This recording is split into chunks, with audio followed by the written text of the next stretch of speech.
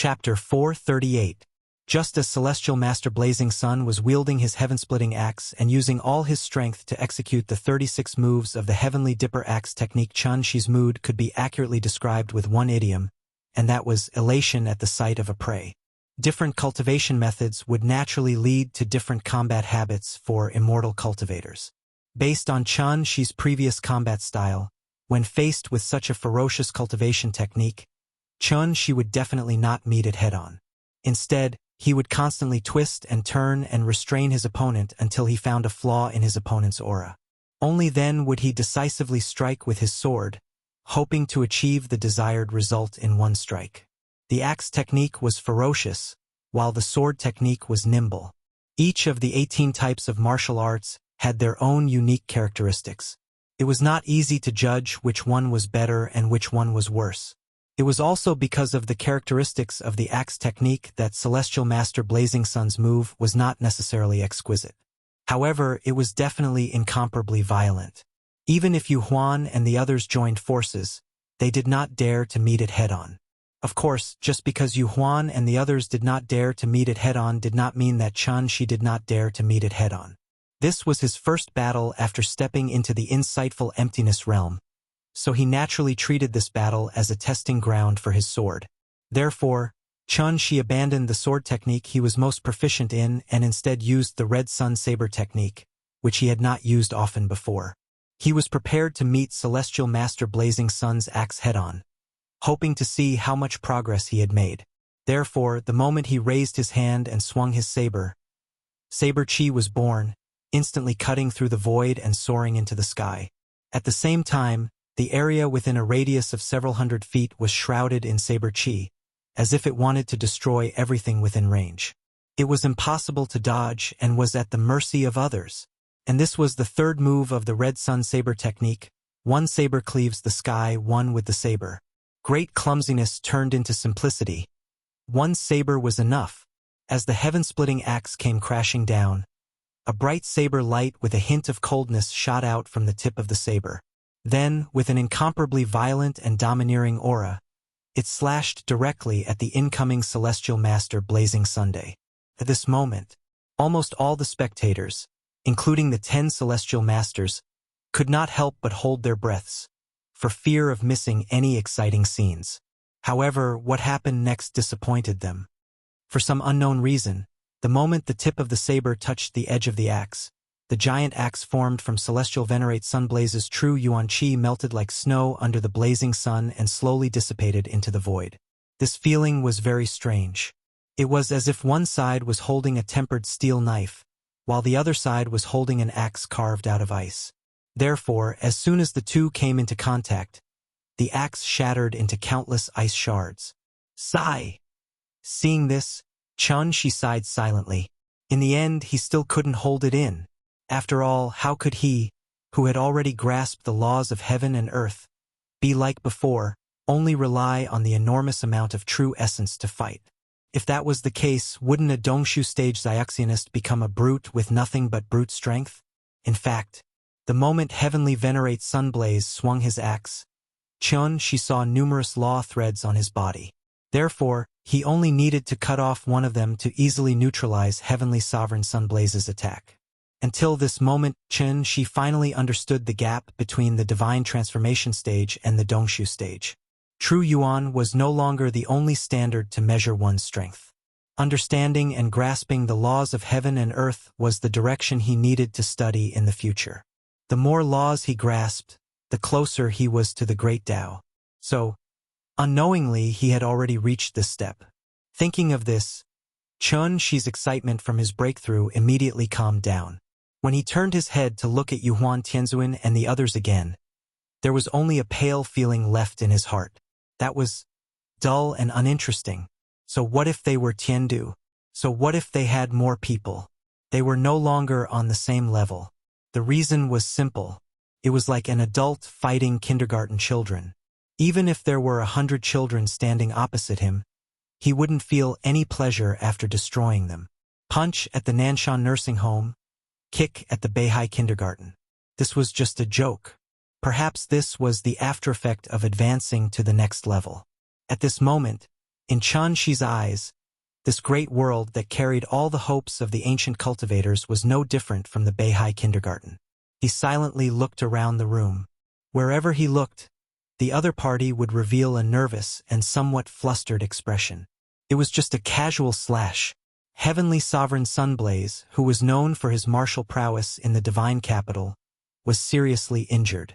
Now, he had been brought back to the Dragon Head Peak by the divine generals to heal.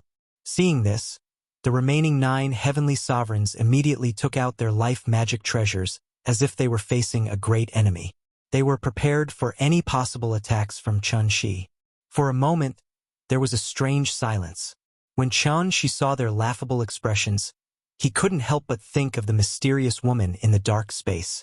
Perhaps in the eyes of that mysterious woman, he should be as insignificant and laughable as these people in front of him, right? The great Tao was endless. There was always a mountain higher than another. If he didn't jump into this small pond, he would never know how high the sky was and how wide the earth was. Thinking of the realm that the mysterious woman might reach, even Chen Shi couldn't help but yearn for it. However, yearning was yearning, reality was reality. The reality was, Ying was still waiting for him to save her. Nian was still waiting for him to go home. What were they waiting for? Therefore, after seeing the remaining 9 heavenly sovereigns take out their life magic treasures, Chen Shi couldn't help but smile at them and say, "All of you come together. I'm in a hurry." As soon as his voice fell, a divine sword appeared in his right hand. Then, Chen Shi held a sword in one hand and a saber in the other, and took the initiative to rush toward the 10 heavenly sovereigns in front of him. Don't be afraid. Everyone, attack together. This old man really doesn't believe that he can overturn the heavens. Yuan Tianzuan was also a ruthless person. Although he didn't understand why Chen Shi was able to defeat heavenly sovereign Yang Yan in one move, he didn't have any intention of retreating. Instead, when he saw Chen Shi make a move, he took the lead to face him. It was still the same 3 lanterns of heaven, earth, and man combined attack. But this time they were not facing Chen Shi, who was at the peak of the semi-god realm. It was Chen Shi who was at the early stage of the void transformation realm and already had killing intent in his heart. I've already given you a chance. It's you who didn't cherish it? Then don't blame me for being ruthless. After saying that, Chen Shi couldn't help but let out a long roar towards the sky, and the sword in his hand suddenly glowed with a faint cold light. The third move of the combination of sword and saber. The saber was formless, the sword was formless, and the vast expanse of heaven and earth could be shattered. Chapter 439. 3 styles of saber, 3 styles of sword. 3 styles of saber and sword. 3 styles of endless, 9 styles of returning to one. As soon as he finished speaking, Chen Shi held the sword in his right hand and the saber in his left. With a shocking momentum, he charged toward the 10 celestial sages not far away. At this moment, one of the 10 celestial sages was injured. Although the remaining 9 were a little worried about the strength that Chen Shi had shown before, after being provoked and provoked by Chen Shi again and again, the 9 celestial sages were obviously completely provoked. Evil thief! Don't be so arrogant. This is the hinterland of Tiandu, under the shadow of the divine ancestor. How can you be so presumptuous? Everyone, let's take him down together. By Su Chengtian's order. As Yuan Tianzuan's words fell, the 9 of them no longer cared about their identity and almost simultaneously took out their famous natal magic treasures. As various magic treasures flew out of their hands, the field suddenly shone brilliantly, showing the mighty divine power. Seeing that the battle was about to start, even the 5 divine generals, whose strength was second only to the celestial sages, retreated 10 miles away at this moment, not daring to take half a step forward. After all, this was a battle of the celestial sages. It was also the first time that the 10 celestial sages had joined forces to deal with one person. Therefore, no matter the result, today's battle was enough to be called unprecedentedly brilliant. Perhaps it was to make this battle more legendary. The moment Chen Shi raised the saber and sword in his hand, even time seemed to stop flowing, and everything in the void was silent. The third style of the divine skill, combination of saber and sword. The saber is formless, The sword is formless. The vast expanse shatters heaven and earth. When he was still in the heavenly jade world, Chun-Shi had already used this move. However, at that time, he had not comprehended the true meaning of the word void, so he could only force the move with a huge amount of vital essence. At this moment, Chun-Shi finally stepped into the insightful void realm. Therefore, when he used this move again, he suddenly had a different feeling in his heart. It turned out that this move actually involved the application of the laws of heaven and earth, and could only be smoothly used by those above the insightful void realm. The saber is formless. The sword is formless. Its purpose was to shatter heaven and earth. Chun-Shi swung the sword and saber in his hand. An endless saber and sword chi burst out in the void. Aura fluctuations could not be concealed, so the celestial venerables immediately felt that there seemed to be thousands of swords slowly forming in front of him. However, when they focused their gazes, they did not find anything strange. That was because this move had chi but was formless. It was exactly the same as that sentence. The blade was formless and the sword was formless. The chi of the saber and sword, which contained the essence of the word void, was like a huge net in the void, suddenly covering the 9 celestial venerables. The 9 celestial venerables did not notice anything strange.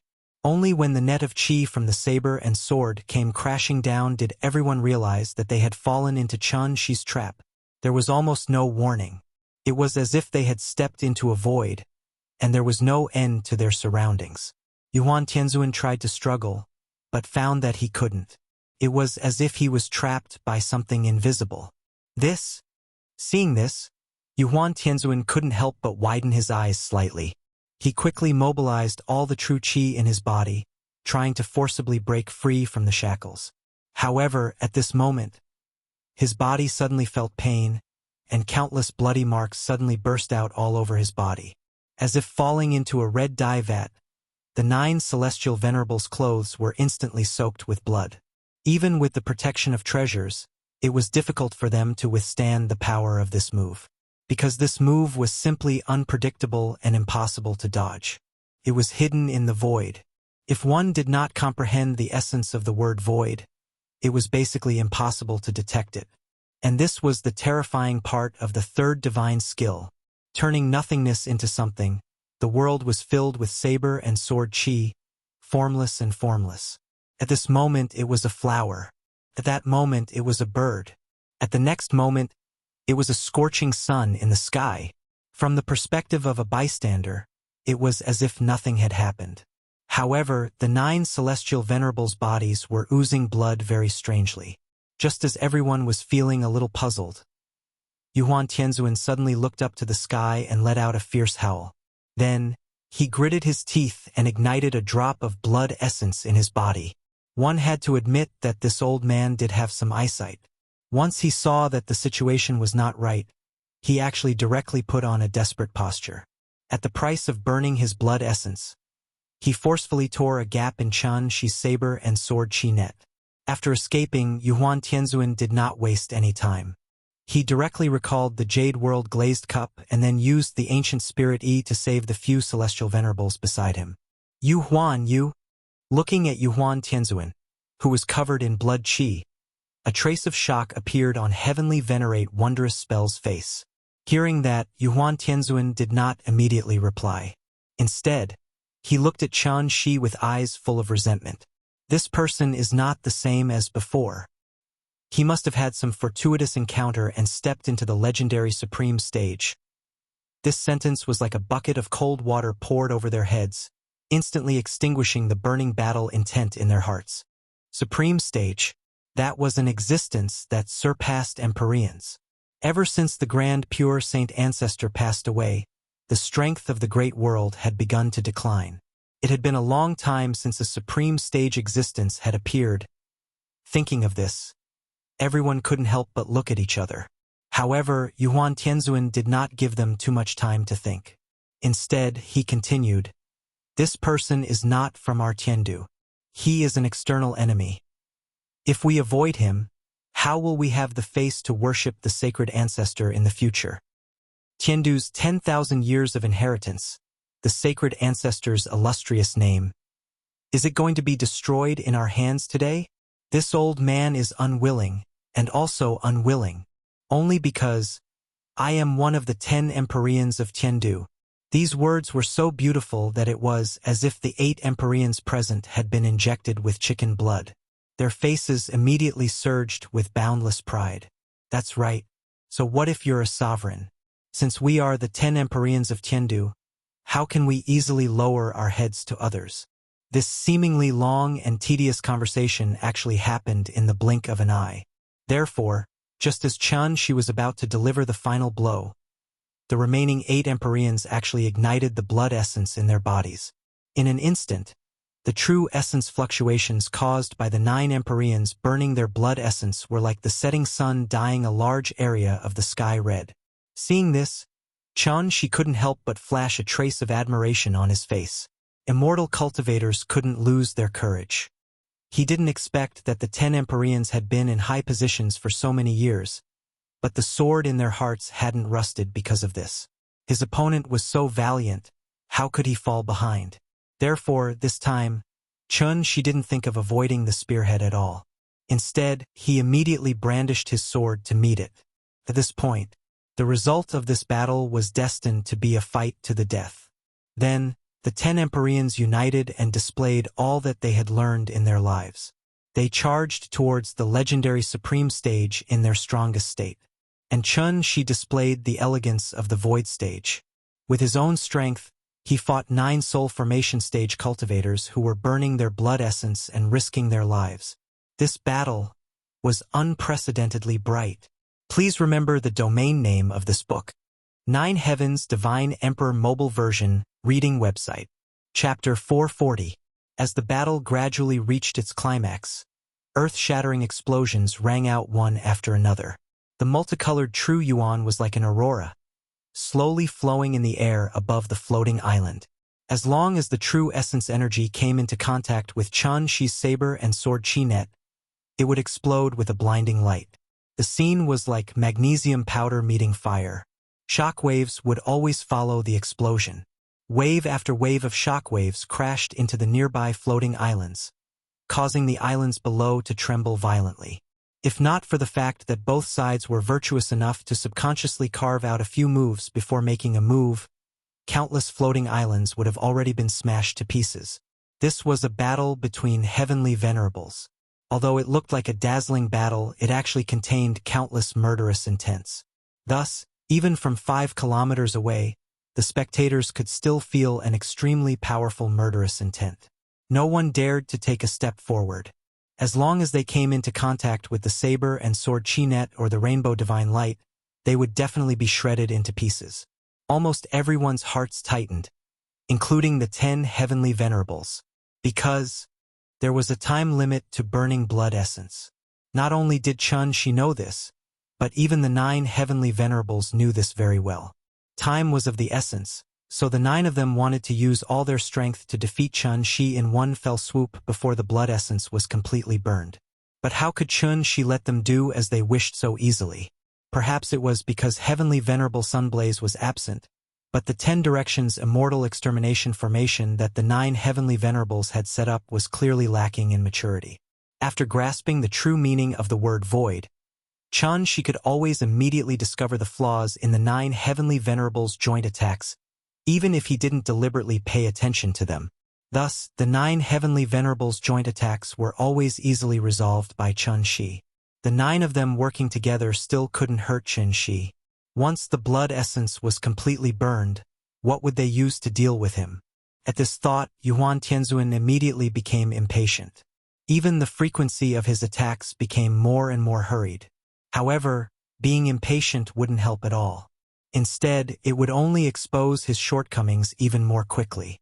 After the two sides had exchanged more than 1,000 moves, Chun-Shi deliberately revealed a flaw and pretended to be pinned down by Empyrean Yujiang. At the same time, he deliberately exposed his back to Empyrean Yuhuan. Seeing this, Yuan Tianzuan fell for it. The old man felt that the opportunity was not to be missed, so he directly broke out of the formation and viciously smashed the glass cup at Chun-Shi's back. As the Jade Universe glazed cup flew out of his hand, the 10 Directions Immortal Slaying formation, which had been greatly weakened due to celestial venerable Sun Blaze's absence, immediately fell apart. At this time, she seemed to have expected this. He suddenly forced Wondrous Spell Heavenly Lord back with a slash of his saber. Then, he decisively pulled back his sword, allowing the sword that had been accumulating power for a long time to point directly at Yuhuan Tianzuan. Yuhuan Tianzuan only saw a cold light flash before his eyes. He didn't even have time to defend himself before the sword pierced through his protective aura and through his body, drawing a long line of blood in the air. Pooh! After suffering such a heavy blow, Yuhuan Tianzuan lost his ability to fight on the spot and instantly fell from the sky. If Heavenly Lord Ing Hua hadn't reacted quickly and caught him in time, Yuhuan Tianzuan would have fallen directly into the endless void below. The formation has been broken. We are in danger. Everyone, quickly retreat to the Imperial Hall and regroup. We will wait for an opportunity. Go quickly. I will stop him. Heavenly Lord Wondrous Spell was indeed somewhat courageous. Seeing that the 10 Directions Immortal Slaying formation had collapsed due to Yuhuan Tianzuan's injuries, he advanced instead of retreating. He held the 8 Views Palace Lantern and brazenly faced Chen Shi. However, Heavenly Lord Wondrous Spell, who was only at the early stage of soul formation, couldn't block Chen Shi, who was at the early stage of void transformation, even if he burned his blood essence. Thus, in the instant that the other 7 people turned around and flew away with Yuhuan Tianzuan, Heavenly Lord Wondrous Spell, who was covering for them, was struck by Chen Shi's sword.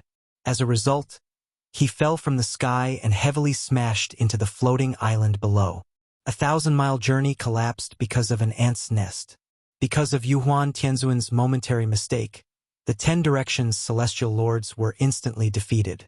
In gaming terms, that would be, the configuration of their formation was too low, and the margin for error was almost zero. A single mistake would instantly cause them to be wiped out. After Chen Shi defeated Heavenly Lord Wondrous Spell, he didn't rush to finish him off. Instead, he immediately chased after the 8 fleeing Celestial Lords. Seeing this, Heavenly Lord Yujiang, who was the strongest among them, decisively stepped forward and replaced Heavenly Lord Wondrous Spell to cover for everyone. However, Chen Shi was like a madman who had gone berserk. As soon as the two of them met, Heavenly Lord Yujiang was slashed down by his sword and fell straight into the void below. Wondrous Spell and Yujiang fell one after another. Even if they excluded the heavily injured Yuhuan, there were still 6 people left. Thus, Heavenly Lord Xuanzhen stepped forward. They couldn't delay for too long, but this method of covering the rear greatly lengthened the battle line. As a result, after Chen Shi repelled Xuanzhen with his sword, Dragon Head Peak appeared not far in front of them. At this moment, Chen Shi didn't need to think with his butt to know. They were going to activate the Great Sun Moon Star Formation. Since this formation was the final killing move that the Grand Pure Divine Ancestor had left behind for Tian Capital, it must have its unique features. Chen Shi didn't think that he was a match for the Grand Pure Divine Ancestor, so he deliberately lured everyone to the periphery of the floating islands. His goal was to make the 10 Heavenly Venerables stay away from the Imperial Polarity Hall and prevent them from activating the formation at any time. Chen Shi had achieved his goal. However, he still didn't expect the 10 Heavenly Venerables, who held high positions, would have the courage to burn their blood essence and sacrifice themselves at the same time. Xuanzhen fell. Ing Hua stepped forward again. The Heavenly Venerables, who used to be high and mighty, fell one after another, but the remaining few stood up resolutely and continued to cover the rear for their companions. Although they couldn't block 1 or 2 moves from Chen Shi, they could create some obstacles for Chen Shi and buy some time for everyone to escape. When only 3 Heavenly Venerables were left beside Yuhuan, the group of 4 finally flew to Dragon Head Peak. 4 Tian Capital. For the Divine Ancestor's reputation, go Yuhuan. We'll do our best to buy time for you.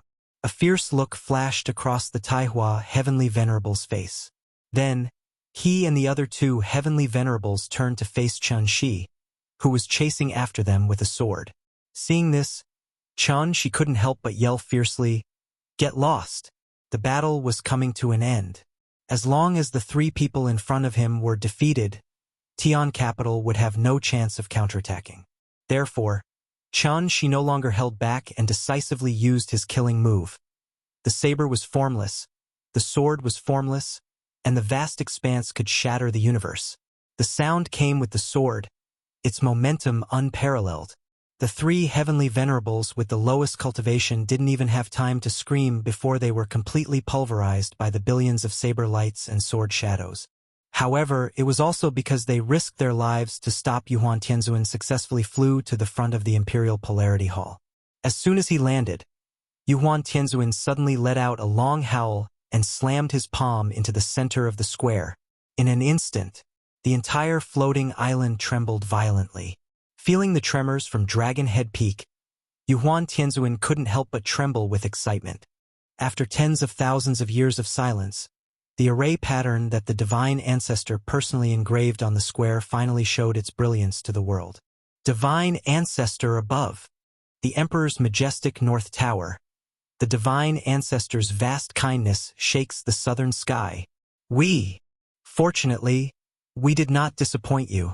Chapter 441. I wish everyone a happy new year. I'm sure you'll be rich this year. It's New Year's Day, so all my relatives and friends will come over to play. I'm busy cooking at home, so I really can't write. I hope everyone can bear with me in the new year. I'll remember to update it. I'll update it at night and in the morning. I'm so moral. Happy New Year. Returning from cultivation to become a stay-at-home dad. Please wait a moment. After the content is updated, please refresh the page to get the latest update. Chapter 442. As Yuan Tianzuan slammed his palm down, the formation runes engraved on the plaza began to glow. Just as she had expected, this formation was indeed the final killing move left behind by the Pure Sky Saint Ancestor for Tiandu.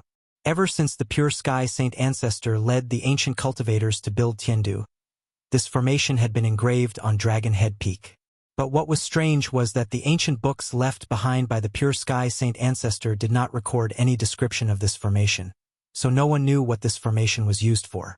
Perhaps it was an illusion formation, perhaps it was a killing formation. In short, it should not be activated unless it was absolutely necessary. Speaking of which, it was important to mention something important. It was not that she did not want to stop the formation from activating, but that he could not stop it at all. Unless he could kill the 10 Celestial Venerables in one move, the 10 Celestial Venerables would activate the formation at the most dangerous moment. This was a paradox in itself. After all, the formation carried Tiandu's last hope and was also the foundation of Tiandu's standing in the great world. Just like playing cards, when Yuan Tianzuan lost everything, he would naturally place his hopes on this trump card. And now it was time to reveal this trump card. It had to be said that this trump card was indeed somewhat extraordinary. As the formation runes on the plaza appeared one after another, the great sun-moon star formation above the floating islands suddenly dimmed a lot, and the entire great world fell into darkness.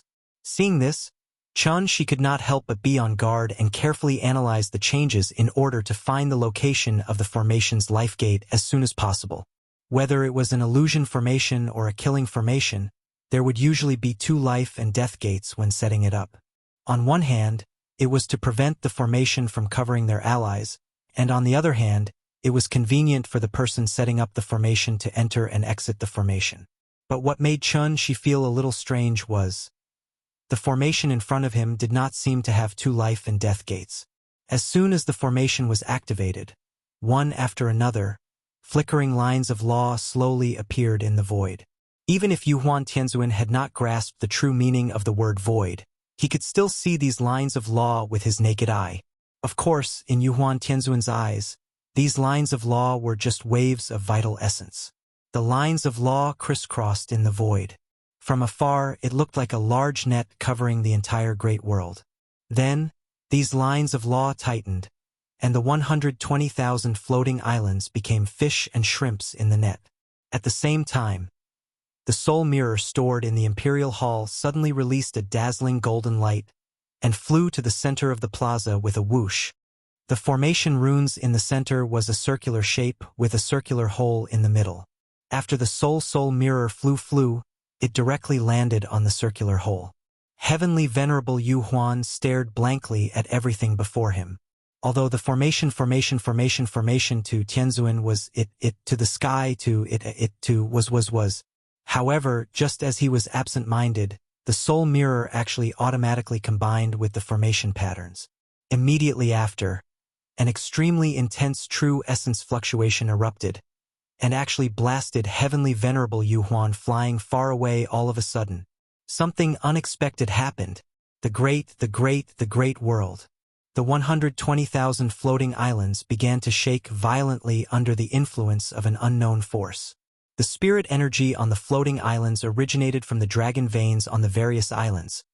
But now, these dragon veins were like a volcanic eruption, gushing out and gathering at the peak of Dragon Head Peak.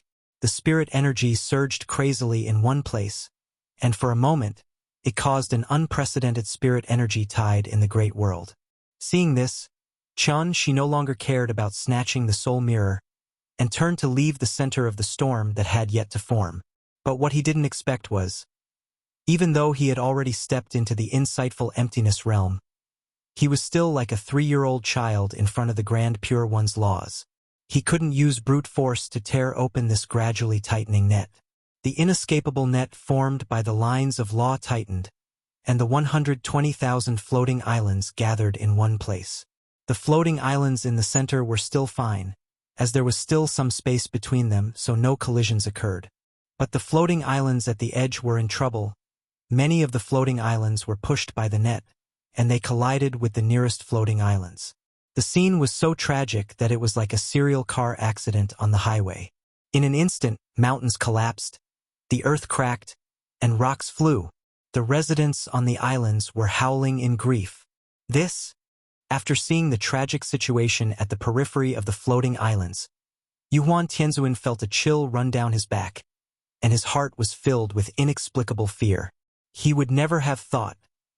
The formation left behind by the Grand Pure One was not to defend against enemies, but to destroy Heaven Capital's foundation. Grand Pure One, could this be the last hope you left for Heaven Capital? Hope! Ha ha ha ha ha! Seeing the floating islands in the distance continuously colliding and sinking, Yuhuan Tianzuan was filled with despair. He wanted to use this opportunity to turn the tables, but who would have thought the result would be like this? After receiving such a blow, Yuhuan Tianzuan suddenly seemed to have gone crazy, and he couldn't help but sit at the edge of the square and laugh wildly. Unlike Yuhuan Tianzuan's despair, she seemed to have realized the crux of the matter. Thus, he immediately turned and rushed toward the soul mirror in the center of the square, and at the same time, he slashed out with his sword in an attempt to destroy it. She had used 10% of his strength in this attack. But after he slashed out, the soul mirror embedded in the center of the square was like a black hole, and it almost instantly swallowed up the sword light.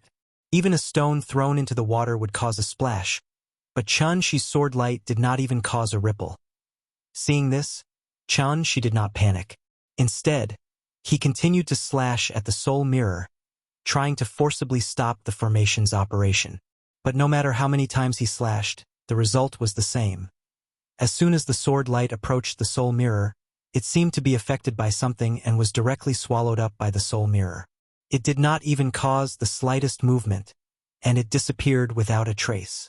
And just as she was thinking about how to destroy the formation patterns in the square suddenly emitted a faint energy fluctuation like an energy cannon that had been fully charged.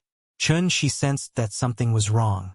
Just as he was about to take a closer look, the soul mirror in the center of the square suddenly emitted a blinding light. The light was so strong that it was not inferior to the sun. She subconsciously blinked. But at this moment, an extremely strong gravitational force suddenly came from where the soul mirror was. She was caught off guard and was directly pulled to the ground by this gravitational force. At the same time, all the floating islands that were enveloped by the light were like space stations that had lost control and were rapidly flying toward the center of the light. Chapter 443.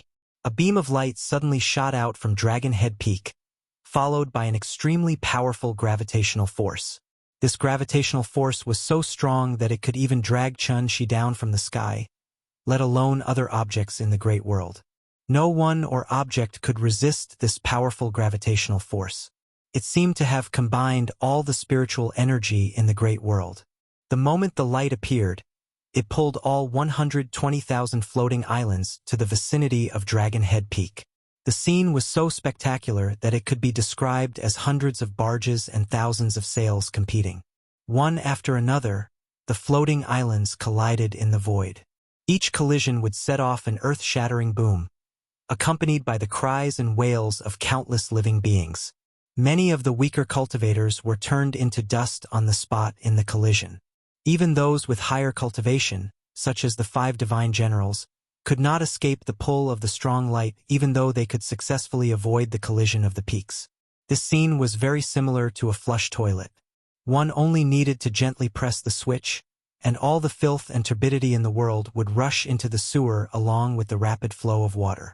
Yuan Tianzuan, who was closest to the strong light, was the first to disappear. He did not even have the time to scream before he was sucked away by the strong light in the blink of an eye. Immediately after, the Imperial Extreme Hall also turned into thousands of dust and debris and disappeared into the strong light. Then the flowers, trees, sand, and stones on Dragon Head Peak, whether it was birds, beasts, divine generals, or star lords, as long as they were enveloped by the strong light, they would be instantly sucked in and completely disappear. This strong light was like a white hole, crazily devouring everything in the great world. After swallowing Dragon Head Peak, it began to devour the surrounding floating islands as if it would never be full. She bitterly resisted the strong gravitational force brought about by the strong light. He looked back at the square and found that it had completely turned into a white sphere of light. The strong light came from the central region of this sphere of light, and there was a strange black region at the edge of the sphere that looked like a ribbon in the void. In any case, she was someone who had seen big scenes. Therefore, after seeing such a scene, a term immediately popped up in his mind: a white hole. One must know that in the vast universe, in addition to the black hole that could even swallow light, there was also an existence with a completely opposite nature. This was the white hole. To put it simply, if the black hole was the entrance to a certain space, then the white hole would be the exit of this space. The black hole was responsible for swallowing, while the white hole was responsible for spitting. Once the Grand Pure Saint Ancestors' Sun-Moon Star formation was activated, all the objects in the large world would be gradually wrapped up in an inescapable net and stuffed into a white hole. Then, through the white hole, these objects would be sent to another unknown world. She didn't want to be sent to some strange place again. Therefore, when he realized the true function of the formation, he used all his strength and began to struggle madly. In any case, he was at the Dongshu stage. Thus, his efforts played a certain role in the end. As a result, he was able to successfully go against the current and arrive at the border of the heavenly network. The heavenly network was formed by the threads of law. She tried to touch it, but realized that these laws weren't something he could control at his current stage. Therefore, he immediately took out the sword in his hand and tried to tear this large net apart with brute force. However, no matter how hard he tried, the large net didn't budge. And as the inescapable net tightened, by the time most of the 120,000 floating islands had been swallowed up, she was like a fish in a net. She could only watch in despair as she was continuously dragged towards the white hole by the large net. F***CK. After some time, when she regained consciousness, he realized that he was in an unfamiliar vacuum environment. This vacuum environment was different from the dark space she had been in before. There were radiation, magnetic fields, rays, and various dust impurities that she was familiar with here. He calmed himself down and looked up. To his surprise, there was a gigantic planet beside him. This she was shocked. He immediately flew out of the rubble and came to the star belt of this planet. Earthlings grew up looking at pictures of the 8 major planets in the solar system. Thus, she recognized it at a glance. This gigantic planet with a ring around it was none other than Saturn. Had he returned to the solar system? Thinking of this, she was suddenly excited. He quickly flew out of the star belt and went straight to the periphery of Saturn.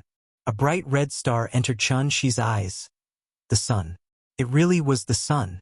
The final trump card that the Taiching ancestor left for Heaven Capital was actually a teleportation array that led directly to the solar system. She looked back and saw that the 120,000 floating islands had all turned into ruins and were completely merged into Saturn's star belt. Yuan Tianzun's aura was still there. Except for Taihua and the other two who were killed by Shi, the auras of the remaining 7 heavenly venerables were still there.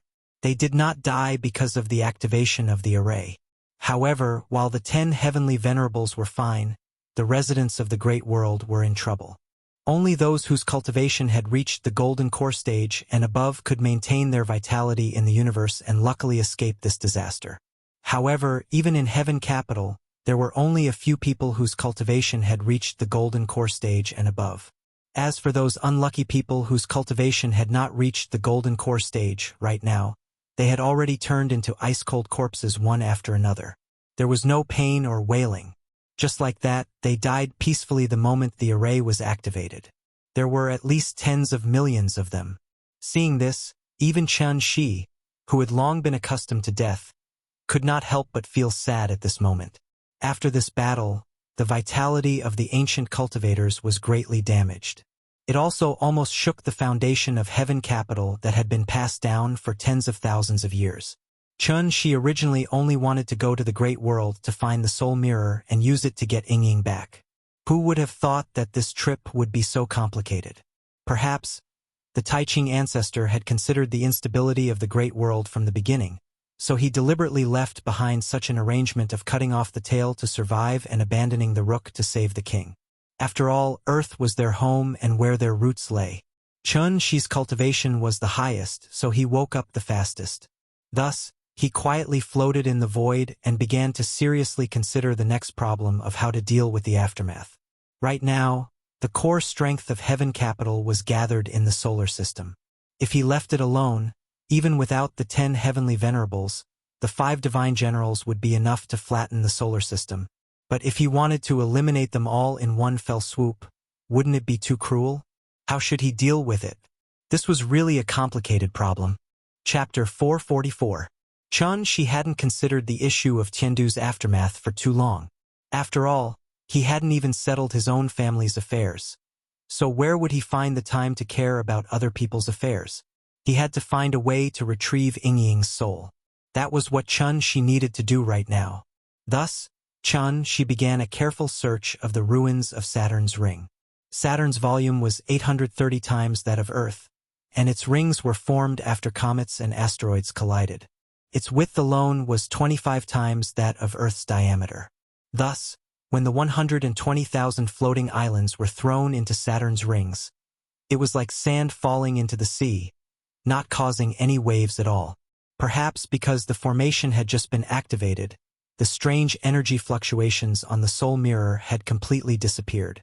Shi searched the floating island ruins for a long time, almost inch by inch, before finally finding that damnable mirror in one of the meteorite ruins.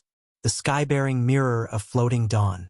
The Soul Mirror was buried deep in the soil, so it was inevitable that it was stained with some dust and dirt. Shi summoned it back with his inner energy, and a bone-chilling sensation came as soon as he touched it. In all honesty, the Soul Mirror really did appear to be a little mundane now that it had lost that unknown energy fluctuation. A dull mirror with a dark yellow frame. If it weren't for the exquisite patterns on the frame, and the mysterious power of the law faintly contained within, Shi wouldn't have believed that this mirror was actually a legendary artifact. Connate peerless treasure. Perhaps this was what they meant by returning to one's natural state. The Soul Mirror wasn't an offensive treasure, so for Tiandu, its symbolic significance was far greater than its actual significance. When the Sun-Moon Star formation was activated, Shi didn't sense any spiritual fluctuations, so he deduced that the formation had nothing to do with the Soul Bridge, whether it was the formation or the Soul Bridge.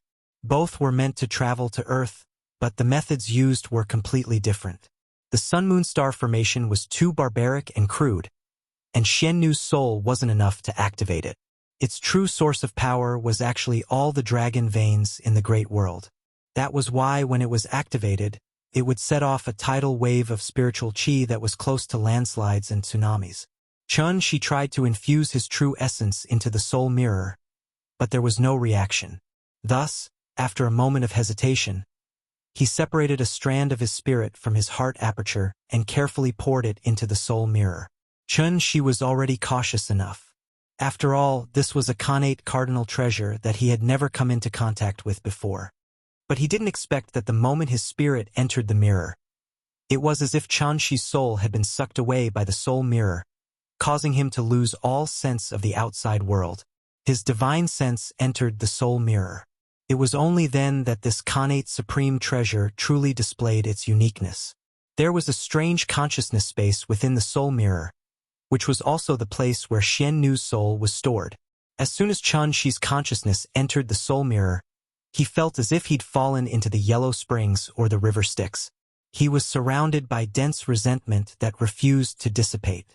Perhaps his arrival had disturbed the Yin souls that had been imprisoned here for many years, so much so that the resentment of these Yin souls was like bats in a bat cave, and they actually rushed towards him in groups. She couldn't help but snort angrily when he saw this. The spiritual pressure of a Dongshu cultivator immediately spread out. Arbiter Xian Nu's cultivation wasn't high to begin with. It wouldn't be an exaggeration to say that she was an ordinary person. So how strong could her soul be? Yin souls didn't have consciousness, but they still retained their instincts to seek good fortune and avoid calamity.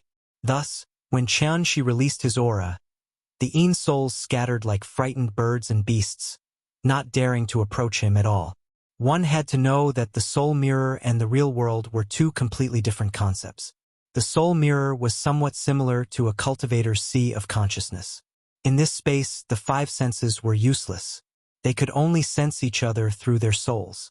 And in Shi's perception, in this mysterious and strange soul mirror, there was a faint fluctuation of a soul that he was extremely familiar with. Although it was very weak, like a grain of gold in a vast sea of sand, she was still able to sense its existence immediately. This was the throbbing of the soul. It was also the bond between two people who truly loved each other. One look and they could see each other. One step was like a heavy city. Love was separated by mountains and seas. The mountains and seas couldn't be leveled. There were boats to cross the seas. There were roads to cross the mountains.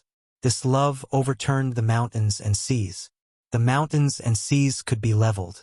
She suddenly looked over. He felt as if there was someone waiting for him in the depths of his sea of consciousness. Thus, he rushed forward without hesitation. Along the way, all the Yin souls avoided him. Only the fluorescent light still floated silently in the same place.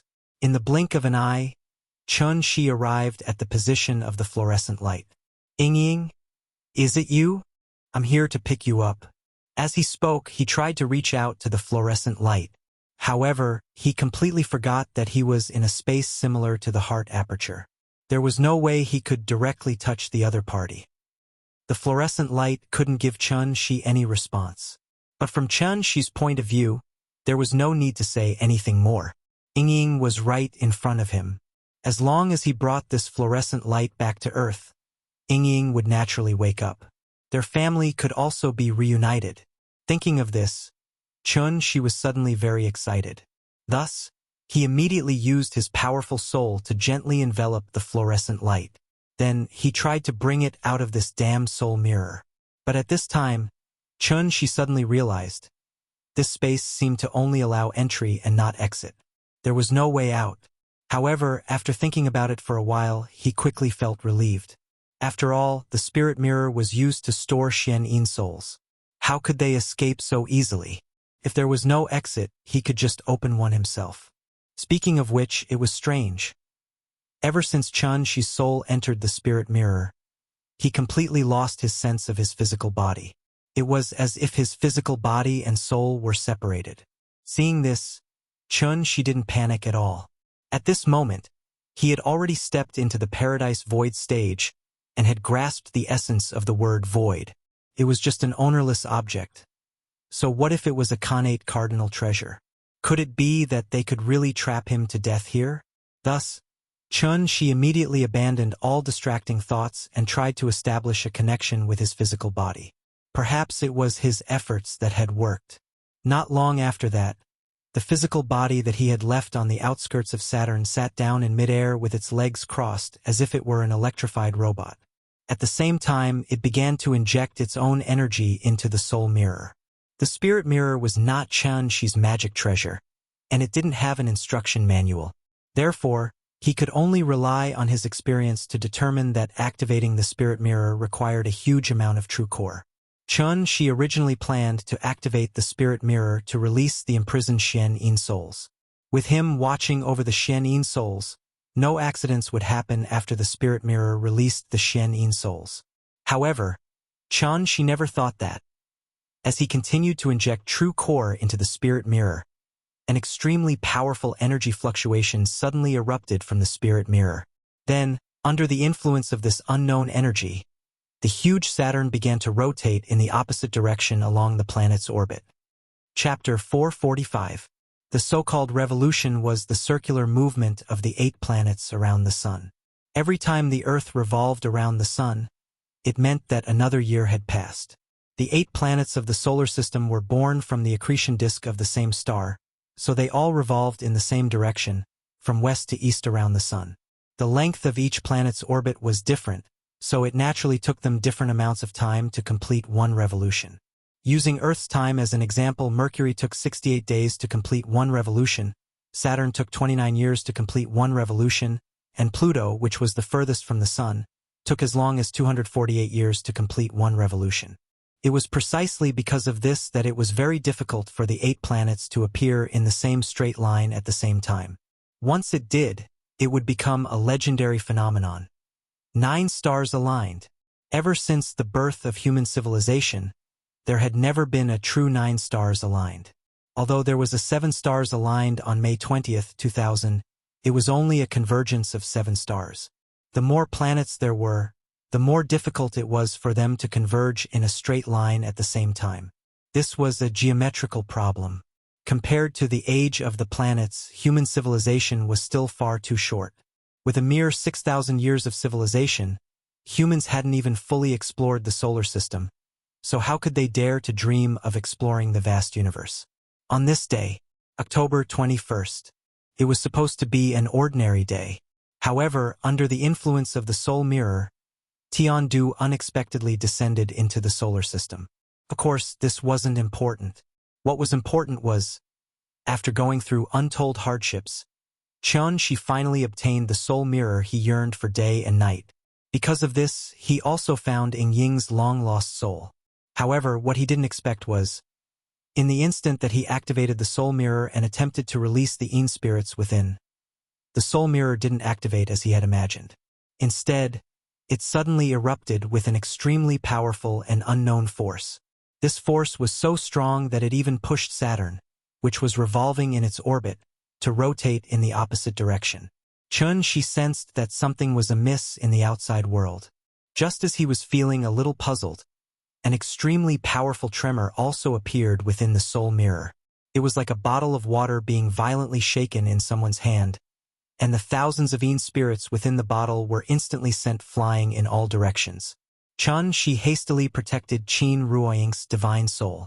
However, immediately thereafter, his soul was instantly dragged out of the soul mirror by a burst of invisible power, as if it were a small boat caught in a whirlpool. After his soul returned to his body, Qianxi suddenly opened his eyes. He lowered his head and saw that the soul mirror was still in his hands. However, the previously dull surface of the mirror now faintly rippled with circles of ripples. Seeing this, Qianxi was shocked and quickly withdrew his true essence. He withdrew his true essence. But unfortunately, however, the soul mirror continued to operate. At this moment, Qianxi suddenly realized, in addition to Saturn, even Jupiter, Mars, Neptune, and Uranus began to rotate in the opposite direction under the influence of this unknown force. Among them, Venus and Mercury, which were closer to the Sun, suddenly accelerated their revolutions and converged with the Earth in a straight line. With the exception of Earth, the 8 planets all changed their respective orbital speeds and directions, converging into a straight line at a speed visible to the naked eye. In an instant, the alignment of 9 stars, a sudden phenomenon. After 10,000 years, This peerless formation set up by the Tai Ching divine ancestor was finally revealed to the world in its entirety. Even the great formation of sun, moon, and stars in the great world was actually only one of its subformations. The moment the alignment of 9 stars occurred, a large nomological net formed by the laws of heaven and earth vaguely appeared at the boundary of the solar system. This was something that had to be mentioned. The boundary of the solar system, which was the place where the sun's gravity could cover. There were as many as 100 billion comets there. These comets were gathered together by the sun's gravity, thus forming a spherical cloud, which was also known as the Oort cloud by scientists. If one were to look at it in another way, the Oort cloud could be seen as the atmosphere, and the comets within it could be seen as droplets of water vapor in the atmosphere. The moment the nomological net appeared, she was completely stunned. This large net was somewhat similar to the inescapable net in the great world, but it contained nomological attributes that she could not understand at all. One had to know that she had already stepped into the insightful void realm. However, when he saw this scene, he still felt a sense of loss and helplessness in his heart. It was like a primary school student trying to solve a calculus problem in university mathematics. The moment he saw those densely packed numbers and symbols, she was completely stunned. These were all left behind by the Tai Ching divine ancestor. The solar system was not like the great world. The area of 120,000 floating islands added together was at most equivalent to the area of Asia. But what about the solar system? Even if one flew at the speed of light, it would take an entire year to fly to the boundary of the solar system. And this was only the radius of the solar system. The more you know, the more you can recognize your own insignificance. To the current Chun-Shi, this sentence had become the supreme truth. At that moment, Chun-Shi even began to suspect. Had he returned to Earth from heavenly spiral? Before he had reached the insightful void realm, he naturally could not see the nomological imprints at the boundary of the solar system. And it was precisely because he could not see these nomological imprints that he, who was only at the soul formation stage, could fly into the solar system without any hindrance and then return to Earth without any hindrance. Now that he thought about it, Chun-Shi's heart was suddenly filled with a creepy feeling. It was too terrifying. He did not even know how he came back. He had originally thought that he would be able to roam the universe freely after reaching the soul formation stage. Who would have thought, even in the periphery of a mere solar system, there was such a shocking net of laws? If it were not for someone secretly opening the way for him, how could he, who was only at the soul formation stage, so easily pass through this net of nomological laws? Everyone would more or less suffer from paranoia, and Chun-Shi was no exception. So, he was afraid. Although he did not know the true use of this net of nomological laws, Chun-Shi could still sense the supreme power contained in it as long as he used his heart to feel it. This was an absolute power that was above the insightful void stage and even the Tao integration stage. Perhaps only true immortals who had experienced the great tribulation of heaven and earth could control it. With this in mind, Chun-Shi felt as if the soul mirror in his hand was a hot potato that he could not throw away even if he wanted to, and it was very hot in his hand. But if he continued to use the soul mirror, Chun-Shi would not dare to do so even if he had 100 guts. After all, Yingying's soul was still inside. Who knew how many secrets were hidden in this broken mirror? What if he caused some kind of trouble? What should he do then? Chun-Shi was stunned as he looked at the spectacular 9-star alignment in front of him. Chapter 446. With scruples in their hearts, they were no longer fearless. Most young people looked down on those mediocre middle-aged people. Little did they know that these middle-aged people were just like them back then, fearless in life and fearless in death. Chun-Shi's fear did not originate from his heart, but from the outside world. This was because he had already become a middle-aged man from a young age. He had a lover, a child, and a family of his own. He was the sky of this family, the umbrella of this family, and the pillar of this family. So, shouldn't he be afraid? If it was in the past, Chun-Shi would definitely continue to study the soul mirror.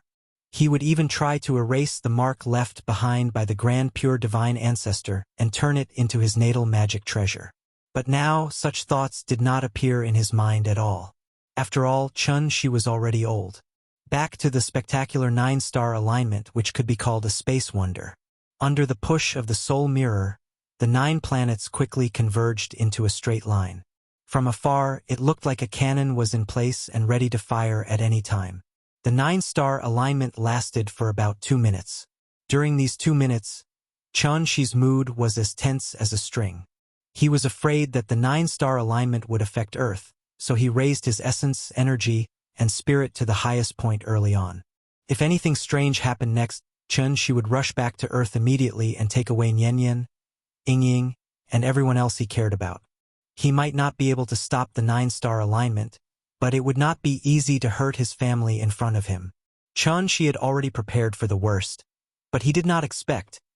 What happened next was completely different from what he had imagined. The 9-star alignment did not have any destructive impact on the solar system. The only thing that was affected was the large net of laws entrenched in the periphery of the solar system. He saw, the moment the 9 stars gathered, the large net that contained the unknown power of laws began to flicker faintly. If the 9-star alignment was a key, then the large net of laws was a door. All he needed to do was insert the key into the keyhole and twist it gently. This huge net of laws that had shrouded the solar system for over 10,000 years slowly loosened. The stars moved, and all living things were in the universe.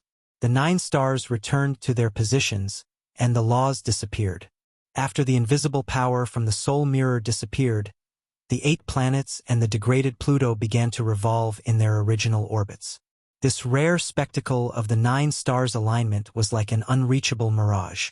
Apart from making Qianxi worry for a while, it didn't leave anything else behind. After a flash of white light, the soul mirror reverted back to its previous dull and lifeless state. At this moment, the large net of laws that made even Qianxi's heart palpitate completely vanished. Qianxi frowned as he looked at the distant Oat Nebula.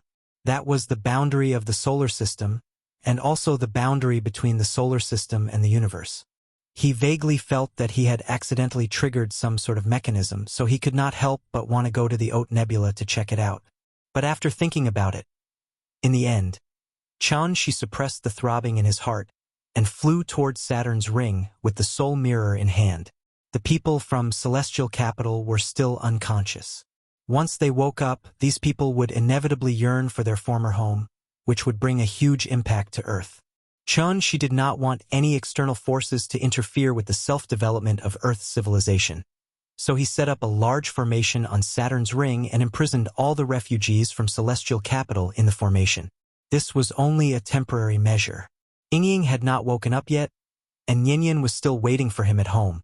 So why would Qianxi waste too much time dealing with the refugees from Celestial Capital? It would not be too late to come back and clean up the mess in Celestial Capital after he dealt with the problems at home. Therefore, after hurriedly setting up the formation, Qianxi headed straight for Earth without looking back. Ying, Nian, I'm back.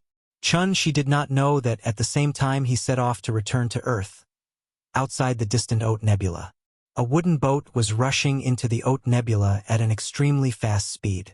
The Oat Nebula was made up of trillions of comets. Compared to it, the small wooden boat suddenly looked extremely small, like a microorganism under a microscope.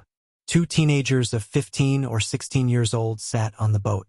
One of them sat at the bow, holding a magic weapon that looked like an oar in his hand. Every time the teenager waved the oar, the wooden boat would suddenly rush forward tens of thousands of miles in an extremely strange way. Changhua, what are you doing? The teenager sitting at the stern was busy cultivating, so he did not pay attention to the direction the wooden boat was heading. At this moment, he looked up and found that the surroundings were full of comets of different sizes. He was so scared that his face turned pale. He quickly grabbed the corner of the teenager's clothes and shouted, "This is the Tianshu ruins. Do you want to die? Turn around. Turn around. I don't want to die here with you." Hearing this, the teenager called Changhua seemed to have gone crazy. He did not care about his companion's dissuasion. Instead, he waved the oar in his hand wildly, so that the speed of the wooden boat instantly increased by 30%. Seeing this, the teenager sitting at the stern was not willing to wait for death. He immediately raised his hands and directly launched an attack at the teenager who was driving the boat. The boat of friendship really capsized so easily. Cheng-Hua seemed to have expected this. Seeing that his companion was attacking him, he did not panic at all. He directly used the oar as a weapon and fought back. The two of them were about the same age, so their cultivation was naturally similar. Therefore, while Cheng-Hua was dealing with his companion's attack, he still had time to laugh and said, "Yi Fei, didn't you always say that the universe is so big that although you can't see it all in your life, you have to set foot in 2 or 3 places? The Tianshu ruins are right in front of you. Don't you want to go in and have a look?" Hearing this, the teenager called Yi Fei's face turned cold. He said hatefully, "The Tianshu ruins is known as an ancient forbidden area. Anyone who trespasses will die. Do you really think that these legends are only used to fool 3-year-old children? Ha ha ha ha ha. Are you afraid? Of course I'm not afraid of you." The teenager was arrogant to begin with. How could he endure such ridicule from his companion? Therefore, Yi Fei no longer showed mercy. He directly drew his long sword and fought with Cheng-Hua. The two of them fought back and forth, but they did not notice at all. The wooden boat had already gone deep into the Haute Nebula. When the wooden boat rushed out of the Haute Nebula, the two of them suddenly felt that their eyes were wide open, so they could not help but stop what they were doing. "This is the Tianshu ruins? We're actually here." The two teenagers stared blankly at the solar system in front of them. Even the daring Cheng-Hua was shocked at this moment. The reason why Cheng-Hua dared to drive the wooden boat close to the Haute Nebula was because he knew the power of this cloud-piercing shuttle. One had to know that this cloud-piercing shuttle was his father's most important treasure. It was personally made by a supreme being, and its speed was extremely fast. When the host was in danger, the cloud-piercing shuttle could even instantly turn into a defensive treasure to protect the host. This was also the reason why Cheng-Hua dared to go close to the Haute Nebula. He just wanted to scare Yi Fei. Who would have thought that the two of them would actually break into the legendary forbidden area without any hindrance? The Tianshu ruins. Chapter 447. Generosity should be rewarded, and arrogance should stop the youthful heart. According to Earth standards, Cheng-Hua and Yi Fei were still underage. However, relying on their extraordinary cultivation base, these two brats, who were still wet behind the ears, were actually more courageous than most people. They didn't understand how they could enter the Tianshu ruins so easily. However, after confirming that it really happened, even the cautious Yi Fei didn't complain about going back. Instead, he became excited. The boat of friendship started moving again. The two youths squeezed at the front of the boat and watched the cloud-piercing shuttle enter the solar system at an extremely fast speed. There was no fear of the unknown in their eyes, only a strong yearning for the ancient legends. Cheng-Hua, it's better to be careful. Rumor has it that the Tianshu ruins are the cultivation grounds of the ancient Almighty. Although there may be great opportunities hidden inside, there are also hidden dangers. Our cultivation levels are still low. Without this cloud-piercing shuttle, we wouldn't even be able to roam the stars freely. If there's some kind of formation on this planet, we'll probably die here today. As he spoke, Yi Fei pointed at Pluto, which was not far away. Pluto was only 1/3 the size of the moon. From afar, it didn't give off any sense of visual oppression. Dwarf planets like Pluto were extremely common in the universe. However, Pluto was inside the Tianshu ruins. Therefore, even though the two of them had roamed the stars since they were young and were used to all kinds of dangers in the universe, they didn't dare to approach it at all. Therefore, the two of them drove the wooden boat around Pluto, and after making sure that there was nothing worth exploring, they quickly sailed to the next planet. In reality, the solar system was like an egg. The sun was the yolk, the space where the 8 planets were was the egg white, and the outermost Haute Nebula, which was covered with trillions of comets, was the eggshell.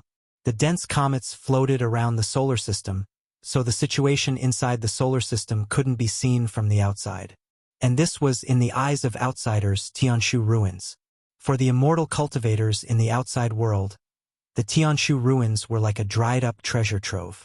According to ancient records, before the Tianshu ruins were sealed, it was once a holy land for cultivation. Even the glorious jade clear grotto heaven was once only one of the inheritances in the Tianshu ruins. Of course, the Tianshu ruins back then was not called the Tianshu ruins. Instead, it was called Tianshu Realm. Later, for some reason, the Tianshu Realm, which was at its peak, suddenly declined.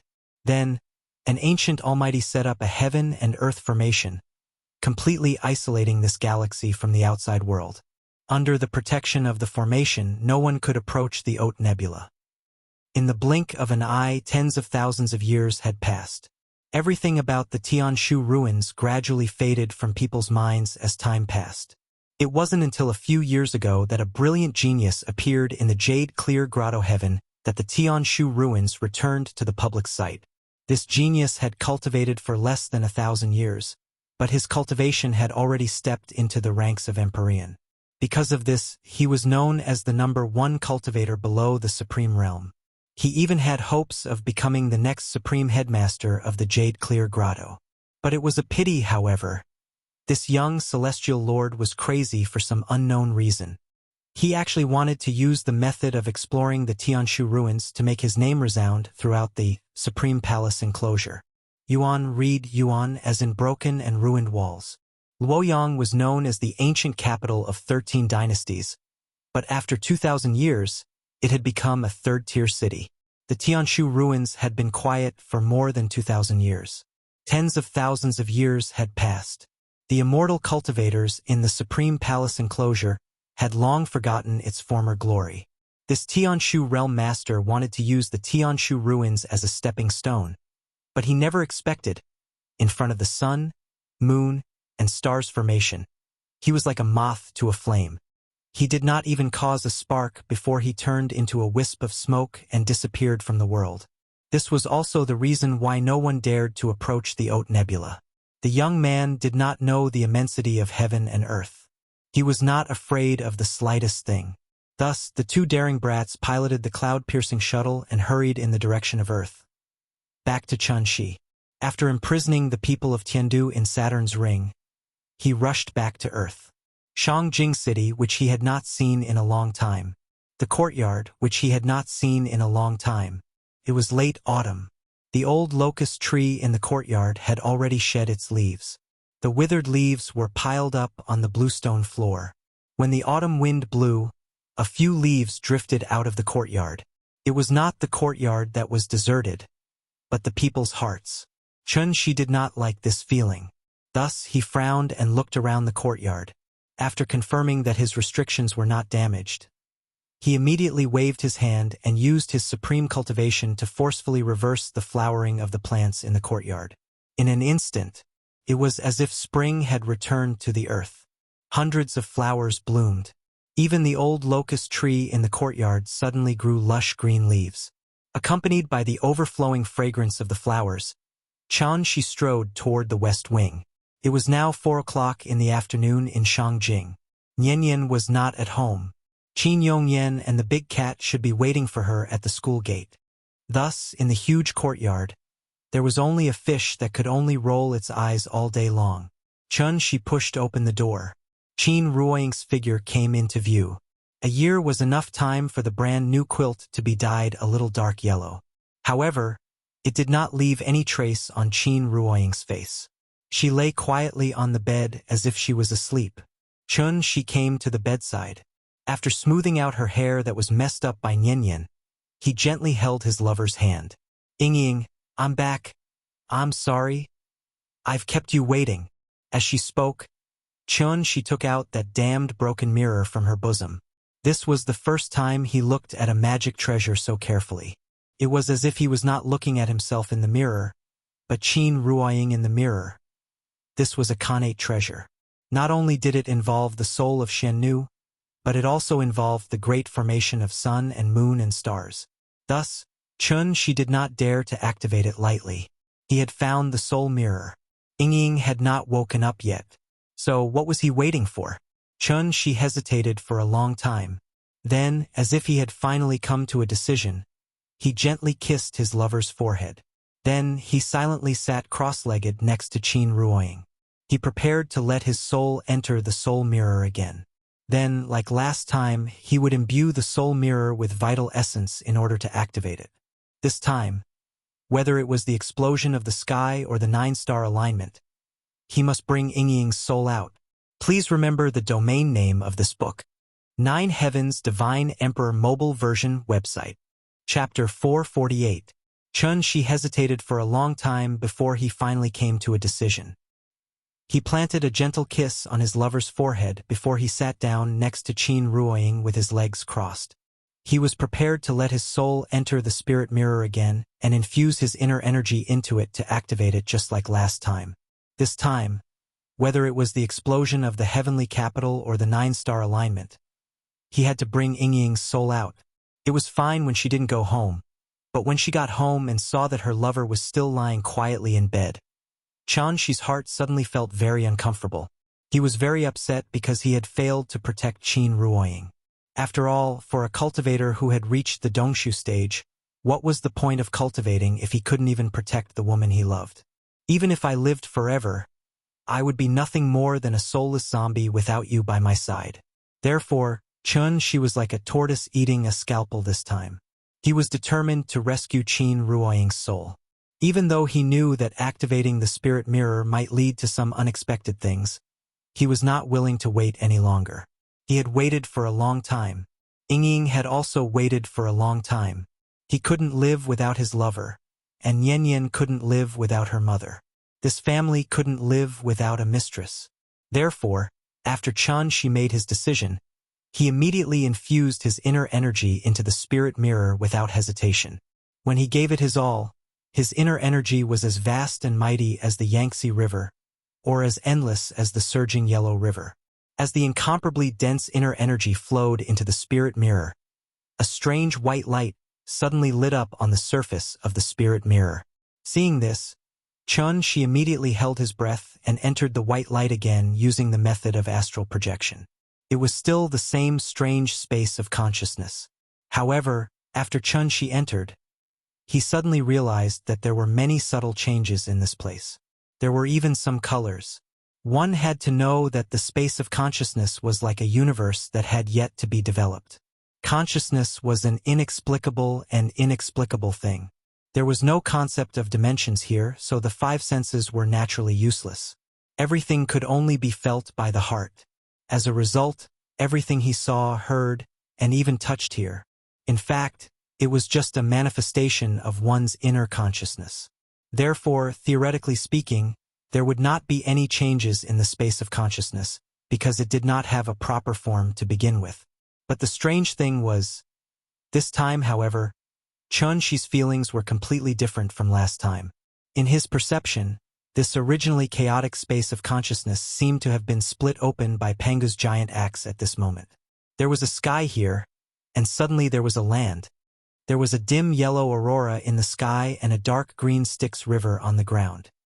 She was now standing in the middle of the river Styx. The river was not deep, barely reaching his knees. She was a little surprised by the changes here. After carefully sensing for a while, he suddenly realized that the souls that had previously filled the entire space of consciousness had now all turned into fish in the river Styx and were constantly rushing forward with the river Styx. Seeing this, she could not help but frown as he walked forward along the river Styx. He did not know how long he had walked. Only then did he finally find that familiar fluctuation of divine soul again. It was still that weak fluorescent light. Yingying's soul was there. She immediately ran toward the fluorescent light. However, as he got closer and closer to the fluorescent light, Shi's mood became more and more serious, because he suddenly realized the fluorescent light was at the end of the river Styx. Thousands of souls were following the river Styx and pouring into the fluorescent light. After realizing that something was wrong, Shi's heart could not help but skip a beat. He thought that something had happened here. Therefore, he did not even have time to think. He immediately used his soul to wrap around the fluorescent light and tried to bring it out of the soul mirror. However, the strange thing was, this fluorescent light seemed to have taken root in the space of consciousness. No matter how she tried, the fluorescent light floated there quietly and did not move at all. After all, she was now an immortal cultivator at the Dongshu stage. Even if he had left his physical body, his soul should still be extremely powerful. However, no matter how hard he tried, the fluorescent light did not move at all. After a few fruitless attempts, Chun-Shi was instantly enraged. After hearing a wild roar, an extremely strong golden light suddenly erupted from his body. Then, this golden light was like the sun rising from the east, instantly illuminating half of the space of consciousness and completely enveloping the fluorescent light. At the same time, Chun-Shi's reckless behavior seemed to have affected the river Styx below. As a result, the river Styx suddenly dried up. Countless souls were like startled birds, instantly turning into soul bodies and flying out in all directions. The chaos had not even split, but it was already so severely injured. How powerful was Chun-Shi's soul? What had entered the soul mirror before was only a wisp of it. But now, Chun-Shi wanted to completely separate his soul from his physical body and pour it all into the soul mirror. He wanted to use his soul to build a soul bridge that connected Qin Ruoying to the outside world and use it to forcibly bring her out of the soul mirror. Fortunately, the soul mirror was now an ownerless object. Otherwise, Chun-Shi's violent and barbaric actions would definitely cause the soul mirror to suffer a backlash, and his soul would definitely be severely injured as a result. Desperate times called for desperate measures. Chun-Shi did not care so much now. In any case, he had to take Yingying's soul away today. Thus, under his continuous efforts, the fluorescent light was forcibly pulled out from the end of the river Styx. That's right, it was pulled out. This fluorescent light was like a plant, and it had taken root at the end of the river Styx. After Chun-Shi plucked the streak of light out of the ground with brute force, a burst of intense vibrations erupted from within the soul mirror again. It was the same as before. Tens of thousands of Yin souls were shaken and scattered in all directions. Chun-Shi's soul was like a small boat that had encountered a whirlpool. Suddenly, it was pulled by an invisible force, as if it was trying to drive him out of the soul mirror. But this time Chun-Shi was fully prepared. Thus, the moment the invisible force appeared, he had already used his soul to wrap the fluorescent light up in layers. Then, like a smuggler who had successfully avoided the security check, Chun-Shi successfully brought the fluorescent light back to the real world. Chun-Shi succeeded, but he did not know that the moment he left the soul mirror with the fluorescent light, the river Styx surged out again. Tens of thousands of Yin souls turned into fish and gathered in the river Styx once again. And at the end of the river Styx, suddenly, a ray of fluorescent light appeared. Please remember the domain name of this book, .com, website of the wonderful book.com, chapter 449. Note: I made a mistake when I pasted the previous chapter. If you didn't see my note at the end of the chapter, then it's the wrong chapter. Sorry. The so-called husband and wife were actually, although they didn't have the colorful phoenix wings, their hearts were as one. Therefore, the moment Qin Ruoying opened her eyes, Chun-Shi suddenly realized that there might be a problem. As expected, after Qin Ruoying opened her eyes and saw him, she didn't get up and hug him immediately. Instead, she looked at him up and down with a strange and cold look. Seeing this, Chun-Shi couldn't help but frown slightly. At the same time, he stretched out his right hand to see her situation. But what Chun-Shi didn't expect was that, just as he reached out his hand, Qin Ruoying suddenly leaped up like a carp. Following that, she smoothly executed a set of wrist and arm lock martial arts. Looking at this posture, Yingying seemed to want to take him down in one fell swoop. This set of self-defense kung fu was passed down in the Qin family. Although Qin Ruoying hadn't come into contact with kung fu before, she still stepped into the celestial being stage with the help of Chun-Shi. It should be known that celestial beings were no longer in the ranks of ordinary people. It was just a few moves of wrist-locking kung fu. She only needed to take a look at it to master it. Qin Ruoying had always disliked fighting with people. If it wasn't for the fact that cultivation could increase her lifespan, and thus she could stay with Chun-Shi forever, she was afraid that she wouldn't be willing to spend too much time on the road of cultivation. But now Qin Ruoying, on the other hand, acted as if she had been possessed by Qin Wanqing. The moment she came up, she started fighting without a single word. Chun-Shi was afraid of hurting her, so he immediately dispersed all the strength in his body. As a result, Qin Ruoying suddenly pressed him down on the bed by his arm. A dignified Dongshu stage cultivator was actually pressed down on the bed by a celestial being at this moment, If this matter were to spread, it would only shock people on the spot. She didn't dare to move at all, but Qin Ruoying didn't show any mercy. After pressing Shi down, Qin Ruoying turned over and mounted the horse directly on his back, and pressed him firmly on the bed. At this moment, Qin Ruoying seemed to not know Shi at all. After pressing his neck from behind, she asked coldly, "Who are you?" Hearing this, Shi could only tilt his head and ask in a muffled voice, "Ying, you don't even recognize me? I don't know you."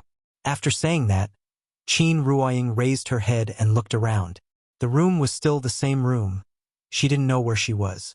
She didn't know she was, but she couldn't remember anything. She's remember anything. Amnesia? Maybe. From the moment Qin Ruoying woke up to the moment she captured Shi, the entire process seemed to have happened in the blink of an eye.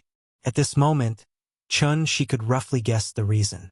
Normal people might think that this was amnesia, but in reality, this was a sign of a missing soul. It was probably because he forcibly took her soul out of the spirit mirror, so the soul he took out was incomplete, and Qin Ruoying lost her memories. After figuring out the crux of the matter, Shi's originally tense mood immediately relaxed. It wasn't a big problem. It was just that her soul was missing. At worst, he could go to the spirit mirror later, and the problem would be solved. However, Qin Ruoying's attitude towards him made Shi, who was used to Ying's gentleness and consideration, suddenly feel like he was enjoying himself. In this world, other than Ying, which woman could ride on his back? Nian was still young, so she couldn't be considered a woman. Qin Ruoying rode on Shi's back, and her two legs were straddling Shi's waist. Therefore, the roots of her thighs were tightly pressed against Shi's waist, and he was firmly sandwiched between them. Although she used a lot of strength, this strength was not even enough to tickle Shi. Therefore, Shi was not in a hurry to struggle. Instead, he lay on the bed and silently felt the softness coming from Ying's thighs. TSK. This feeling, it was really bouncy, full, and alluring. He was used to eating a lady from a noble family who was as gentle as water. Suddenly, she was replaced with an ice beauty who was as cold as ice. The taste was simply wonderful. If Qin Ruoying knew what he was thinking, she would probably raise her hand and slap him across the face. Humph! Men are all pigs. She was like a dead fish, lying on the bed and not moving at all. At this moment, Qin Ruoying seemed to have realized that her posture was a little indecent, so she immediately jumped up from his body and went straight to the door of the west wing. She was busy savoring the feeling, and when Qin Ruoying left, it instantly made him feel a sense of emptiness, so he hurriedly got up and chased after her. Ying, don't run around. Where are you going? Seeing that she was chasing after her, Qin Ruoying turned her head and glared fiercely at him. She had no choice but to hurriedly take a few steps back, and then put on an old face, indicating that he would not go near her. After that, Qin Ruoying then turned and walked out of the west wing. When she walked out of the house and saw the beautiful scenery of hundreds of flowers in full bloom, Qin Ruoying could not help but smile. Ying had always liked flowers and trees, so the courtyard had long been filled with potted plants by Shi. When Shi returned home, he had conveniently changed the flowering period of the plants in the courtyard, but he did not expect that it would come in handy at this moment. Even if Qin Ruoying lost her memory, this hobby did not seem to have changed. Thus, she quietly stood in front of a lily and carefully savored the faint fragrance coming from it. Until this moment she felt as if he had seen the lover that he was so familiar with. Ying was still Ying. She had not changed, and he had not changed either. Qin Ruoying minded her own business in the courtyard, admiring the flowers by herself. She obediently waited by the side, feeding the fish in the fish tank from time to time. The two seemed to be strangers, but in fact, there was a faint bond between the two. Just like a young couple quarreling on the street, the girl walked quickly in front, and the guy followed far behind her. Even if the passers-by did not know them, they would immediately realize the two of them should be a couple. They seemed to ignore each other, but in fact, they had been ruthlessly abusing the single people on the street. Yes, this was the feeling. The strange, ambiguous atmosphere did not last long. When Chun-Shi noticed that someone had walked into Dongming Alley, a faint smile suddenly appeared on his face. Calculating the time, Nian should be home from school. I wonder. The moment she saw her parents, what kind of expression would she have on her face? Anyway, no matter what expression she had, that little face would definitely be very cute, right? Chapter 450. In the golden autumn of October, the smell of osmanthus wafted through the air. Whenever it was the middle of October, there would always be a sudden gust of wind in Shangjing. It seemed to indicate that the weather was about to turn cold and that everyone should wear more clothes. The bus stop sign was not at the entrance of Dongming Alley, but at a crossroad 300 meters away from the alley. After the little girl got off the bus, she immediately felt a burst of cold air rush up her back, so she couldn't help but hug her school uniform tightly. Looking at her pitiful appearance, Qin Yongyan smiled as he picked up the little fellow from the ground. Using his own inner strength, he chased away the chill in her body before quickly bringing her to the entrance of the alley. Every day they would get on and off the bus here on time. Of course, the difference between the little girl and the other children was that in addition to being picked up by her grandfather, she was always accompanied by a study companion and pet, the big cat. When they got home, Qin Yongyan would personally cook for the little girl, and the little girl would obediently return to the West Wing. She would either play with the big cat for a while or watch TV for a while waiting for dinner. This was the daily routine of the grandfather and grandson pair. Usually, at this time, the big cat would quickly jump off the bus roof and then slowly walk behind the grandfather and grandson pair. Similar scenes kept repeating. But the big cat's behavior today was a bit strange. As soon as it returned to the entrance of the alley, it seemed to have discovered something. After lying on the ground and sniffing a few times, it was like a dog. With its tail between its legs, it jumped up the wall and onto the roof. Even Qin Yongyan didn't have time to react before the big cat's figure completely disappeared from the top of the wall. Meow! Then, the big cat started to cry from the other side of the wall. But, as soon as its voice sounded, it was as if something was stuck in its neck, and it suddenly stopped. Qin Yongyan felt that something was wrong. After more than a year of living together, he and the big cat were very familiar with each other.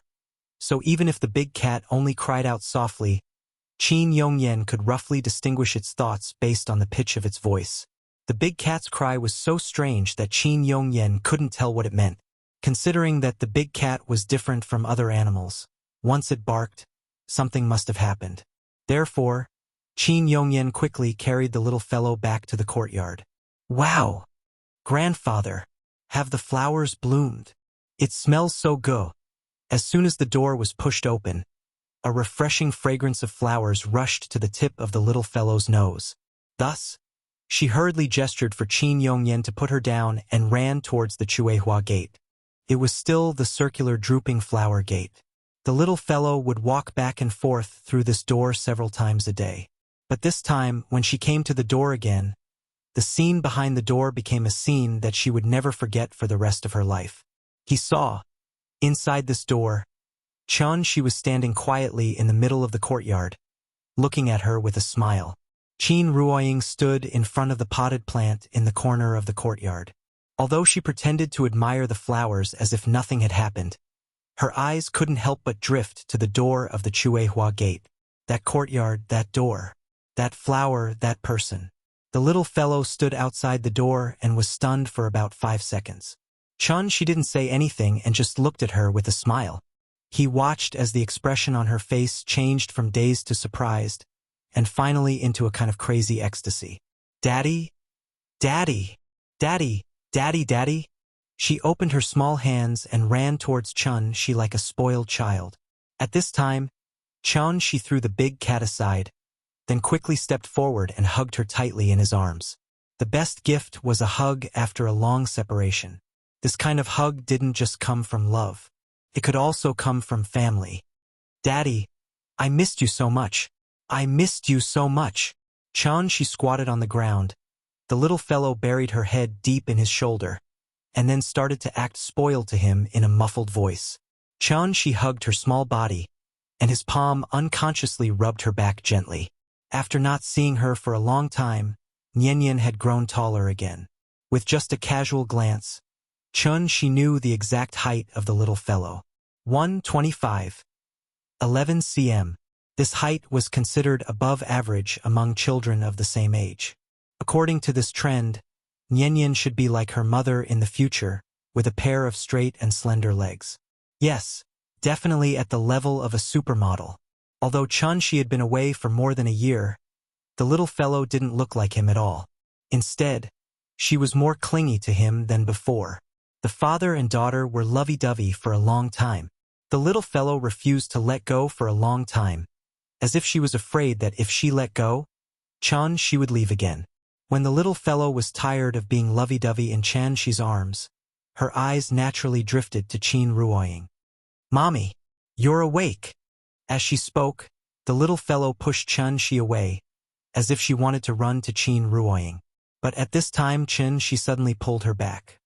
"Nian, wait a minute. Mommy has just recovered, and now there are still some sequelae. She can't even recognize Daddy? Just like an injured small animal, if we get too close, we may scare her, and then her old illness will relapse. So you'd better not go over now. Let's give her some space and let her be alone. When Mommy's illness is fully recovered, we'll go out to play as a family. Okay?" After hearing that Daddy did not allow her to get close to Mommy, the little fellow's mouth immediately pouted. She was still very obedient, so she immediately retracted the leg that she had stepped out. But, although she retracted her leg, her little eyes were still fixed on Qin Ruoying. That pair of big watery eyes stared at Qin Ruoying, and Qin Ruoying could not help but frown. The reason why she did not leave immediately was that everything in the courtyard gave her a familiar feeling, and she had no place to go. Even if she had lost her memory, Qin Ruoying still felt that the little girl in front of her was very familiar. This feeling was even more familiar than the one that she gave her. After all, she was only her lover, and this little fellow in front of her was a piece of flesh that had fallen from her body. Therefore, Qin Ruoying just frowned and looked at the little fellow. She stood still on the spot. The little fellow remembered Daddy's teachings, and even if she wanted to go forward, she did not dare to. This strange atmosphere lasted for a few seconds. When she realized that something was wrong, his mind suddenly throbbed, so he softly whispered in the little fellow's ear, "Nian, why don't you go and try? Mommy doesn't know me, but maybe she knows you. Don't worry, if Mommy does anything strange, Daddy will pull you back immediately. Just like going to the zoo to see an orangutan." She carefully reminded the little fellow of the rules of entering the garden. However, he forgot the most important point, and that was, Qin Ruoying was already a celestial being. Therefore, if he did not use telepathy, every word that he said to the little fellow would be transmitted to Qin Ruoying's ears. As a result, Qin Ruoying silently watched the father and daughter's performance, as if she was looking at an idiot. Please remember the domain name of this book. .com. Wonderful Book Mobile Version Website. .com. Chapter 451. The reunion was unexpected. I hope you've been well since we last met. Qin Ruoying heard every word of the conversation between the father and daughter. Although she had lost her memory, it didn't mean that she had lost her mind. So she was very clear about what this conversation meant. In fact, since she woke up, Qin Ruoying had been seriously thinking about everything that had happened in front of her. The reason why she was able to remain so calm and collected was simply because that was her personality to begin with. At this time, although Qin Ruoying didn't wear a sign on her face at all times like Qin Wanqing with the words, "Keep away," clearly written on it, she still gave people a feeling that it was difficult to approach her. After losing the emotional bond between her and Shi, she finally showed her true self. After all, a woman couldn't just be gentle to strangers, right? This was the Qin Ruoying that she knew at the beginning. She was a real goddess. So, she could only be admired from afar and couldn't be touched. She didn't dare to get close to her. At this time, the little girl also found that her mother had become a little different from before. So, even with Shi's encouragement behind her, the little girl still refused to take a step forward. Children were actually very sensitive. When the little girl found that her mother looked at her in a completely different way, It was as if someone had poured a bucket of cold water on her in the middle of winter. She was completely cold. It wasn't that she didn't want to, but she didn't dare. Seeing this, she had to whisper a few words of encouragement in the little girl's ear. But after the little girl heard it, she still cowered and refused to go forward. Regarding this, she couldn't help but have a headache. But at this time, a surprising scene suddenly appeared. Qin Ruoying, who had been motionless all this time, actually took the initiative to wave to the little girl, as if to ask her to go over. Seeing this, how could the little girl hold back? Almost instantly, she took a step forward and directly pounced on Qin Ruoying. Mother! Mother! You're finally awake! I miss you so much! As soon as he got close to Qin Ruoying, the little guy suddenly hugged her waist and buried his head in her waist, acting very coquettishly. At that moment, Qin Ruoying's body clearly stiffened. But then, she took the initiative to place her hand on the little fellow's head and gently stroked it.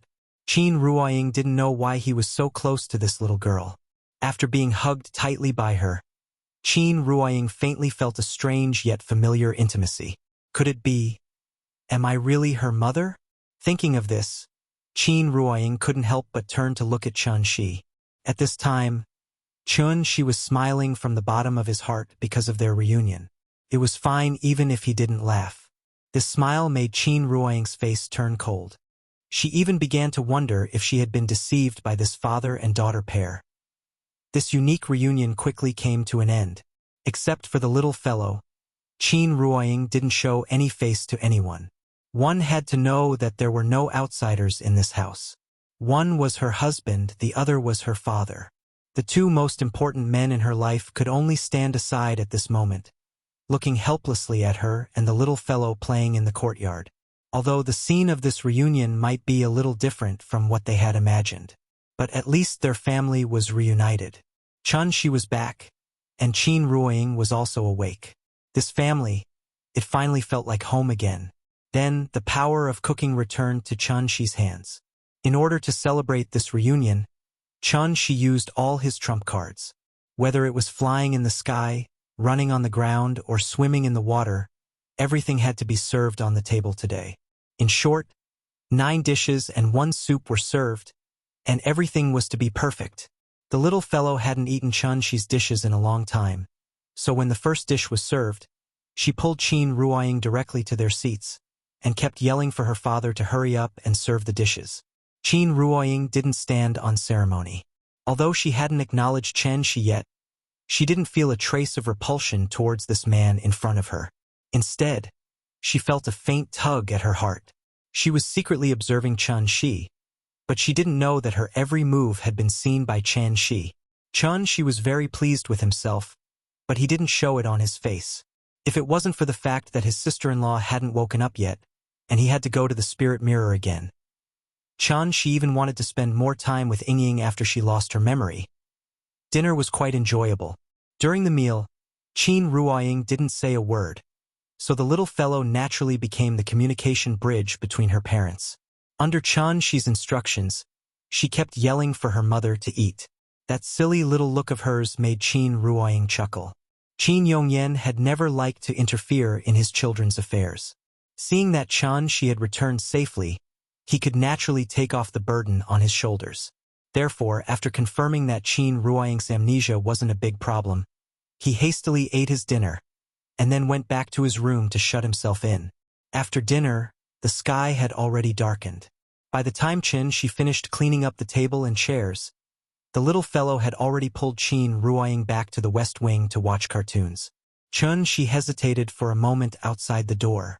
Just as he was about to step into the room, Qin Ruoying's cold voice sounded from inside the room. "Get out." Hearing this, Chun-Shi could only shake his head and smile bitterly. Well, he didn't even have the right to enter the room now. Chun-Shi was really depressed. At this time, the little fellow didn't forget to add, "Dad, you play by yourself. Mom said, you're not allowed to enter the room. I'll sleep with Mom today." Chun-Shi had no choice but to turn around and walk into the guest room that Xiao Yuan stayed in before. As early as when Chun-Shi left, Xiao Yuan had already successfully entered a multinational company as an intern under Gu Lao's introduction, so the tea house was completely closed. Chen Shi lay on the bed, thinking about how to reopen the tea house tomorrow while listening to the movements in the room next door. Although Qin Ruoying lost her memory, she still had a kind of heartfelt care for Nianyan. This also made Chen Shi feel very gratified. Yingying was still the same Yingying. Although incomplete, she was still the Yingying that he couldn't help but be fascinated by. Qin Ruoying seemed to have forgotten how to cultivate, so when the little fellow fell asleep, she silently lay on the side. Chen Shi was on this side of the wall, she was on the other side of the wall. Please remember the domain name of this book. 9 Heavens God Emperor Mobile Version, Reading Website. Chapter 452. It was night. It was a dark and windy night. Without alerting anyone, Chen Shi quietly slipped into the east wing from the guest room. After returning home this time, he actually had a lot of urgent matters to deal with. The first in line was Qin Ruoying, then the second in line was... Naturally, it was his sister-in-law. Qin Xueqing was lying quietly in the east wing. The furnishings in the room were almost exactly the same as 2 years ago. Under the protection of Chen Shi's restriction, not to mention thieves, even Wang Chuanju could only look at her daughter through the window. Although Qin Xueqing had a bad temper, her heart was still quite soft. She definitely belonged to the type that was tough on the outside but soft on the inside. Therefore, sometimes even Chen Shi would suddenly feel that his sister-in-law was quite cute. Therefore, even without Qin Yongyan saying anything, Chen Shi had already decided that he must wake his sister-in-law up tonight. As a result, as the brother-in-law, tonight, under the eyes of his wife, he sneaked into his sister-in-law's room. After all, Yingying was his lover, so Chen Shi didn't need any medium at all. He could directly find Qin Ruoying's soul among the thousands of souls. His sister-in-law didn't have this kind of spiritual bond with him, so Chen Shi needed some kind of medium to find her soul. This medium was naturally Qin Xueqing's physical body. Qin Xueqing was still wearing the white training clothes that she wore before she fainted. After Chen Shi pushed open the door and entered, the first thing that came into his sight were the 2 towering mountains. His wife was in the opposite room, but as the brother-in-law, he sneaked into his sister-in-law's room in the middle of the night. Although he did it to do a good deed, this kind of feeling was somewhat strange. Moreover, with Chen Shi's cultivation, what difference did it make if his sister-in-law wore clothes in front of him? Of course, Chen Shi was not a lecherous and wretched person, so he immediately withdrew his divine sense, then closed his eyes and came to Qin Xueqing's side. Chen Shi sat down beside his sister-in-law with his legs crossed and placed the soul mirror flat on her forehead before sending his consciousness into it again. As the saying goes, unfamiliar the first time, familiar the second. With the previous 2 experiences under his belt, Chen Shi was already very familiar with the process of entering the soul mirror again. It was still that space of consciousness. But this time, however, the space of consciousness that Chen Shi saw was different from the last time. Instead, it was like before the chaos was formed. The dim aurora and the green nether river were gone. All that was left were thousands of unconscious souls drifting about in the chaos. After Chen Shi arrived, the thousands of Yin souls immediately fled in all directions as if they were avoiding the god of plague. Seeing this, Chen Shi did not have any suspicions. After he poured his inner yuan into Qin Xueqing's body, a glimmer of light appeared between Qin Xueqing's eyebrows. Then, a wisp of Yin soul flew out from the thousands of Yin souls, then went straight to Chen Shi's side and began to circle around his soul. Chen Shi observed carefully, and after confirming that this wisp of Yin soul had Qin Xueqing's aura, he wrapped it with his own soul and brought it out of the soul mirror. After Chen Shi released this wisp of Yin soul, it directly disappeared into Qin Xueqing's forehead. Then, Qin Xueqing's eyelids trembled slightly. Seeing this, Chen Shi did not show any joy on his face. Instead, he suddenly frowned, because he realized that the entire process was unbelievably smooth. It was different from when he was searching for Yingying's soul. This time, it felt as if the soul mirror had taken the initiative to return Qin Xueqing's soul to him. How could Chen Shi not find this strange? After all, the soul mirror was a connate treasure. She would not be surprised if an artifact spirit was born from it. At this thought, she immediately held the soul mirror in his hand and began to seriously think about everything he saw in the soul mirror. Why was it so easy to find his sister-in-law's soul after he spent so much effort to find a part of Yingying's soul? Also, what was the situation with the Nether River? Why did Yingying's soul appear at the end of the Nether River? Previously, he had been anxious to find Qin Ruoying's soul, so she did not pay too much attention to these details. He thought that these images were just projections of his consciousness. Qin Ruoying was very important to him. After this thought was projected into his consciousness, it naturally made sense that Qin Ruoying's soul was at the end of the Nether River. But the problem was, the soul mirror wasn't his magic treasure. How could it be affected by his consciousness and place Yingying's soul at the end of the Nether River? Moreover, when he brought out Qin Ruoying's soul, the resistance was so great that Yingying lost a part of her soul. So why was it so easy and smooth when he brought out his sister-in-law's soul? The more she thought about it, the more he felt that something was wrong. Abnormal things in the world were strange. This was just too strange. How many more secrets was this broken mirror hiding? At this thought, she prepared to let his soul out of his body again and explore the soul mirror.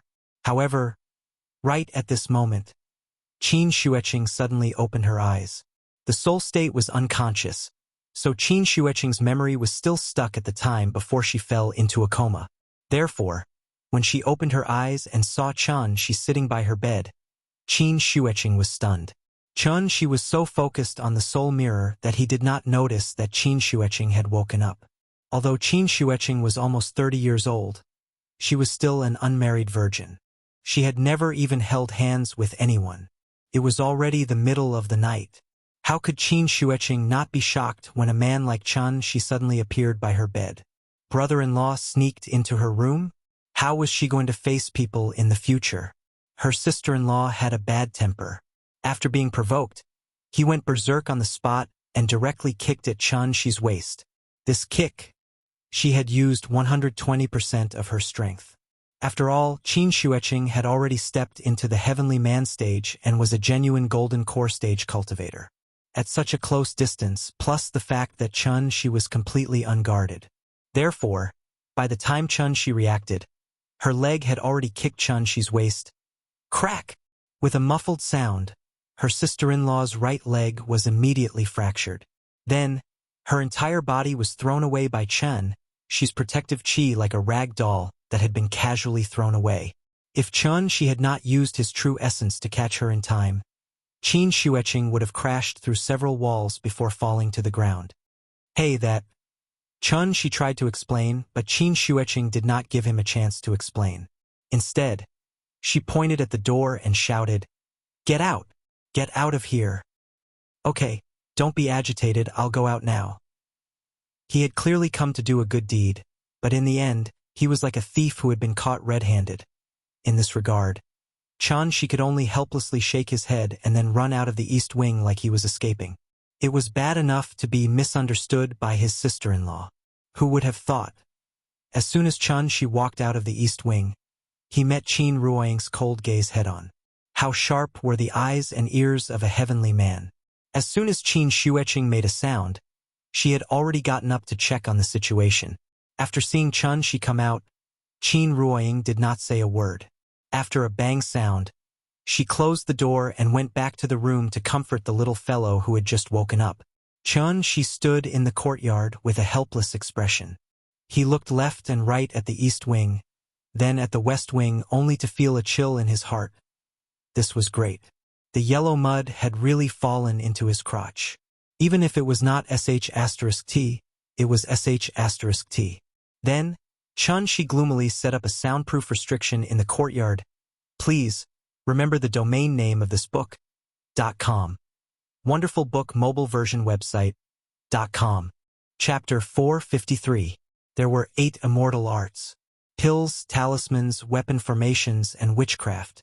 They were pills, talismans, weapon refinement, formations, casting witchcraft, and puppetry. The first 4 were more commonly used. Basically, Every orthodox cultivator would gradually learn and master them as they cultivated. The last four, on the other hand, weren't all that impressive, so only those with crooked paths would focus on them. No one was perfect, including Chun Shi. In online gaming terms, Chun Shi was a top laner who focused on head-on combat. Although he knew a little bit of miscellaneous skills, they were merely summoner skills. When it came to weapon refinement, alchemy, formations, and so on, the support healer was clearly the true professional.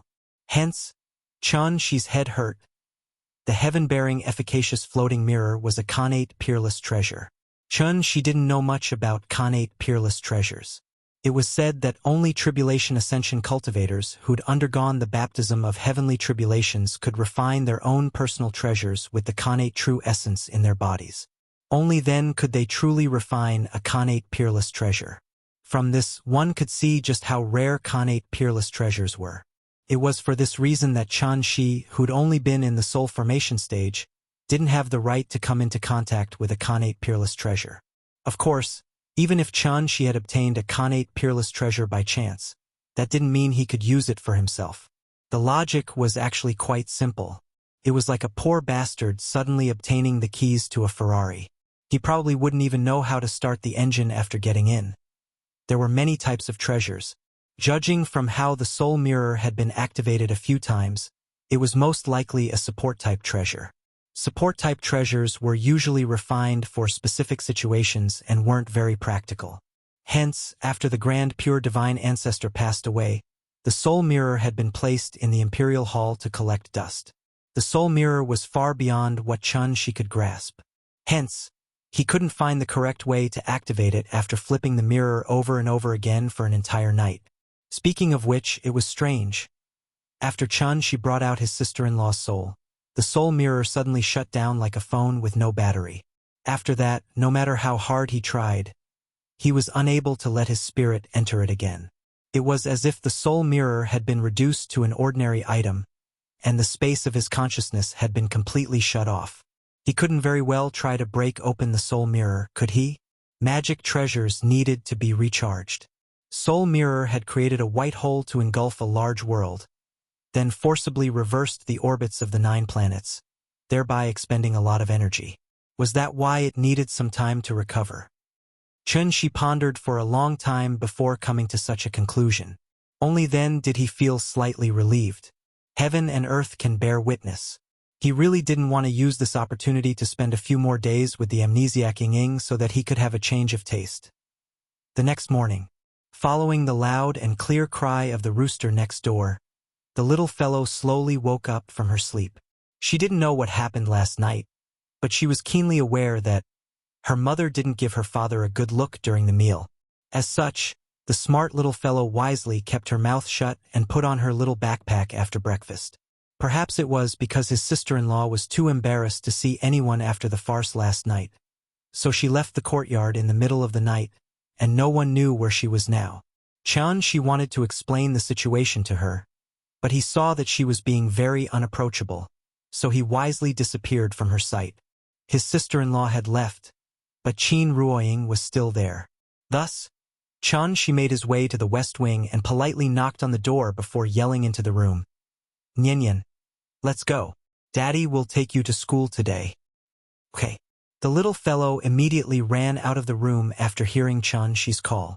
As soon as she stepped out of the door, she spread open her arms as if asking Chun Shi to carry her.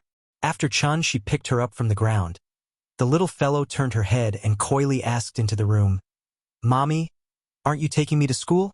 The room was quiet, and Qin Ruoying didn't seem to have any intention of replying. The father and daughter waited for a while and couldn't help but look at each other. Thus, the little fellow whispered into Chun Shi's ear, "Daddy, did you make Mommy angry?" "How would I dare?" Chun Shi smiled bitterly and shook his head. Hearing this, the little fellow's big eyes immediately started to spin. "Daddy, do you want me to help you coax Mommy out?" This little fellow was so mischievous. She actually used the word coax. After Chun Shi heard this, he immediately put her back on the ground. The father and daughter looked at each other tacitly. After that, the little fellow seemed to have received some kind of order, and quickly ran back into the room. "Mommy, Take me to school. Let's take the bus, it's fun.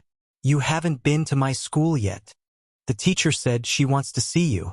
Come on, come on. No matter how the little fellow acted coquettishly, Qin Ruoying didn't reply. In fact, since she woke up, she hadn't said more than 10 words. She was like an observer from outer space, coldly watching everything that happened around her. She only listened, but didn't speak. She didn't speak, nor did she chase the little fellow away. The little fellow grabbed her hand tightly, shaking her head and wagging her tail, constantly acting coquettishly. Finally, Qin Ruoying seemed to be convinced. As soon as she stood up, the little fellow began to drag her out with all her might. Of course, if she didn't want to go out, how could the little fellow pull her? Qin Ruoying did go out, but she still didn't give Chun Shi a good look. She didn't even look at Chun Shi, as if such a big person didn't exist. Therefore, the little fellow held her father's left hand and her mother's right hand, like a bridge between the two. Time to go to school. The sun shines in the sky, the flowers smile at me. The little bird says good morning. Why do you carry explosives on your back? Like the most ordinary family of 3, the little fellow pulled the couple onto the bus to school. Chun Shi and Qin Ruoying didn't speak on the way, but the little fellow seemed to have been injected with stimulants, chattering non-stop along the way, even disturbing the passengers on the side. After Chun Shi apologized to the nearby passengers in a low voice, he didn't stop the little fellow from continuing, but motioned for her to speak softly and slowly. Dad was listening carefully. Big things like arguing with others, small things like who borrowed her eraser. The little fellow chattered non-stop, and Chun Shi listened with interest. And at this time, after getting on the bus, Qin Ruoying, who had been looking out of the window, finally looked like a sculpture that came to life. She turned her head. Her eyes paused on Chun Shi's face for a second, and then completely focused on the little fellow, looking at Nianyan's little face that had turned red with excitement. At that moment, Qin Ruoying couldn't help but reach out and pinch her little face. Chapter 454. Qin Ruoying's subconscious affectionate actions were naturally seen by Chun Shi. Therefore, Chun Shi immediately put on a calm and collected expression, as if to imply that he did not see anything. There were many types of amnesia. The most common situation was not being able to recognize one's loved ones. However, they could still speak, write, draw, and have the ability to take care of themselves in daily life. Therefore, amnesia did not mean that one had lost their intelligence. And it was precisely because Qin Ruoying had lost her memory that everything was so new and strange to her. She was very clear about the meaning of the word mother, but she did not dislike the little fellow calling her mother left and right. Every time she heard the little fellow call her mother, she instinctively wanted to respond.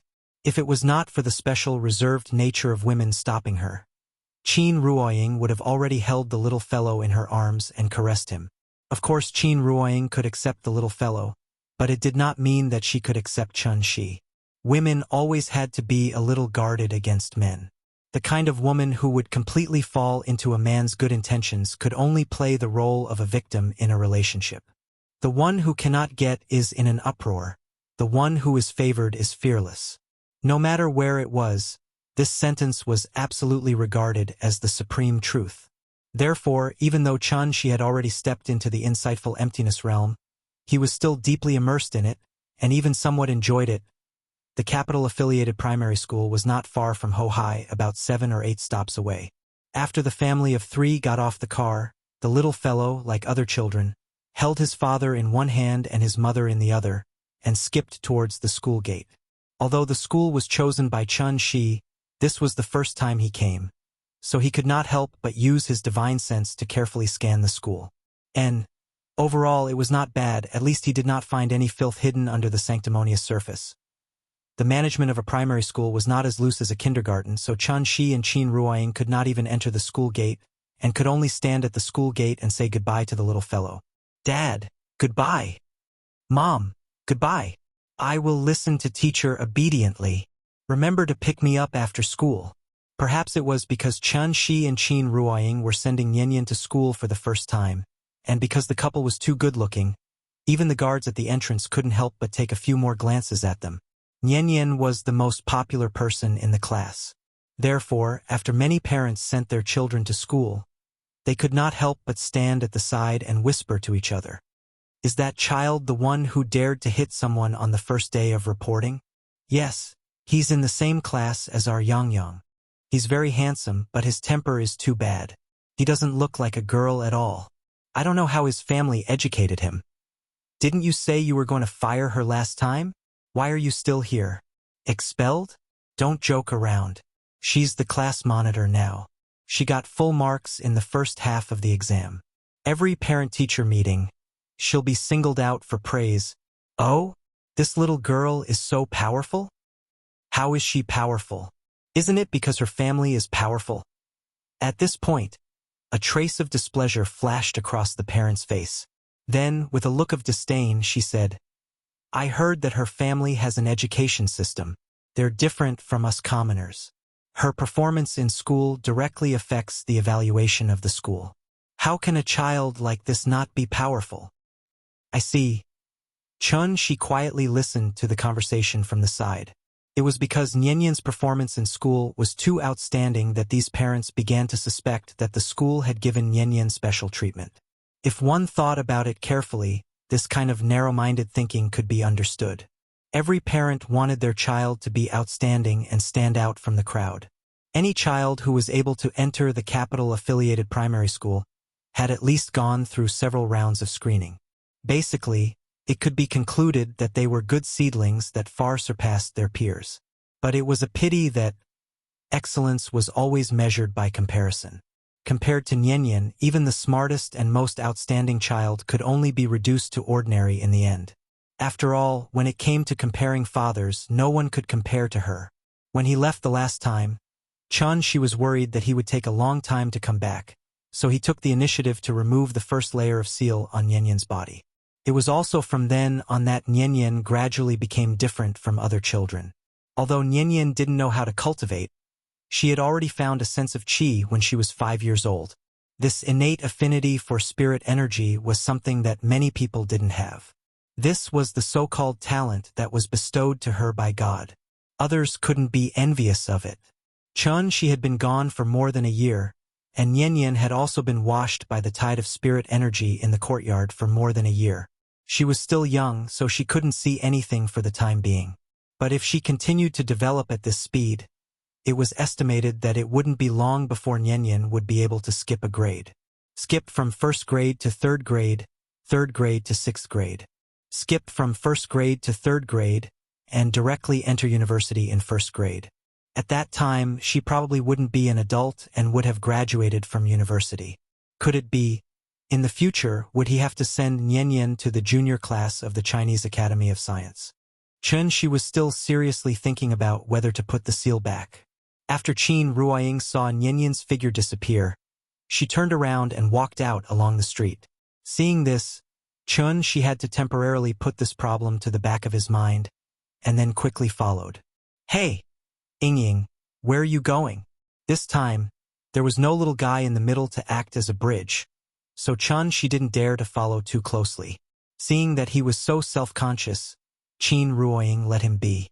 As a result, the couple who were incomparably loving in the past were now like a couple who quarreled and broke up. One in front and one behind, they were silent and walked aimlessly on the street. Well, in addition to taking care of Nian's daily life, she also had to pay attention to not let his wife get lost at all times. Back to the cloud-piercing shuttle that accidentally broke into the Tianshu ruins. This cloud-piercing shuttle was not simple. Its source of power was completely dependent on spirit stones. As long as there were enough spirit stones, it could even cross the entire Milky Way. Earth was about 6 billion kilometers away from the Oort Nebula. Even if it flew at the speed of light, it would take nearly 6 hours to reach it. Although the cloud-piercing shuttle's flying speed did not exceed the speed of light, it could perform short-distance space jumps. And this was the embodiment of the true meaning of the word void that Dongshu stage cultivators used. Changhua and Yiji. Just like that, the two daring youths piloted the cloud-piercing shuttle towards the direction of the sun. Along the way, they discovered many planets, from Pluto to Neptune, then to Saturn and Jupiter. Although these planets were large in size, they were all dead planets. So even though the two of them kept stopping along the way, they quickly arrived at Mars. After Cheng-Hua drove the cloud-piercing shuttle around Mars, an aqua-blue planet came into view. Yi was the first to discover that this planet was different from the rest. The planet's environment directly affected its color, so under normal circumstances, one only needed to look at the color of the planet to determine if it was suitable for habitation. Earth was aqua-blue, like a sparkling and translucent sapphire. It was very beautiful, but the most eye-catching thing about it was the spirit chi of heaven and earth that kept flowing out. This was a sacred cultivation ground. Yi was stunned. After being stunned for a long while, he excitedly pulled on Cheng-Hua's sleeve and shouted, "Cheng-Hua! Look! There's spirit chi on that planet. Please remember the domain name of this book. 9 Heavens Divine Emperor Mobile Version Website. Chapter 455. Not every planet could nurture life, and not every planet could produce heaven and earth spirit chi. Therefore, planets like Earth that could nurture life and produce heaven and earth spirit chi at the same time were usually extremely rare. Cultivators would call such an existence a holy land for cultivation. The important thing to mention here was, although it could be called a holy land for cultivation as long as it met the above two conditions, the holy land for cultivation did not necessarily refer to a single planet. Even if it was just a void crack in the universe, or a continent formed after a planet shattered, as long as it could nurture life and produce heaven and earth spirit chi at the same time, it could be called a holy land for cultivation. Because of the effect of gravity, all the planets in the universe were spherical. It was impossible for there to be a situation where the sky was round and the earth was round like in ancient myths. If there was, then this holy land for cultivation would definitely not be a celestial body that existed naturally, but something forcefully created by a high-level cultivator with supreme magic power. For example, a strange existence like a great world. Earth was really too beautiful. It was a natural product from the chaotic universe. How could man-made things compare to it? The Supreme Palace enclosure sounded very powerful, right? It was actually just a continental plate floating in the universe. Enclosure, read Yuan, as in broken walls and ruins. Cheng-Hua and Yi had grown up in the Supreme Palace enclosure. Even though they would explore other planets when they had nothing to do, looking for life planets for fun, they had never found a true planet-level holy land for cultivation. The universe was really too big. If the Supreme Palace enclosure was a grape, then Earth, which was much bigger than it, was an apple. A bright red apple. Therefore, the two youths were like Columbus who had discovered a new continent. They were so excited that they could not control themselves. The Dubhe Ruins. It really was the Dubhe Ruins. Since it could be called a ruin, then the cultivation heritage on this planet had probably been cut off a long time ago. And didn't this mean that they could create their own heritage here and take the Dubhe Ruins for themselves? Let's go and take a look. After hearing Yi's words, Cheng-Hua carefully sized up the planet. After he confirmed that there were no defensive formations on it, Cheng-Hua could no longer contain his excitement. He drove the cloud-piercing shuttle and rushed over. Wait, we haven't confirmed if there's any danger up there? If we barge in rashly like this, we won't be able to deal with any danger with our current cultivation. So I think we should inform our family first and wait for them to send reinforcements. As he spoke, Yi took out a voice transmission spirit talisman. Seeing this, Cheng-Hua couldn't help but be stunned for a moment. Then, he pretended to be indifferent and replied, "Well, okay. Wait a moment. I'll activate the talisman now." Cheng-Hua actually took advantage of the time when he was distracted, and snatched the talisman from his hand, and fiercely tore it into pieces. Cheng-Hua's actions angered Yi. Just as he was about to teach Cheng-Hua a lesson, Cheng-Hua completely ignored him. Instead, he directly made the cloud-piercing shuttle perform a space leap. Whoosh! Yi felt his vision blur. When he could see his surroundings clearly again, he realized that he was already in the orbit of the moon. The blue planet was not far in front of him. Because they were so close, Yi could even see the mountains and rivers on the ground with his naked eyes. Seeing this, Yi was not happy. Instead, he was angry. He hurriedly turned his head and realized that the high-grade spirit stone at the front of the ship had lost its luster. This was a sign that the spirit stone had been used up. Their cultivation levels were too low, so they could only rely on the spirit stone to drive the cloud-piercing shuttle. If they were flying normally, it would be fine. There was no resistance in the universe, so the consumption would be very low. But if they performed a space leap, every space leap was equivalent to the full strength attack of a Dongshu stage cultivator. Thus, even a high-grade spirit stone of exceptional quality could not support the cloud-piercing shuttle to perform space leaps frequently. The two of them had only brought a total of 2 upper-grade spirit stones with them this time. Now that they had wasted one, how could Yi not feel distressed? Are you crazy? You want to jump such a short distance? Once the spirit stone is used up, what are we going to do? Don't tell me you really want to fly back slowly? Yi looked as if he expected better from him. Chunghua, on the other hand, smiled cheekily and did not seem to mind. Their cultivations were on par with each other, so it was impossible for Yi to take him down easily. Tell me, what exactly do you want? Seeing Yi's impatient expression, Chunghua knew that he was really angry this time. Thus, Chunghua immediately put away his cheeky smile and said to Yi in an extremely serious tone, Yi, have you heard of an old saying? Life and death are up to fate. Riches and honor are found in danger. Since the two of us can obtain this opportunity, why should we be so cautious and overcautious? You and I are both bastards in our families. We are not well liked. Once the news gets out, we will not be able to eat meat and soup. Hearing this, Yi could not help but interrupt him. He said anxiously, do you really think this heavenly pivot ruins is a good place? There might be some great danger lurking within. With the cultivation of the two of us, whether it is dangerous or not, we will know once we explore. Chunghua did not wait for Yi to finish and interrupted him decisively. He had already made his decision.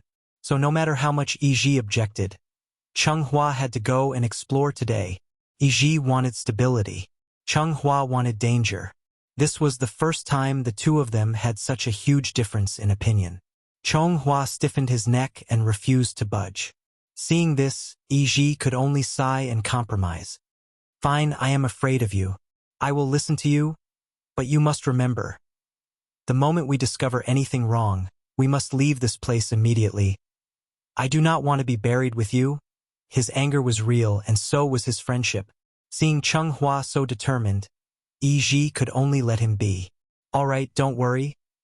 I may be brave, but I am not stupid. Moreover, we still have the cloud-piercing shuttle. Even if we encounter danger, we can easily retreat. Chunghua blinked and began to pilot the cloud-piercing shuttle towards Earth. Please remember the domain name of this book. 9 Heavens Divine Emperor Mobile Version Website. Chapter 456. Which places on Earth had the densest spiritual energy? If one were to look abroad, then Europe's Vatican, the Middle East's Jerusalem, Spain's Santiago, India's Louis Garden, and Nepal's Kathmandu were all places with extremely abundant spiritual energy. As the saying goes, rain and dew are all touched. Earth was so big, so naturally, it was impossible for all the spiritual energy to be concentrated in Wuxia. Therefore, under the constant baptism of the spiritual energy of heaven and earth, many legacies similar to cultivators appeared abroad, such as the onmyoges and ninjas of Japan, the knights, sorcerers, and vampires of Europe, the pharaohs and mummies of Egypt, as well as the black magic and voodoo of South Asia. These legacies seem to be varied, but in essence, they were not much different from the legacies of the orthodox cultivators. And this seemed to coincide with the old saying, the great Tao flowed like mercury, and every grain was round. However, perhaps it was because they had only appeared for a short time, so most of the cultivation legacies abroad had not formed a complete system. If they were compared to primitive people who had just entered the Stone Age, then the cultivation legacy represented by Chun, she was obviously a high-level cosmic civilization that could freely travel the stars. The difference between the two was no less than the difference between heaven and earth. It was precisely because of this that Chun she guessed that the ancient cultivators represented by the Taiching divine ancestor might have come to earth from a cultivation holy land. Otherwise, how could one explain the existence of Tiandu? The recovery of spiritual energy was a very long process. Just like when it was exhausted, the whole process might last 10 years, 100 years, or even 1,000 years. However, even if the spiritual energy of heaven and earth on earth had not reached its peak, just based on the current situation, earth was already very suitable for cultivators to live and reproduce here. In the eyes of Chenghua and Yizhi, earth was like a new continent that had not been discovered by Columbus. The environment here was good and resources were abundant. The only bad thing was, it was probably the indigenous people who had a population of 7 billion. There were indeed too many people. Moreover, most of them had poor aptitudes and were not worth absorbing. Even if they captured these people and brought them back to do hard labor, Chenghua would feel that it was a waste of food. The two of them quietly landed on Earth on the cloud-piercing shuttle. The place where they landed, it was none other than Yellowstone Park, where Chun-Shi had refined the Adumber flower. The spirit qi in this place was surging, and some of the medicinal power left behind by Chun-Shi when he was refining pills could be faintly felt. Therefore, Yellowstone Park naturally became the first stop of their trip. If I remember the name correctly, this should be a low-level technological civilization? Chenghua steered the cloud-piercing shuttle through the skies of the United States.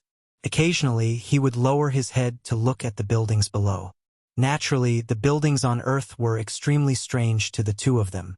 Although Chenghua was young, he could be considered to be experienced and knowledgeable. Therefore, he recognized at a glance that Earth's development was a little off track. The once glorious Tianshu ruins, how could they have been reduced to a mediocre technological civilization? One had to know that technological civilizations were usually born on planets without spiritual energy. The Tianshu ruins clearly had the spiritual energy of heaven and earth, so why did the development of Earth's civilization deviate? In this regard, although Chenghua was somewhat puzzled, he was more pleasantly surprised in his heart. Along the way, he did not detect any signs of true origin fluctuations on anyone, so he could basically be sure that this was a cultivation holy land without any immortal cultivator's inheritance. And what did this mean? It meant that even if he was only at the golden core stage, he could do whatever he wanted here without any fear. When he thought of this, Chenghua was suddenly very excited. He could not help but want to remove his aura concealment technique and directly descend on Earth as if he was the king of the world. Seeing this, Yizhi was still able to remain sober for the time being. Don't get excited, let's find out the truth first. Even if it's a low-level technological civilization, there should be some kind of weapon that can threaten us. The two of us are new here, so it's better not to be too ostentatious. After all, to these natives, we're guests from the boundless starry sky. Yizhi seemed to be advising Chenghua to be careful. In reality, even he could not help but feel a little arrogant at this moment. After all, the two of them were only teenagers. If they were not arrogant when they were young, why would they enter the world? Of course, being arrogant was one thing, but for the sake of caution, Yizhi still suggested that they capture one of the natives to understand the situation. Okay, we'll do as you say. I'll go capture one of them and ask about the situation. After saying that, without waiting for Yizhi to reply, Chenghua could no longer suppress the excitement in his heart. He actually jumped out of the cloud-piercing shuttle just like that. One had to know that the two of them were now in a small town not far from Yellowstone Park. This was a tourist town. There were not many residents, only about 1,000 or so. After Chenghua jumped out of the cloud-piercing shuttle, he flew straight to the market in the center of the town like Superman. He did not hide his figure anymore. Instead, he deliberately grabbed an unlucky young man in front of everyone in the market. This young man was bound by his true origin. Instantly, he was like a doll in a claw machine, lifted into the air by an invisible hand. Who is the person in charge here? Tell him to come out and see me. At this moment, the two of them were very much like bandits going down the mountain to rob someone. The target of the robbery was naturally the mansion of a big family on Earth. Yizhi's idea was to first disguise as a servant and infiltrate the mansion. After finding out the situation, he would then take over the mansion in one fell swoop. However, Chenghua could not be bothered to do such a thing. When the bandits came to rob, the owner was not at home. Could it be that the bandits would obediently wait for the owner to come back? The most straightforward method was to openly go to the door like Cheng Hua did. Not only could he immediately find out the strength of the mansion's defenses, but he could also force the owner of the mansion to appear immediately. Wouldn't that be the fastest way to go? Cheng Hua's attitude was not very friendly. Coupled with his shocking appearance, it instantly scared the people in the market. The people of the United States had always been obsessed with filming superhero blockbusters. But Cheng Hua right now, wasn't he very much like the villains that often appeared in movies? The unlucky young man was scared witless by Cheng Hua on the spot. He talked a lot, but Cheng Hua didn't understand what he was talking about. In this regard, Cheng Hua was not in a hurry. He directly took out a spiritual talisman from his pocket and slapped it between the young man's eyebrows. The function of this spiritual talisman was very simple, and that was to translate. It did not translate the young man's words word by word. Instead, it copied the young man's words with one spirit. Almost instantly, Cheng Hua could learn the language used by the young man. However, just as Cheng Hua was busy learning English, a very discordant sound suddenly rang out in the market. Bang! Bang! Bang! It was the sound of a gunshot. Seeing that Cheng Hua could freely float in the air like Superman and make threatening moves to the town's residents, the town's police patrolling the market directly took out their guns and decisively fired. Chapter 457. This scene was really similar to the movie Superman, Man of Steel. But whether it was in the movie or in reality, when the United States police encountered a similar incident, they would definitely do the same decisively. Take out a gun and shoot. It couldn't be helped. Who asked the people abroad to live in the abyss of suffering all year round? The police's actions were understandable, but when all this fell into Cheng Hua's eyes, his reaction was much more intense than the villain in the movie. You want to die? A mere 5.56mm bullet naturally could not penetrate Cheng Hua's protective aura. But this provocative action also successfully provoked Cheng Hua's anger. He was the pride of the Supreme Palace enclosure. How could he tolerate this group of lowly ants wantonly provoking him?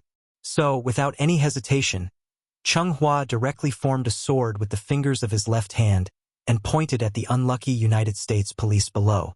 Then, a small metal sword about 3 inches long suddenly shot out from Cheng Hua's sleeve. The small metal sword was extremely fast. The townsfolk next to them only saw a flash of white light in the air. When they turned their heads to look at the police, they saw that there was a 2-finger-wide wound between his eyebrows, and blood kept gushing out from it. The police fell to the ground. The townsfolk were suddenly in a mess.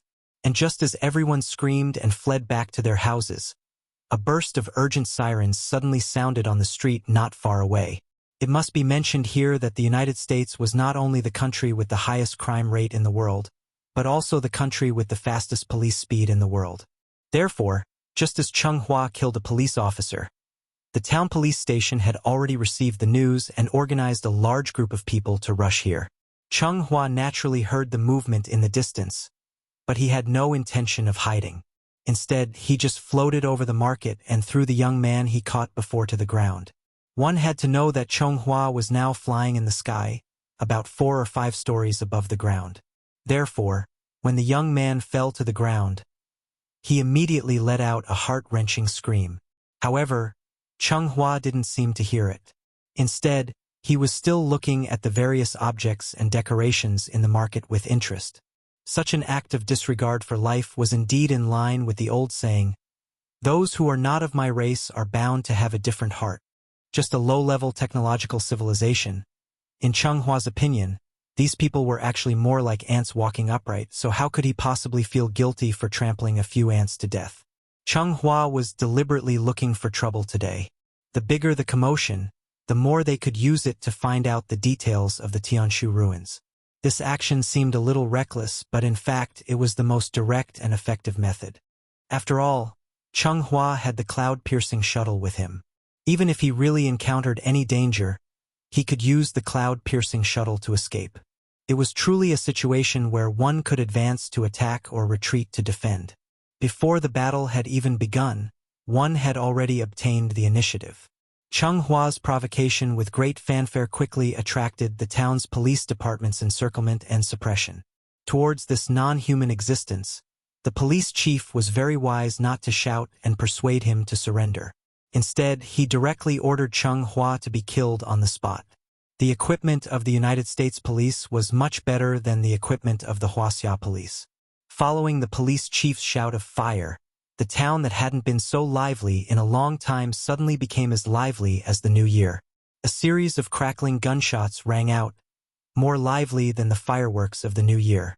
In an instant, countless bullets shot out from the barrel of the gun and rained down on Cheng Hua. The United States Police never gave criminals any chance to speak, but unfortunately, Cheng Hua wasn't an ordinary criminal. He was a golden core cultivator who could fly in the sky and burrow into the ground. How could he be injured by mere bullets? Therefore, Cheng Hua was like watching a tiger's performance through glass in a zoo. No matter how the other party bared their fangs and brandished their claws at him, he just quietly flew in the air without moving. The bullets were all blocked by the protective chi around his body. After the first round of attacks, when everyone was busy reloading, Cheng Hua's voice slowly rang out above the market. "Are you done? Then it's my turn." The United States people couldn't understand his alien language, but that didn't matter, because they would soon fall asleep forever. Cheng Hua waved his hand and dozens of small metal swords flew out of his sleeves. Wherever the small swords passed, blood sprayed out. In just a breath's time, the town regained its tranquility. Cheng Hua looked at the pile of corpses below in boredom, but then he lost interest and muttered, "Too weak." He was still floating in the air above the market, as if he was demonstrating his power. Not long after the town's police station was wiped out, the news spread quickly, layer by layer. In the end, it directly alarmed the higher-ups of the United States military. After hearing that the other party might be an existence comparable to a superhero, the army stationed near Yellowstone Park immediately took action. The United States people's exoskeleton technology was becoming more and more mature. In terms of individual strength, soldiers wearing exoskeleton armor were not weaker than peak-strength martial artists. However, it was the Special Operations Team that had the best individual ability in the U.S. Army that was monitoring their bodily functions was completely disabled the moment they got close to Cheng Hua. Warning! Warning! This is a cultivator from Wuxia. His strength is far beyond X level. It was strange. Although Cheng Hua came from outside the solar system, he still had a standard Asian appearance. Moreover, he was different from the emaciated and sallow Asians in Southeast Asia. Therefore, the United States military recognized him as a Wuxia person almost immediately. A celestial from Wuxia. Why did he suddenly come to the United States to cause trouble? One should know that there were many unwritten rules in this world. One of them was, existences above peak strength usually did not step out of the country. The reason was very simple. Once a peak strength grandmaster left the country, the United States people would use all kinds of methods to capture these grandmasters who were close to superpowers for experiments. They wanted to perfect their exoskeleton armor through science and achieve the goal of mass-producing peak strength grandmasters. Japan was the little brother of the United States people. Moreover, the Inyang Liao controlled almost all the practitioners in Japan. Therefore, the United States people rarely captured Inyang masters for experiments. Wuxia and Japan were different. There were too many rogue practitioners in Wuxia. There were simply too many existences like Sun One. Therefore, they became the main source of experimental materials.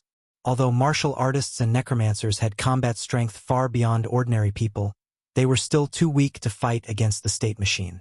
You know martial arts, I know science. Even peak-strength martial artists knew how to cherish their lives. How could a celestial easily provoke the United States?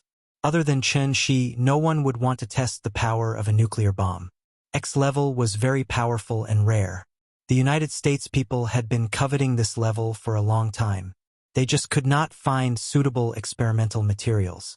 Therefore, when the Pentagon confirmed that Cheng Hua was at least X level, the senior military officials present were collectively excited. As long as they captured this X level, the bottleneck of exoskeleton armor technology would be able to achieve a breakthrough. God bless the United States. Chapter 458. Ever since the end of the Second War of Independence, the United States had never been baptized by the flames of war. Could not be helped. After all, the United States was the only superpower in the world today. Their tyrannical military strength gave the United States great confidence. Therefore, they had always been the ones to behave atrociously in other people's territory. Now, how could they tolerate others to behave atrociously in their territory? Therefore, the moment the Special Operations Team was destroyed, the Department of Homeland Security and the National Guard had already organized and sent a large group of people to the front line. The American Army needed to gather, but Cheng Hua did not need to. While he was waiting for the other party's reinforcements to arrive, Cheng Hua was so bored that he started to wander around the town's market. About 20 minutes later, the first batch of National Guard arrived at the scene. The American Army first alienated the local townspeople through the broadcast. Then, they started to persuade Cheng Hua to surrender. At this time, Cheng Hua could already understand English. However, he ignored all these words and did not take them to heart at all. It was just a low-level technological civilization. Could they really hurt him? Cheng Hua had already seen the power of the 5.56mm bullet. This kind of attack that was like scratching an itch also caused Cheng Hua's judgment of the threat of the Tianshu ruins to drop by several levels. Therefore, Cheng Hua could not help but feel a little arrogant. He even hoped that the other party could give him a little surprise. However, he did not expect that this surprise would come so quickly. Cheng Hua had greatly underestimated the lethality of a technological civilization. Therefore, he did not prepare any defense at all. After waiting for the townspeople to evacuate, and there was no response after 3 rounds of shouting, the American Army officially launched an attack on Cheng Hua. Swoosh! Following a loud and ear-piercing sonic boom, an anti-tank missile hit the shop Cheng Hua was in. The surrounding shops also instantly turned into a sea of fire in this explosion. The bullet could not penetrate Cheng Hua's protective chi, but the anti-tank missile was different. In his carelessness, Cheng Hua was sent flying by the anti-tank missile.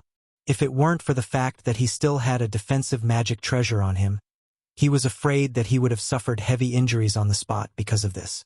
The dust raised by the collapse of the house made Cheng Hua look a little dusty. After a brief moment of shock, Cheng Hua was completely enraged. How infuriating! This was the first time Cheng Hua had been so angry. On one hand, it was because he had almost been injured by the missile. On the other hand, it was because Yi was lying on the cloud-piercing shuttle and laughing at him. Cheng Hua could not tolerate losing face in front of Yi, so he immediately flew out from the ruins of the shop. Then, he suddenly pulled out a 3-foot-long sword box from his sleeve and threw it into the air. Speaking of which, it was strange. After this sword box was thrown into the air by Cheng Hua, it actually floated quietly in the air. When the battle command saw that Cheng Hua flew into the air again as if nothing had happened, they decisively ordered the soldiers to launch another attack. This time, the American army was not trying to test the waters, so they launched a round of artillery fire. In an instant, countless poisonous stingers, battle axes, bumblebees, and other sophisticated missiles that were made with a lot of money were crazily thrown at the town where Cheng Hua was. Seeing this, Cheng Hua had a murderous look in his eyes. He could not help but grit his teeth and shouted coldly, "You're asking for death!" Before he finished speaking, the sword box that Cheng Hua had thrown into the air before seemed to have received some instructions. A secret door suddenly opened on the top of the box, and then countless small metal swords suddenly shot out from it. These small metal swords were like a school of fish at the bottom of the sea. After they came out of the sword box, the small metal swords started to swim flexibly in the air. Although the missile's flying speed was fast, the small metal swords were obviously faster. Bang! Bang! Bang! It was accompanied by a series of explosions. The American Army's round of artillery fire was actually blocked by the small metal swords just like that. At that moment, almost everyone in the battle command at the back was shocked by this strange scene. Is this the strength of a Super X level? Is this still a human? After the small metal swords intercepted the missiles in the sky, they did not stop because of this.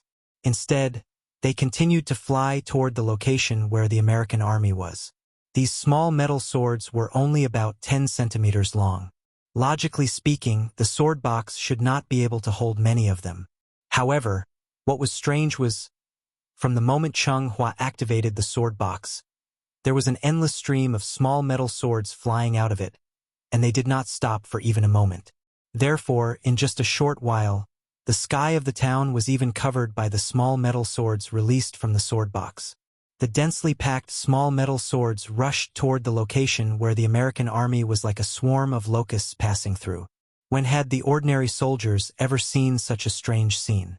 Therefore, they were frightened by the overwhelming number of small metal swords on the spot, and they fired their guns randomly.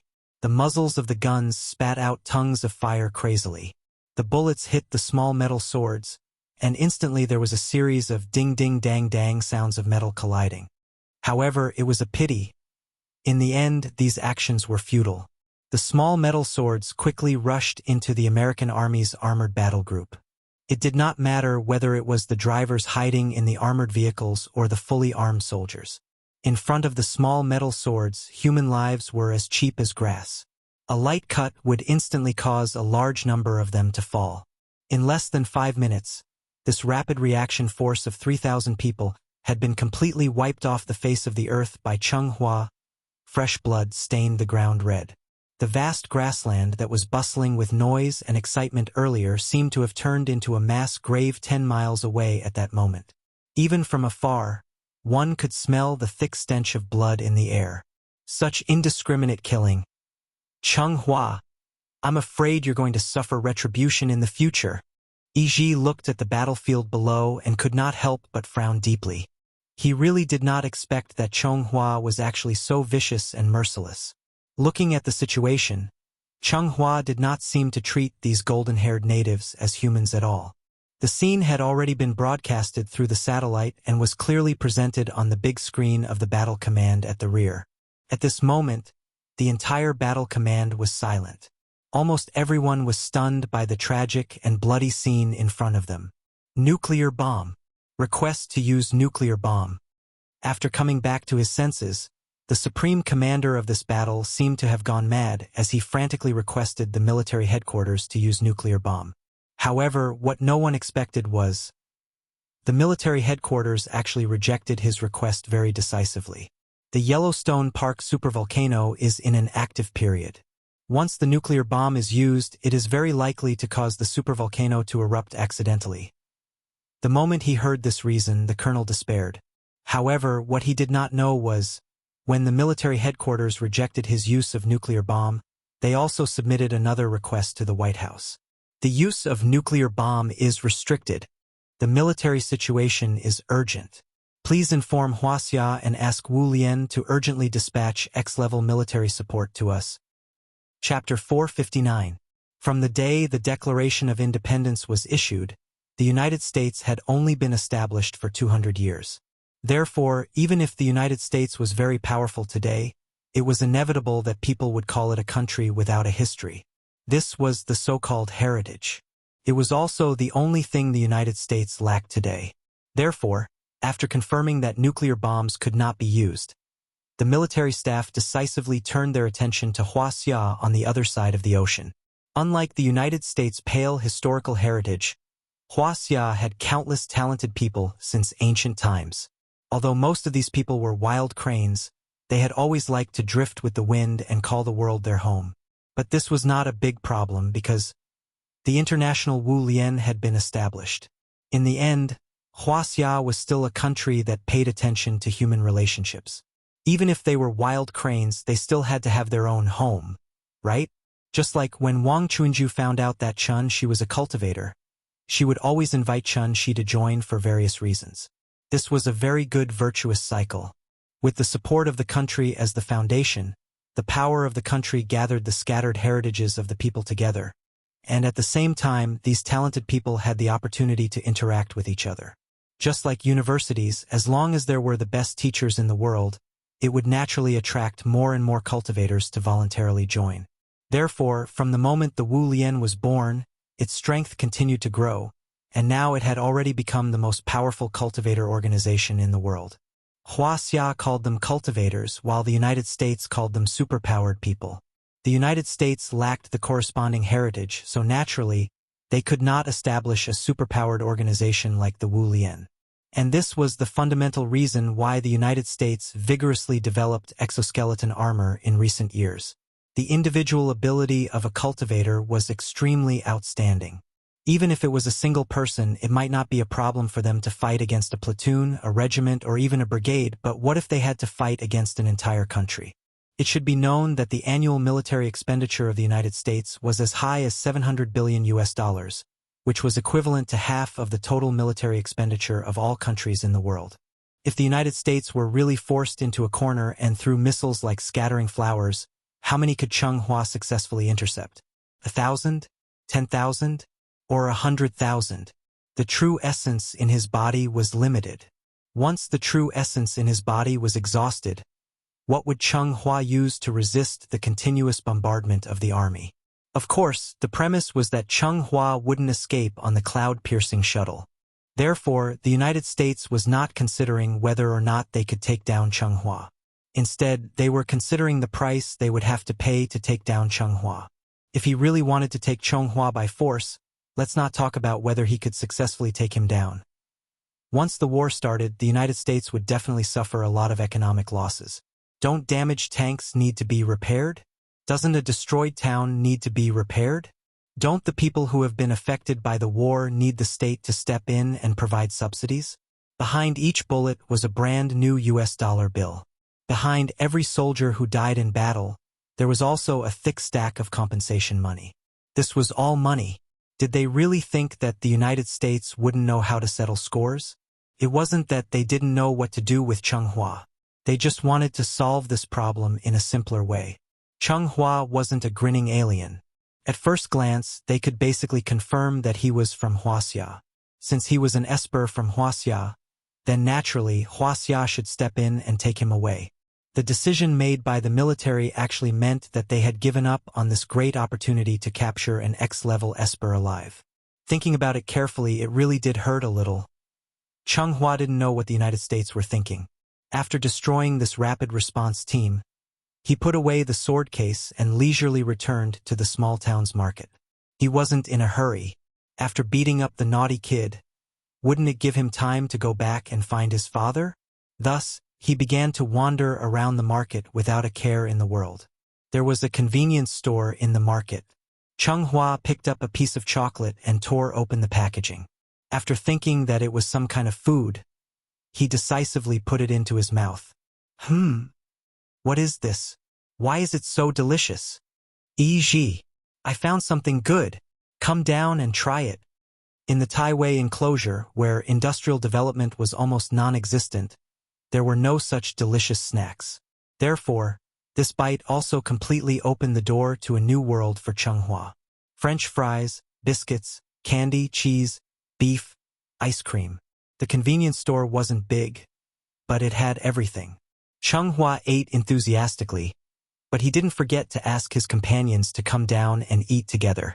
This was a major victory for technological civilization. Even if it was a treasure of heaven and earth, it couldn't compare to the small piece of chocolate in Cheng Hua's hand. As a result, the two youths from outer space were completely captivated by the temptation of junk food. The drone sent by the military had been secretly monitoring the two of them. Cheng Hua had already noticed the presence of the drone. However, while chewing gum, he swaggered into a nearby bar without any intention of shooting it down. He was waiting. The United States was also waiting. Time slowly passed by. 2 hours later, a supersonic fighter from Wuxia finally landed at Yellowstone Airport. This was the first time Wu Lian was invited to perform a mission in the United States. So Wuxia attached great importance to this mission. The United States was tens of thousands of kilometers away from Wuxia. If it weren't for the cooperation of the two countries that provided several air refueling services for the fighter within their own jurisdiction, this supersonic fighter wouldn't have been able to arrive at Yellowstone Park in just 2 hours. The mission difficulty was X. Only success was allowed. Failure was not allowed. The person in charge of receiving Wuxia's personnel was the colonel from before. He was now reduced to a commander without an army. So when he heard that Wuxia sent support, an undisguised anger appeared on the colonel's face. Instead of finding a way to solve their own problems, they actually went to the enemy country for help. The colonel was very dissatisfied with the military's arrangement, but due to the orders of his superiors, he had to personally come to greet them. But soon, the dissatisfaction on the colonel's face turned into shock. The military rejected his application for a nuclear bomb, and the last solution they came up with, they actually invited a woman from Wuxia for support. A woman! A woman! This was a very beautiful and cold woman. Even though the colonel was used to seeing beauties from different countries, at this moment, he couldn't help but feel stunned. The colonel was slightly distracted. The woman had long been used to his loss of composure. Therefore, after a trace of disgust flashed in her eyes, she coldly said, "Where are they?" She spoke the most standard American English.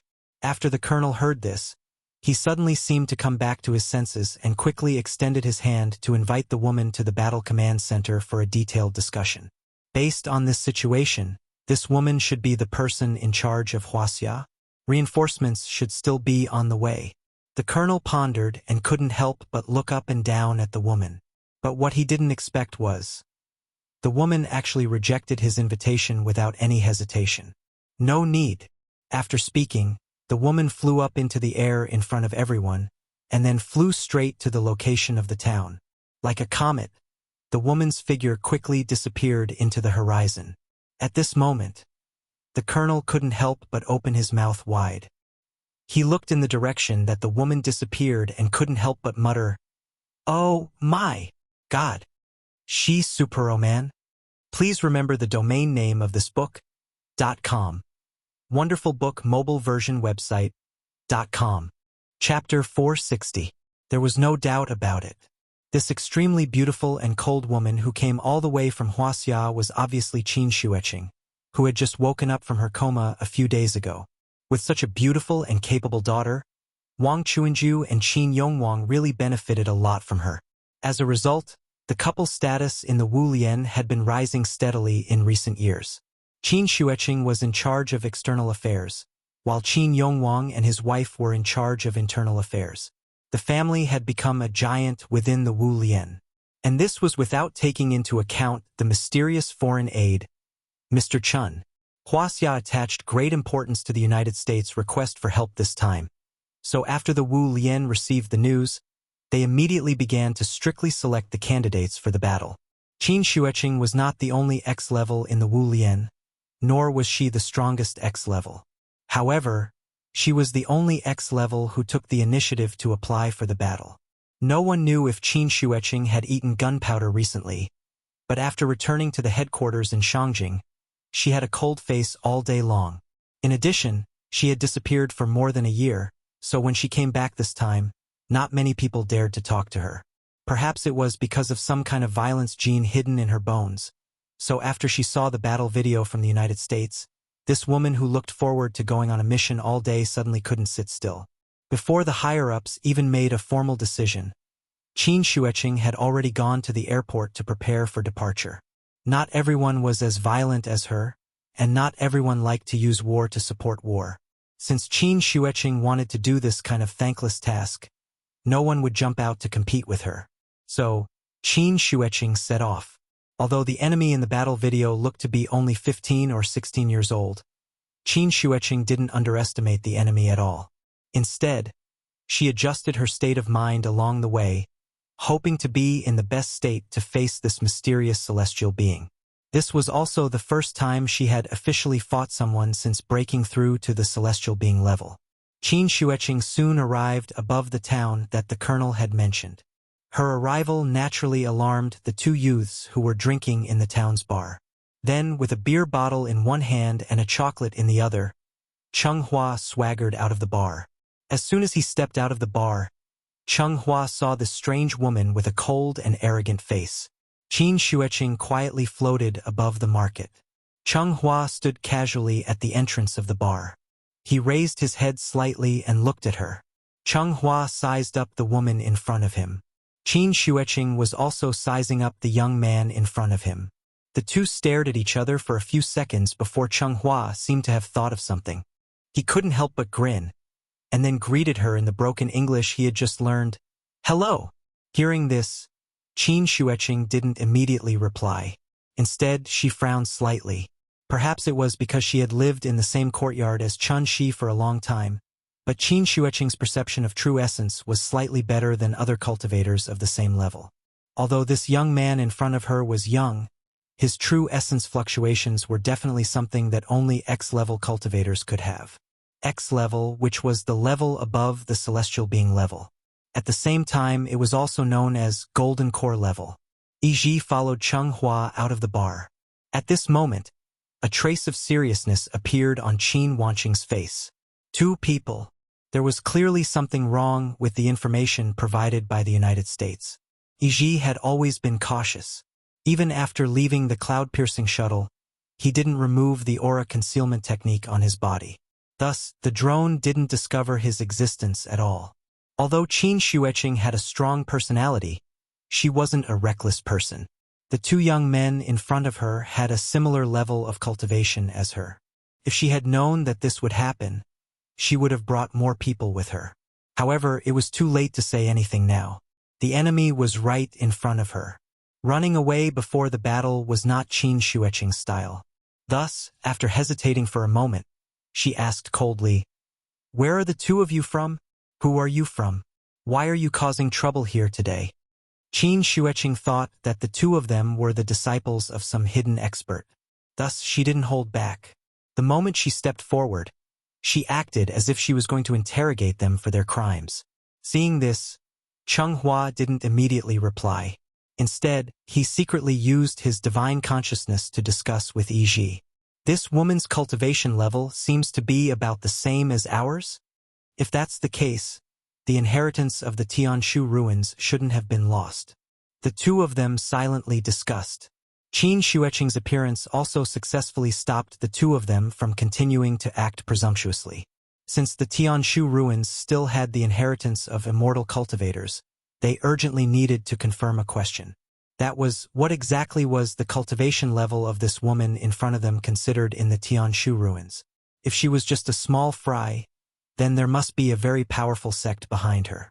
Under such circumstances, the two of them could only give up the opportunity to get the first prize and return to the Supreme Palace enclosure to seek help. However, if the cultivation level of this woman in front of them was considered to be one of the best in the Tianshu ruins, didn't that mean that the Tianshu ruins were already in their pockets? The two of them had the cloud-piercing shuttle in their hands. It could be said that they could attack or retreat as they wished. Therefore, after a short discussion, even the usually conservative Yi had the intention of directly taking this woman down. The two of them were still young and had been cultivating in seclusion. Naturally, they didn't understand the beauty of women, let alone what it meant to have tender feelings for the fairer sex.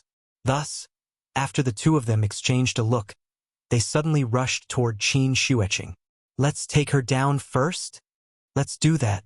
Qin Xueqing had been waiting for them all this time. After seeing the strange expressions of the two of them, she directly raised her essence, energy, and spirit to the peak. Therefore, the moment the two of them moved, Qin Xueqing's movements were actually slightly faster than theirs. Before receiving guidance from Chun Shi, Qin Xueqing was already a grandmaster in the gang state. Therefore, she could be said to have entered the Tao through martial arts. Martial artists mainly focused on close combat, while necromancers were more proficient in long-range combat using the five elements Dharma.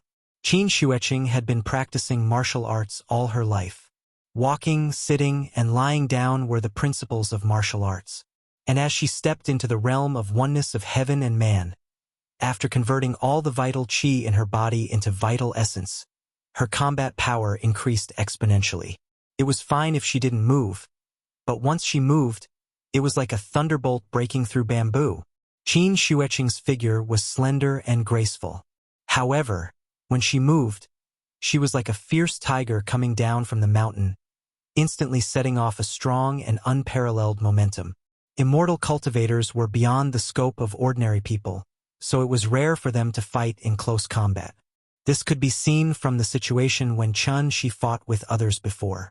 Cheng Hua had fought with others many times, but he had never encountered such a way of fighting that focused on close combat. Therefore, when he saw Qin Xueqing pouncing in front of him, Cheng Hua was stunned. This woman doesn't play by the rules. However, in the time it took for him to be distracted, Qin Shueqing directly condensed all the vital essence in her body into her hand, and then slammed it hard on Chenghua's protective qi in front of his chest. Bang! The moment the vital essence collided, a strong wind suddenly blew over the market, smashing all the houses on the side. Please remember the domain name of this book: 9 Heavens Divine Emperor Mobile Version Website. Chapter 461. How ferocious would a battle between Golden Core stage cultivators be? Qin Shueqing didn't have any magic treasures. Her hands and feet were her most powerful weapons. Although Chunxi had taught her some pretty good techniques, Qin Shueqing didn't have any intention of learning more about them. She was a martial Dao grandmaster. Even though she had become a diviner, Qin Shueqing was still constantly tempering her martial arts attainments. The highest realm of martial arts was oneness of heaven and man. Oneness of heaven and man was the end of the martial Dao. Qin Shueqing had already reached the end. There was no road ahead. If there was still a path ahead of them, then this path was obviously the immortal road. She had already taught Qin Shueqing the cultivation method. However, due to Qin Shueqing's cold and arrogant temperament, She rarely gave her guidance. He would only check on her situation from time to time. As long as there weren't any major problems, She didn't bother to stick his hot face to her cold butt. She hadn't carefully studied his sister-in-law's situation, so he hadn't discovered it. Qin Shueqing had actually already walked on a different road. The sea was boundless, the sky was the shore, and the mountain was the peak. Immortal cultivation methods were indeed very powerful. There was a world of difference between them and mortal martial arts. However, until today, Qin Shueqing was still very stubborn. She still believed that the martial Dao she had been pursuing all her life had no end. She was a martial Dao grandmaster. After achieving oneness of heaven and man, she was still constantly polishing her martial arts attainments through immortal cultivation methods. Since there was no road ahead, she would walk on a brand new road. Cultivators focused on the cultivation of the soul.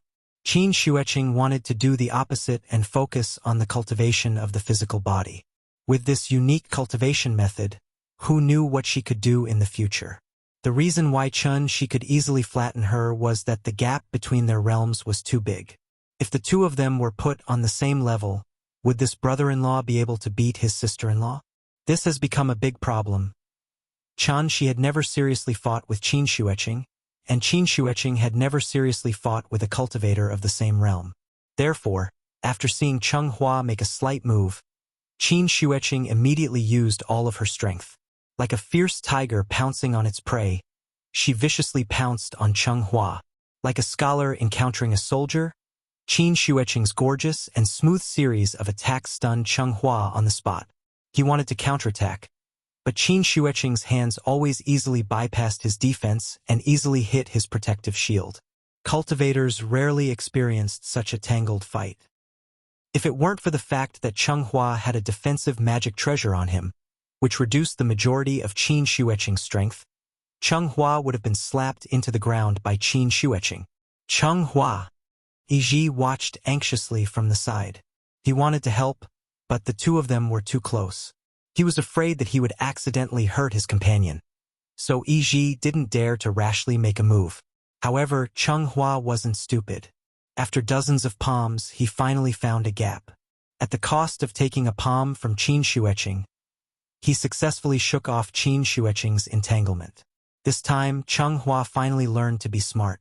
When he saw that Qin Shueqing still wanted to go forward, he darted back to Yi's side and hurriedly took out his sword case from his Sumeru mustard seed bag. Cheng-Hua, be careful. This woman's technique is very strange. It seems like she likes to fight in close quarters. As he said that, Yi also took out his magic treasure. Hearing that, Cheng-Hua's face was full of anger and hatred as he said, I know. I almost fell into her trap just now. Don't interfere first. Let me deal with her. Cheng-Hua's magic treasure was the sword case in his hand. The case was 3 feet long and yellow all over. The tail was inlaid with a group of charred black ornaments, so it was called Phoenix Perch Scorched Tail. It was a 9th grade spirit treasure and was really rare. Once the Phoenix Perch Scorched Tail case was in his hand, The battle flames in Chenghua's heart immediately burned fiercely. Don't look at how Qin Xueqing's palm technique made him unable to fight back at all. In reality, Chenghua didn't suffer any substantial damage at all. After all, Qin Xueqing's current moves were figured out by herself. Now that she was still at the stage of deliberation, how powerful could they be? It was like a boorish man with nothing but brute strength. So even if Qin Xueqing had an extraordinary accumulation of vital essence, she still couldn't fully utilize the power of this vital essence. After a bout of fruitless fighting, Qin Xueqing clearly understood her disadvantage. Therefore, she didn't want to give Chenghua any chance to catch his breath and directly rushed over again. But this time, Chenghua, who was already prepared, directly threw out the sword case in his hand. Different from Chan Shi's all swords in one, the small metal swords in the Phoenix Perch Scorched Tail case were all real objects. Each of the small metal swords could freely attack under the guidance of Chenghua's divine telekinesis. The sword case was the mother sword, and the small swords were the child swords. The child swords were kept in the mother sword and constantly nourished, while the small swords were infinite. And this was the so-called hidden swords in the case. Of course, with Chenghua's current cultivation, he actually couldn't control all the child swords in the sword case as he wished. But this was already enough. Attack! At Chenghua's command, countless small metal swords instantly flew out of the Phoenix Perch Scorched Tail case. These small swords were like crows, covering half the sky the moment they appeared. Seeing this, Qin Xueqing was calm and unafraid. Although she didn't have any Dharma treasures, her martial intent was already above that of ordinary Dharma treasures. Afraid before the battle? Impossible. Forever impossible. If she was afraid, then she wouldn't be her. Qin Xueqing poured all the vital essence in her body into her limbs and bones, and her body instantly became as hard as iron. Her joints moved, and her whole body immediately emitted bursts of thunder. And this was the performance of martial arts cultivation at the peak, bones and tendons piercing, tiger-leopard thunder. And as Qin Xueqing punched out, an ear-piercing sound suddenly rang in the air. Streams of vital essence visible to the naked eye were like tornadoes, instantly knocking away all the small metal swords in front of her. Facing the sky full of sword rain, Qin Xueqing angrily went against the flow. At this moment, she was like an unsheathed sword. She actually tore a crack in the sky full of sword rain. Humph! Still bare-handed at this time? Are you here to die? Seeing that she still didn't take out her Dharma treasures under such circumstances, Chenghua instantly made a judgment in his heart. Tianshu ruins. As expected, it still declined. The woman in front of him with a decent cultivation but an ordinary cultivation method was probably the only powerhouse in the Tianshu ruins that could be taken out. Otherwise, how could she not be able to take out even a suitable magical artifact? Thinking of this, Chenghua couldn't help but have a fierce look in his eyes. He immediately clasped his hands in front of his chest, and then quickly formed a hand seal. Please remember the domain name of this book. 9 Heavens Divine Emperor Mobile Version, Reading Website. Chapter 462. At that moment, thousands of small swords seemed to have turned into a huge dragon made of metal blades. Countless sharp blades shone with cold light under the sun. The densely packed small metal swords covered most of the sky. Under Chenghua's command, these small metal swords were like obedient fish. They gathered together, and the tip of the sword was pointed at Qin Wanqing, who was charging towards him at high speed. Seeing the flying swords like rain, Qin Xueqing was not afraid at all. She brazenly faced them with her bare hands. Warriors did not need weapons because their bodies were the most powerful weapons. Qin Xueqing infused her vital essence into her limbs and bones, so that a layer of faint light appeared on her originally slightly white skin. From a distance, she was like a bodhisattva carefully carved out of cold jade. It was exactly like the old saying in books: skin of ice, bones of jade, makeup of jade. Do not fear the angry eyes of the bodhisattva. Although Qin Xueqing's momentum was strong, but it was a pity that her exploration of martial arts was still at the beginning stage. Now, with only her mortal body, how could she resist Chenghua's Phoenix Perch Scorched Tail box?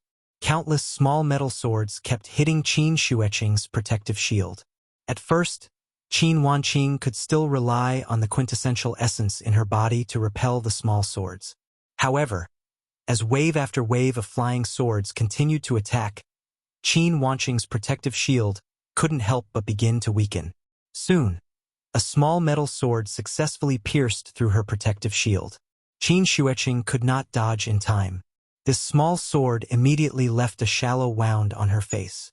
This was just the beginning. As soon as the protective shield was broken, the small metal swords swarmed up like crazy bees. Seeing this, Qin Shueqing decisively abandoned her own defense. At the price of sacrificing the protective shield, she instantly increased her speed by a lot. Of course, the result of this was obvious. Countless small wounds suddenly appeared on Qin Shueqing's body. Cheng Hua had been deliberately keeping a distance from Qin Shueqing. Every time Qin Shueqing took a step forward, he would decisively take a step back.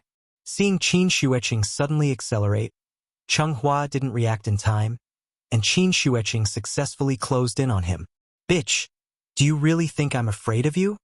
Cheng Hua was also quite experienced in facing enemies. Seeing that Qin Shueqing was too strong, he didn't panic at all. A fierce look flashed in his eyes, and then he suddenly pulled out a 3-feet-long sword from the Phoenix Perch Scorched Tail case. This was the primordial sword, and also one of the most important parts of the Phoenix Perch Scorched Tail case. Very few people knew about the existence of the primordial sword. Ever since Cheng Hua obtained the Phoenix Perch Scorched Tail box, he had been using it as a killing move.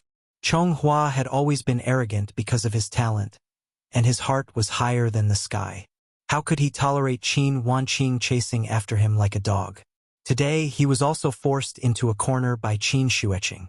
Therefore, Cheng Hua no longer retreated. After pulling out the primordial sword, he slashed at Qin Shueqing, who was swinging her palm at him. In the rain of swords, Qin Shueqing was about to attack. Cheng Hua pulled out his sword to meet her. Bam! With a loud sound, the vital essence caused by the collision of the two instantly tore the small town below into ruins. Yi nervously waited at the side, so he clearly saw the entire process of the two fighting. Therefore, as soon as the two separated, Yi hurriedly rushed to Cheng Hua's side. "Cheng Hua, are you okay?" "I'm fine." Cheng Hua gloomily wiped the blood from the corner of his mouth and said coldly, "I almost fell into this B************ trap again." In the moment when they exchanged blows, Qin Shueqing suddenly changed her move. Her left hand pressed against the long sword and her palm hit the spine of the sword, trying to knock the long sword out of Cheng Hua's hand. At the same time, she immediately raised her other hand and slapped Cheng Hua's chest. Cheng Hua had taken the full brunt of this palm, so even now, he could still feel his blood and qi churning in his body. "It's nothing serious, don't worry." Yi wanted to heal Cheng Hua, but Cheng Hua shook his head and refused. Then, he lowered his head to look at the ruins below.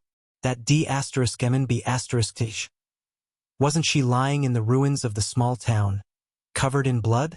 Although she had successfully injured Cheng Hua with her reckless fighting style, she had also paid a heavy price for it.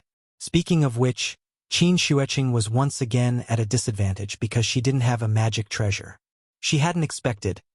Cheng Hua's true killing move wasn't the twin sword in his hand, but the Phoenix Perch Scorched Tail box beside him. The Phoenix Perch Scorched Tail box was refined by a Dongshu cultivator. It didn't look big, but it contained nearly 10,000 small metal swords.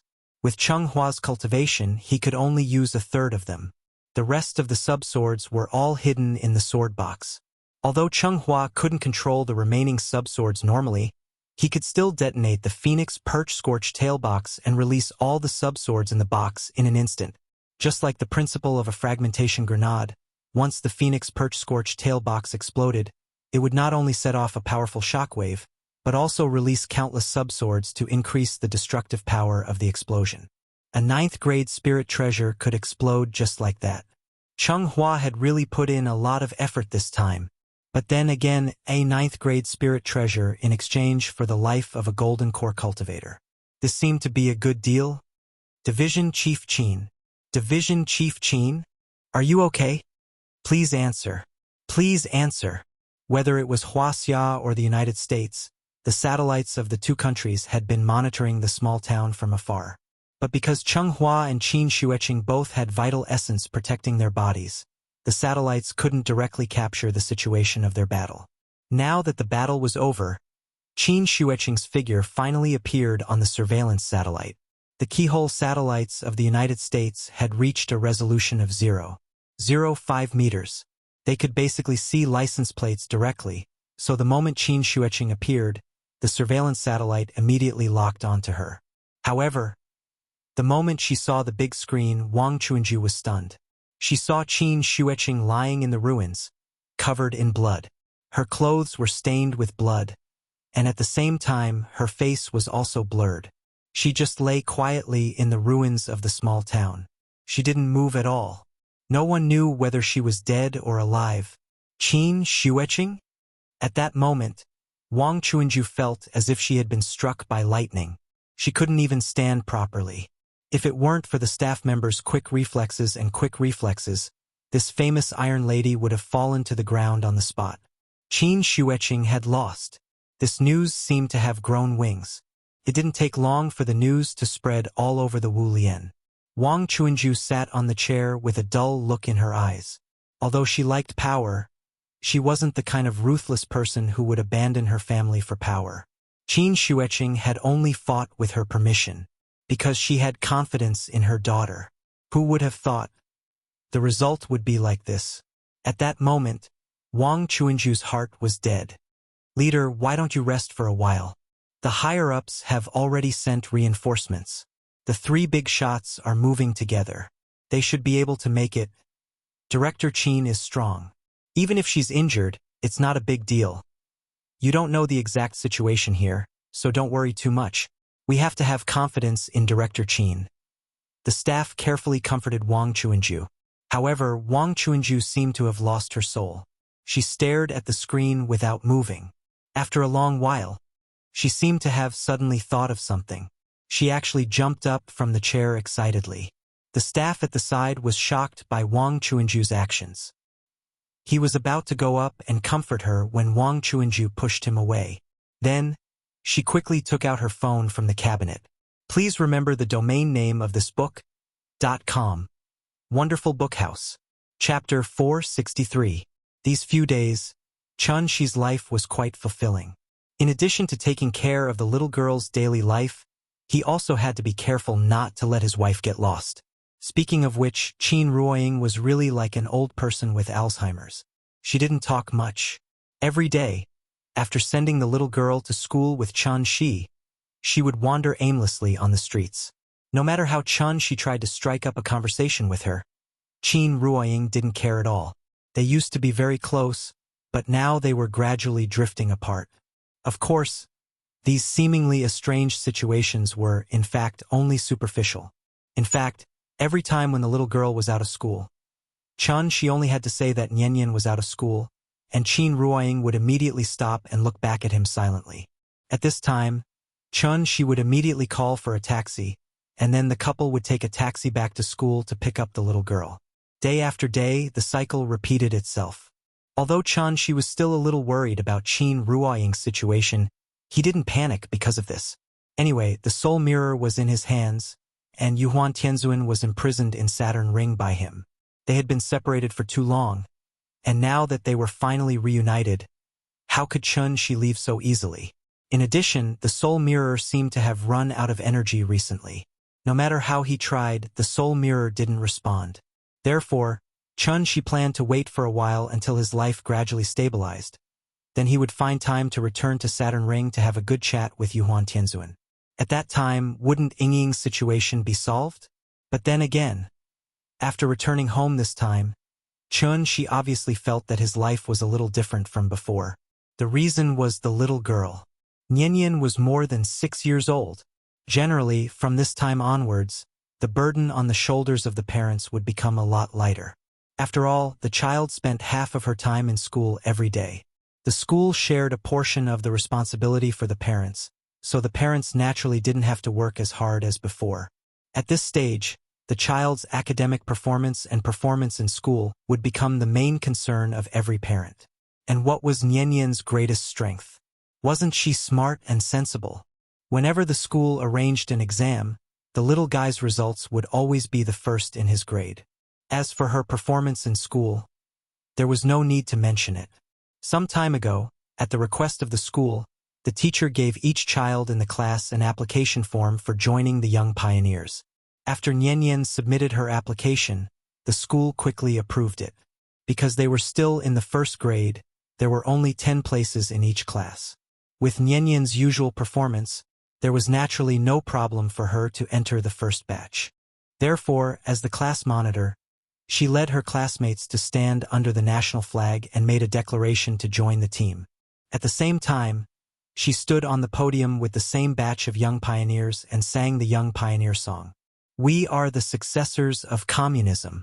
Inherit the glorious tradition of our revolutionary forefathers. Love the motherland. Love the people. A bright red scarf fluttering in front of our chests. Needless to say, from then on, the way her classmates looked at her was a little different. Perhaps it was because Nianyan had hit someone when she first entered the school, so the children in the class were a little afraid of her. After she became a young pioneer and wore a bright red scarf, her classmates were no longer so afraid of her. Instead, they became very respectful of her. Although she was the class monitor, she never tattled to the teacher. Because even the most mischievous of classmates didn't dare to jump in front of her. Nianyan almost became the leader of the class. Whenever her classmates went overboard during class or made loud noises during self-study, she only needed to glare fiercely at them, and the students she stared at would instantly wilt like eggplants that had been hit by frost. All of these behaviors were seen by the teacher, who didn't like outstanding children. Although Nianyan was only a first-grade student, by the time she reached the second grade, the title of 3 good students was basically guaranteed. Nianyan was so worry-free. So she naturally didn't have to worry too much. Therefore, as the child grew up day by day, he, as the father, became more and more free. On this day, she sent Nianyan to school as usual. When he was about to leave, he happened to meet Nianyan's class teacher. The teacher pulled him aside and praised him, which almost made she burst out laughing. Ying, did you hear that? Every teacher is praising our Nianyan. This child is really becoming more and more sensible. After parting with the teacher, she was still very proud of himself. Qin Ruoying walked quickly in front, and he bragged about his daughter's excellence behind her. There was a detail here that was worth noting. In the past, she could only hang about 10 meters behind Qin Ruoying. He didn't expect that after a few days, he would be able to stick to Qin Ruoying's 2 to 3 meters behind her. Qin Ruoying's attitude towards him didn't seem to change much, but the distance between the two was constantly closing. Therefore, he successfully climbed onto Ying's bed. This became Shi's main goal at the moment. In order to achieve this goal as soon as possible, she worked hard. And the little sweetness that constantly emerged in the process of this struggle was really not worth mentioning to outsiders. Ying, you went to Dongxiamen yesterday? Hey, that's Pan Garden. You've been there too. Look, you've already walked around this ring. Why don't I'll take you to the Summer Palace today, okay? That place used to be a royal garden, there are mountains and rivers, and there's a lot of vegetation. It's much better than this reinforced concrete. Qin Ruoying didn't speak the whole time. No matter how she tried to talk to her, she acted as if she didn't hear him. However, when she gave her directions, Qin Ruoying reacted. So she didn't continue to walk down Chang'an Avenue. Qin Ruoying stopped walking, as if she was thinking about where she should go now. Seeing this, she suddenly thought of something and quickly added, "Oh yeah, I've taken Nianyan there before. She really likes it there, so I guess you'll like it too." Hearing this, Qin Ruoying turned around and looked at him. She seemed to be moved by Shi's suggestion. So for the first time ever, she said, "Let's go." Okay. Shi was overjoyed. He quickly waved his hand to hail a taxi. Then he helped Qin Ruoying into the car. However, just as he was excitedly introducing Summer Palace to Qin Ruoying, an ear-piercing ringtone suddenly rang. "Hey, Ying, hold on, I need to take this call." She picked up the phone, but there was no number displayed on it. He hesitated for a moment. Then, considering that he usually didn't receive any harassing calls, the caller should be someone he knew, so he finally pressed the answer button. Hello? Who is this? Shi. It's me, second aunt. As soon as the call connected, Wang Chuanju's slightly anxious voice sounded from the other end of the phone. When Shi heard the sobbing tone in her voice, she immediately frowned and asked, Auntie, what's wrong? Did something happen? Qing was injured by someone. Those people might even take her life. Second aunt, I beg you, please save Qing. Please remember the domain name of this book. .com. Wonderful Bookhouse. Com. Chapter 464. Something happened to Qing. The moment she heard this, even she couldn't help but be stunned for a moment. His sister-in-law had only left home for a few days. How could something have happened to her? Shi was well aware of Qin Xueqing's abilities. It wasn't an exaggeration to say that even if his sister-in-law met Jiang Yan, she could still barely last 2 or 3 moves against him. Although his sister-in-law was no match for Jiang Yan, if Jiang Yan really wanted to take her down, he would still have to put in a lot of effort. After all, Qin Xueqing was a cultivator at the Golden Core stage. If she couldn't beat him, wouldn't she know how to run? Could it be that her bad temper was acting up again? Why did he end up in such a hopeless situation because he had to compete with others? Wang Chuanju had always been strong. Now that she was calling Shi, her voice sounded like she was about to cry. So even if Shi used his butt to think, he could tell that the situation might be serious. Even if the entire Wu Lian family was mobilized, they probably wouldn't be able to solve this problem in a short period of time. His sister-in-law was family after all. Shi naturally couldn't refuse. Thus, he quickly replied, Second aunt, don't worry. Send me the location. I'll rush over and see what's going on. Okay. After hanging up, Wang Chuanju immediately sent the location of the town to Shi's phone. At this moment, Shi seemed to suddenly remember something.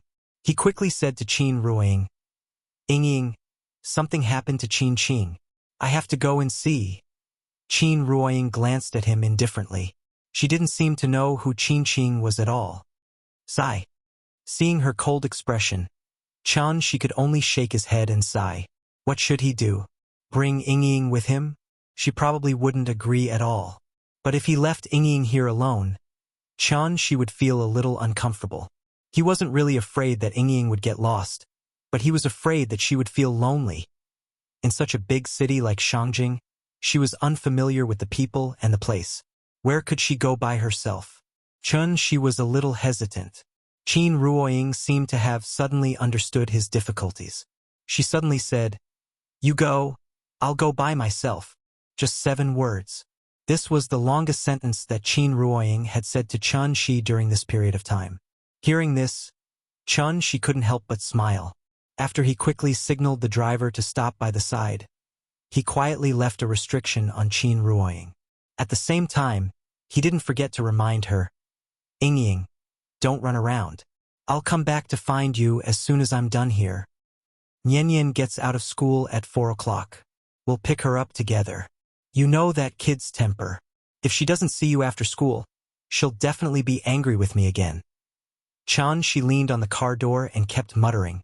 When the driver was a little impatient, he reluctantly got up and waved goodbye to Qin Ruoying. Oh, right, Ying. I put a lot of cash in my bag. If you see anything you like, buy anything, don't save money. It's okay if you run out of cash. You have a payment app on your phone. There's money in it.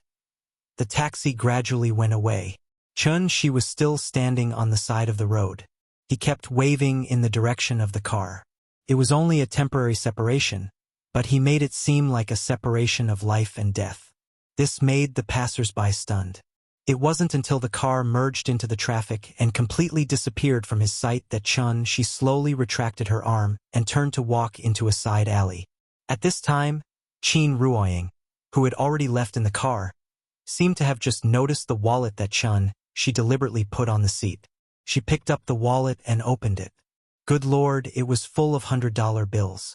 The wallet was stuffed to the brim. It was as if it was not filled with money at all, but with Chun she's concerned for her.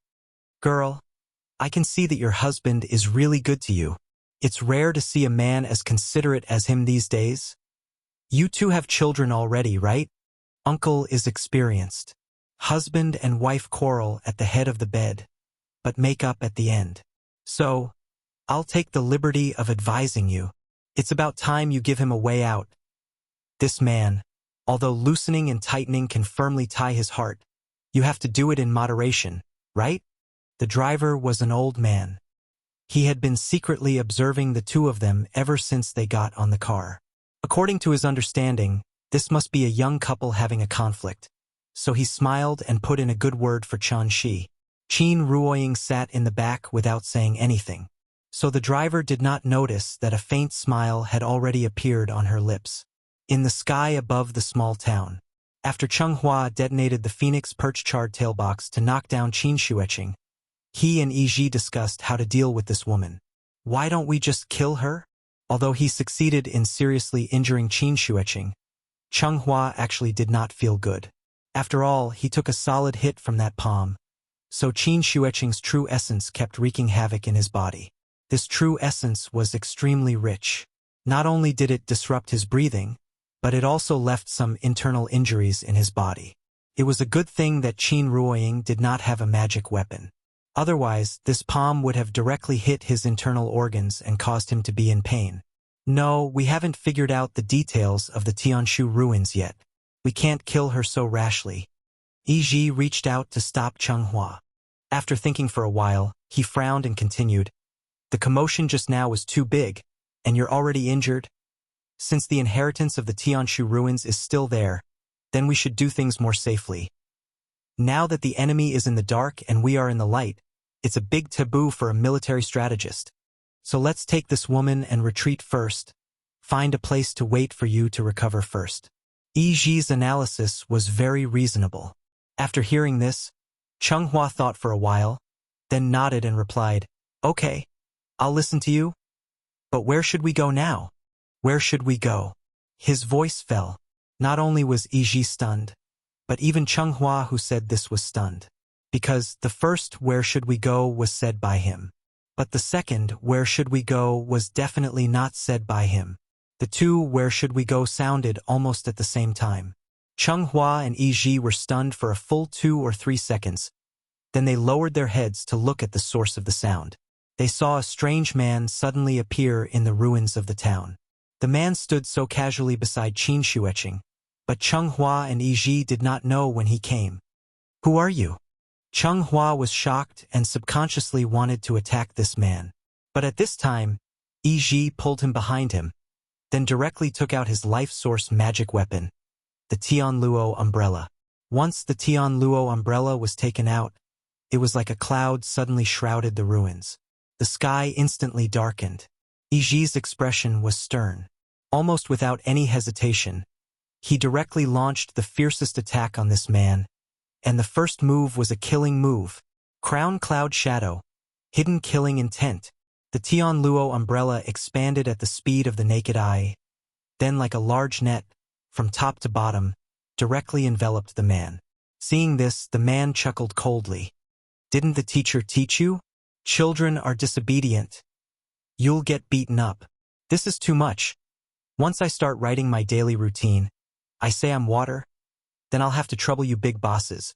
Next time you see someone leave a comment saying I'm only a cultivator and not a stay-at-home dad, help me explain properly. This is King Water. How am I going to write my daily routine? The above is all a joke. To be honest, I've greatly reduced the daily routine. Now I'm writing the main content. It's fine to say I'm water, but at least I'm writing with a purpose. In any case, it's more than 1,000,000 words. I can't just write a chapter over and over every day, right? But if I continue to cut it, then I really won't have a daily routine.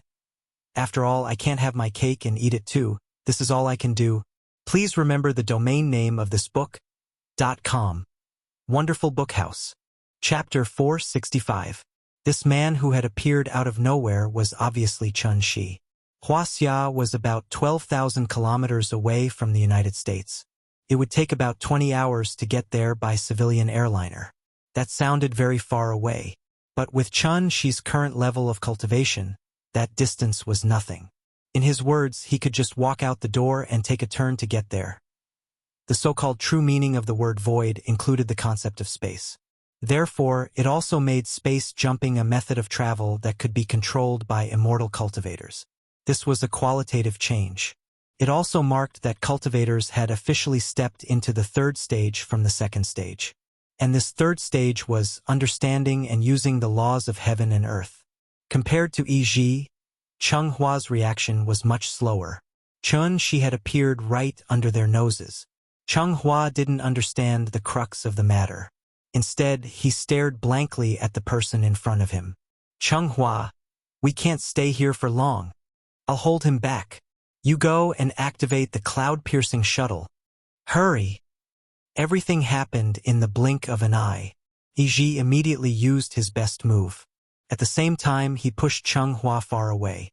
At this time, Cheng Hua seemed to have just woken up. He finally understood that the cultivation of the person in front of him was definitely far above theirs. Otherwise, how could they not have known when this person had arrived? The heavenly Luo umbrella covered the ruins of the town. From afar, it looked like a black umbrella had been placed on a pile of building models. This was an 8th grade spirit artifact, the heavenly Luo umbrella. Although the grade of this magic weapon was 1 grade lower than that of Xianghua's Phoenix Perch Scorched Tail box, its actual power was slightly stronger than that of the box. After all, it was a complete artifact. It wasn't a combined artifact like the Phoenix Perch Charred Tail box. Naturally, it was easier to use. Although the two of them usually bickered, the boat of friendship could capsize easily. When they were in real danger, Yi Ji didn't hesitate at all. He immediately shielded Cheng Hua behind him and used all his strength to cover his retreat. This mysterious man in front of him was too scary.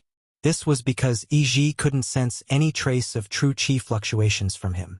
What did this mean? This meant that this person's cultivation level had reached perfection. He wasn't someone the two of them could deal with, and this was clearly the true danger hidden in the Tianshu ruins. At that moment, many thoughts flashed through Yi Ji's mind. He regretted not stopping Cheng Hua. But as soon as this thought appeared in his mind, Yi Ji felt a black shadow flash in front of him. And then, his buttocks were ruthlessly kicked by someone. Who told you to be disobedient? Who told you to be unscrupulous? Since your parents didn't educate you properly, Uncle will educate you on behalf of your parents today.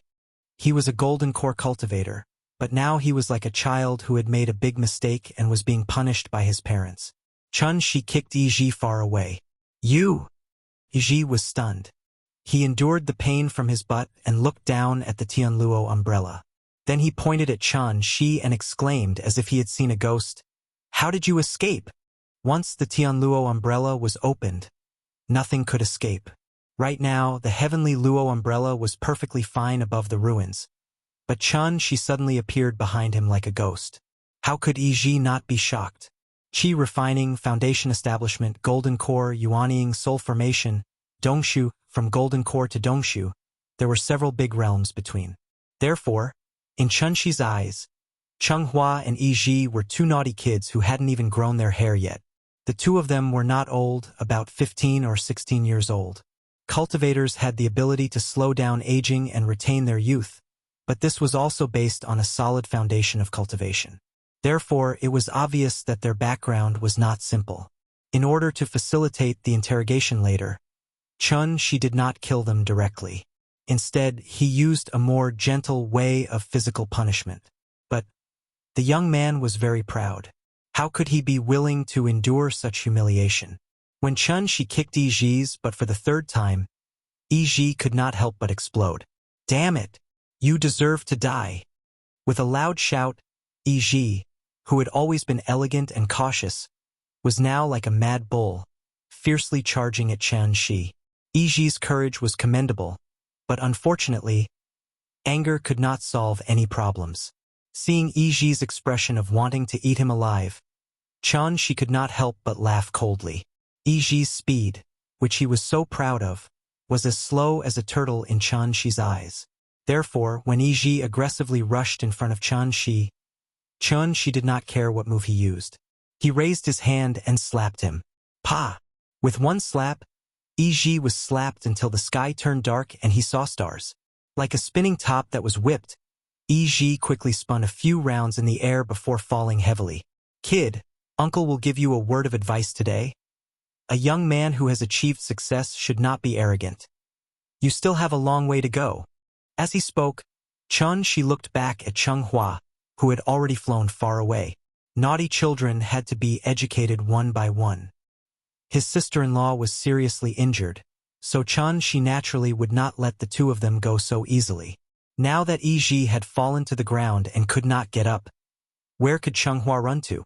Thinking of this, she could not help but smile. He straightened his fingers and pointed his sword at Hua.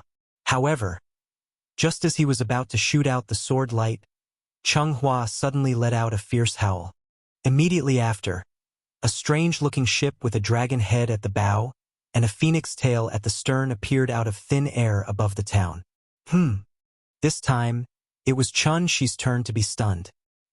He did not put these two naughty children in his eyes at all, so after coming here, he was too lazy to use his divine sense to carefully scan the surroundings. Who would have thought? How could there be such a strange ship hidden right under his nose? Xingcha. Xingcha was an essential item for cultivators to travel the starry sky. Due to its size and use, Xingcha had already surpassed the category of ordinary magic treasures. This item was extremely rare. On one hand, it required too many materials. On the other hand, it required at least the cultivation of the Dongshu stage to refine Xingcha. Just the latter point alone meant that Xingcha was destined to be precious. She knew what was good for him. Thus, the moment he saw the cloud-piercing shuttle appear, he seemed to have suddenly thought of something. He could not help but look at Yi with an astonished expression, and hurriedly asked, "You two are not from Earth?" She was somewhat bewildered, but Hua was not idle. After climbing onto the cloud-piercing shuttle, Hua directly slapped a spirit stone on the control panel. Then he turned the ship around and rushed towards Yi. Yi, let's go. Please remember the domain name of this book. .com. Wonderful Bookhouse. Com. Chapter 466. It was no wonder that She would be surprised. After all, this was a Xingcha. This item was a must-have item for cultivators when traveling or killing people. Based on Earth's current situation, it was obviously impossible to produce such a high-end item like Xingcha. Could it be an antique left behind from the ancient times? She carefully observed the Xingcha in front of him and realized that its condition was extremely good. From the outside, there was almost no wear and tear. If he were to use the jargon of the second-hand car market to describe it, then this Xingcha was obviously a new car.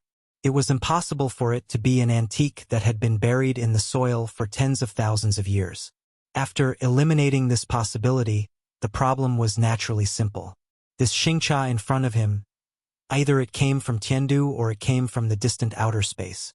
The former was almost impossible because Tiandu had already been destroyed by Shi. Yuan Tianzuan and his family were still watching the stars on Saturn's ring. Thus, there was only one last possibility left.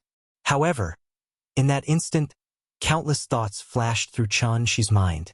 Taking advantage of Shi's momentary daze, Hua drove the cloud-piercing shuttle and directly caught Yi from below. Then, they flew into the distance like a wisp of smoke. This set of actions could be said to be like moving clouds and flowing water. The overall coordination could be said to be flawless. Just like that, the two of them put on an extremely gorgeous performance of running for their lives right under Shi's nose. The moment Yi boarded the ship, the cloud-piercing shuttle speed was instantly pushed to the limit by Hua. If it wasn't for the fact that the mid-grade spirit stone couldn't support the cloud-piercing shuttle space jump, Hua would probably have escaped to the moon by now. When the cloud-piercing shuttle rushed out of the stratosphere, the two of them instantly widened their field of vision. Only then did Hua look at Yi silently with a look of lingering fear. Perhaps it was because they were lucky enough to escape death. But now, the two of them seemed to be in a somewhat depressed mood. Neither of them had the intention to speak. The two of them stared at each other in silence. After a long while, Iji felt that the atmosphere was a little strange, so he couldn't help but break the silence. The two of us are lucky to be able to escape this time. Iji's tone was filled with relief. When Changhua heard this, he was like an eggplant that had been hit by frost. His hands gripped the rudder tightly, and he remained silent, even though he wasn't the one getting beaten up. However, the image of Chun Shi toying with Iji was still like a nightmare that lingered in his heart and did not subside for a long time.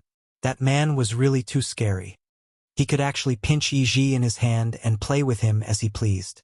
From this, it could be seen how high this person's cultivation was. This matter had completely exceeded the scope of Chenghua's imagination, so much so that he didn't even dare to think about it any further. After all, young people had always been impulsive. Usually, they would only realize fear after killing someone. Changhua was in such a situation now. When he thought about his rash actions, Changhua felt as if a bucket of cold water had been poured over his head. He only felt a chill run down his spine. He blamed himself for his ignorance and recklessness. When Iji saw this, he didn't reprimand him. Instead, he pretended to be relaxed and comforted him. "Haven't we already escaped? What are you still afraid of? Don't worry, I still have a high-grade spirit stone here. Even if that person wants to chase us, he definitely won't be able to catch up to us." As he spoke, Iji took out the high-grade spirit stone that he had kept for a long time. He raised the spirit stone, indicating that Changhua didn't need to worry. However, at this moment, an extremely abrupt voice suddenly rang out from the cloud-piercing shuttle. "Is that so?" The moment he heard this voice, the smile on Iji's face froze. He turned his head stiffly. Following the direction of the voice, he saw the weird uncle who always hit people's buttocks. At this moment, wasn't he standing proudly at the stern of the shuttle with a faint smile on his face? You what? Call me uncle." Chun Shi rudely interrupted Iji's words. However, he didn't give Iji a chance to speak again. With a light wave of his sleeve, he directly pressed the two youths who were about to fight onto the deck of the shuttle. "That's enough, stop struggling. The two of you have been captured by me." Chun Shi's appearance also officially announced that the two youths' escape plan had failed. Then, the cloud-piercing shuttle turned around and headed back to Earth. Unlike when they first arrived, the two youths on the shuttle were now like two roosters who had lost a fight. They lowered their heads and obediently knelt in front of Chun Shi. Looking at how defeated they were now, they probably wouldn't be able to be proud in the future. Shenyuan Changhua Dongfang Yiji, right? After a series of torture with spanking as the main punishment, Chun Shi successfully got the names of the two youths. Both of them had two surnames. One was Shenyuan, and the other was Dongfang. It sounded like it had a special charm. "Okay, now that I know your names, tell me more about the Supreme Palace enclosure." Chun Shi used to be so focused on returning to Earth that he didn't notice at all. There was a place called the Supreme Palace enclosure at the edge of the solar system. Therefore, when Chun Shi heard this name from Iji, his interest was instantly piqued. Supreme Palace enclosure? What kind of place was that? Since the Supreme Palace enclosure was at the edge of the solar system, why didn't other cultivators come to Earth before? Chun Shi was a little confused. Therefore, he pondered this question while waiting for the two to answer. However, what he didn't expect was, after hearing his question, Changhua and Iji immediately looked at each other. Neither of them had any intention of answering. "I'm asking you a question." Seeing this, Chun Shi didn't hold back. He lifted his leg and gave both of them a kick in the buttocks. One look and one could tell that the two of them were very proud people. People with such personalities were usually amenable to coaxing but not coercion. But regrettably, they just had to meet Chun Shi today. What kind of personality did Chun Shi have? What a coincidence. It just so happened that he was also amenable to coaxing but not coercion. Chun Shi didn't waste any time talking nonsense with them. "Not going to speak, right? Then I'll kick you until you speak." Bang! Bang! Bang! Muffled sounds could be heard from the cloud-piercing shuttle. Chun Shi kicked them one after another. Luckily, their cultivation levels weren't low. Otherwise, their flesh would have been torn apart by Chun Shi's kicks. Of course, to these two unlucky kids, Being beaten up was a small matter. Being humiliated was a big deal. The two of them had never been humiliated like this since they were young.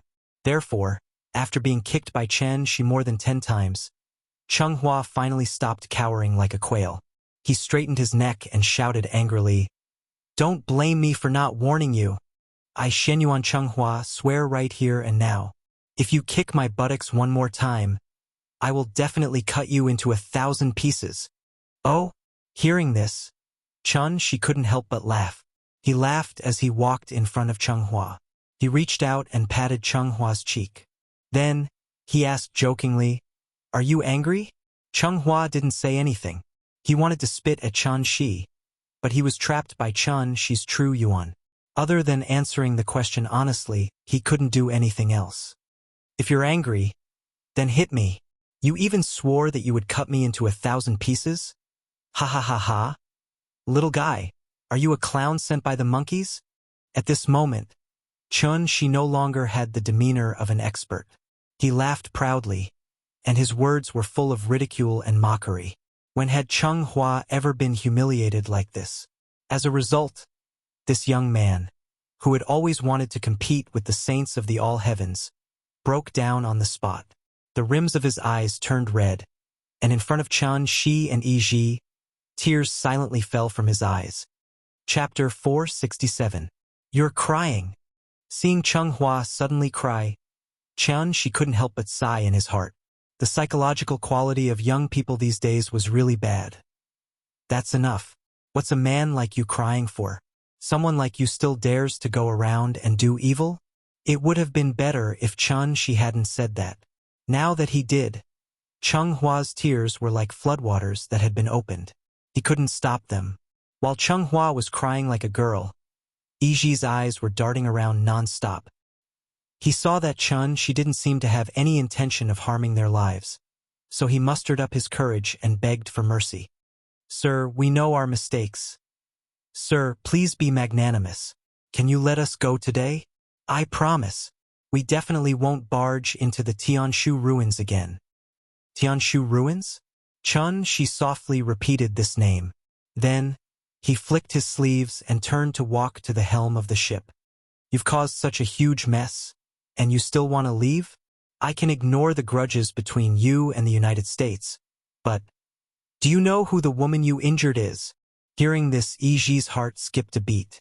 Then he asked anxiously, "Who?" "She's my sister-in-law." After saying that, Chen Shi didn't give Yiji a chance to explain. He directly used his inner energy to lift the two of them off the cloud-piercing shuttle. The cloud-piercing shuttle had already returned to the ruins of the small town. When Chen Shi had arrived, he had already helped Qin Xueqing suppress her injuries. So, in the time it took for them to return, Qin Xueqing had already shakily stood up from the ground. It had to be said that her sister-in-law's current appearance was quite pitiful. What she was wearing was just the most common training suit. It was neither a defensive magical equipment nor a high-tech cloth that could not be torn or broken. Therefore, after being bombarded by Chunghua at such close range, Qin Xueqing's training clothes were only left with a few rags. Blood continuously gushed out from the hideous wound. The dark red blood splattered on her snow-white skin, like plum blossoms blooming at the peak of a snowy mountain. Fortunately, the phoenix perch scorched tail box had exploded behind her, leaving her with a few pieces of cloth to cover up her embarrassment. But even so, his sister-in-law had exposed herself today. As for whether or not Chen Shi had peeked at him when she came, only the heavens would know. "Do you have any healing elixirs? Give it to me." Chen Shi didn't stand on ceremony with these two brats. Although he told them to take it themselves, in reality, he directly took out a Sumeru mustard pouch from each of them. Seeing this, Yiji couldn't help but open his mouth, intending to take the initiative to take medicine for Chen Shi in exchange for better treatment as a captive. Who would have thought? Before he could open his mouth, Chen Shi casually tore open his Sumeru mustard pouch as if it were a plastic bag. Tore it open. After seeing this scene, not only Yiji, but even Chunghua, who had tears in the corner of his eyes, couldn't help but open his eyes wide. It must be known that the Sumeru mustard pouch was a magical equipment that could only be used after the owner had dripped a drop of blood on it. If the owner of the magical equipment didn't do it himself, then the bloodline imprint on it had to be erased through refining before the Sumeru mustard pouch could be successfully opened.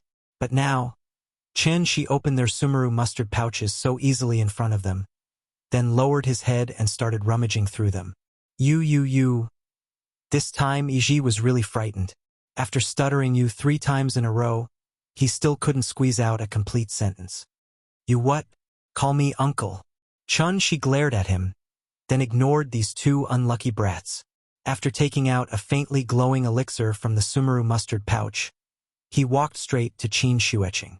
Qin Shueching was resting by a broken pillar at this moment.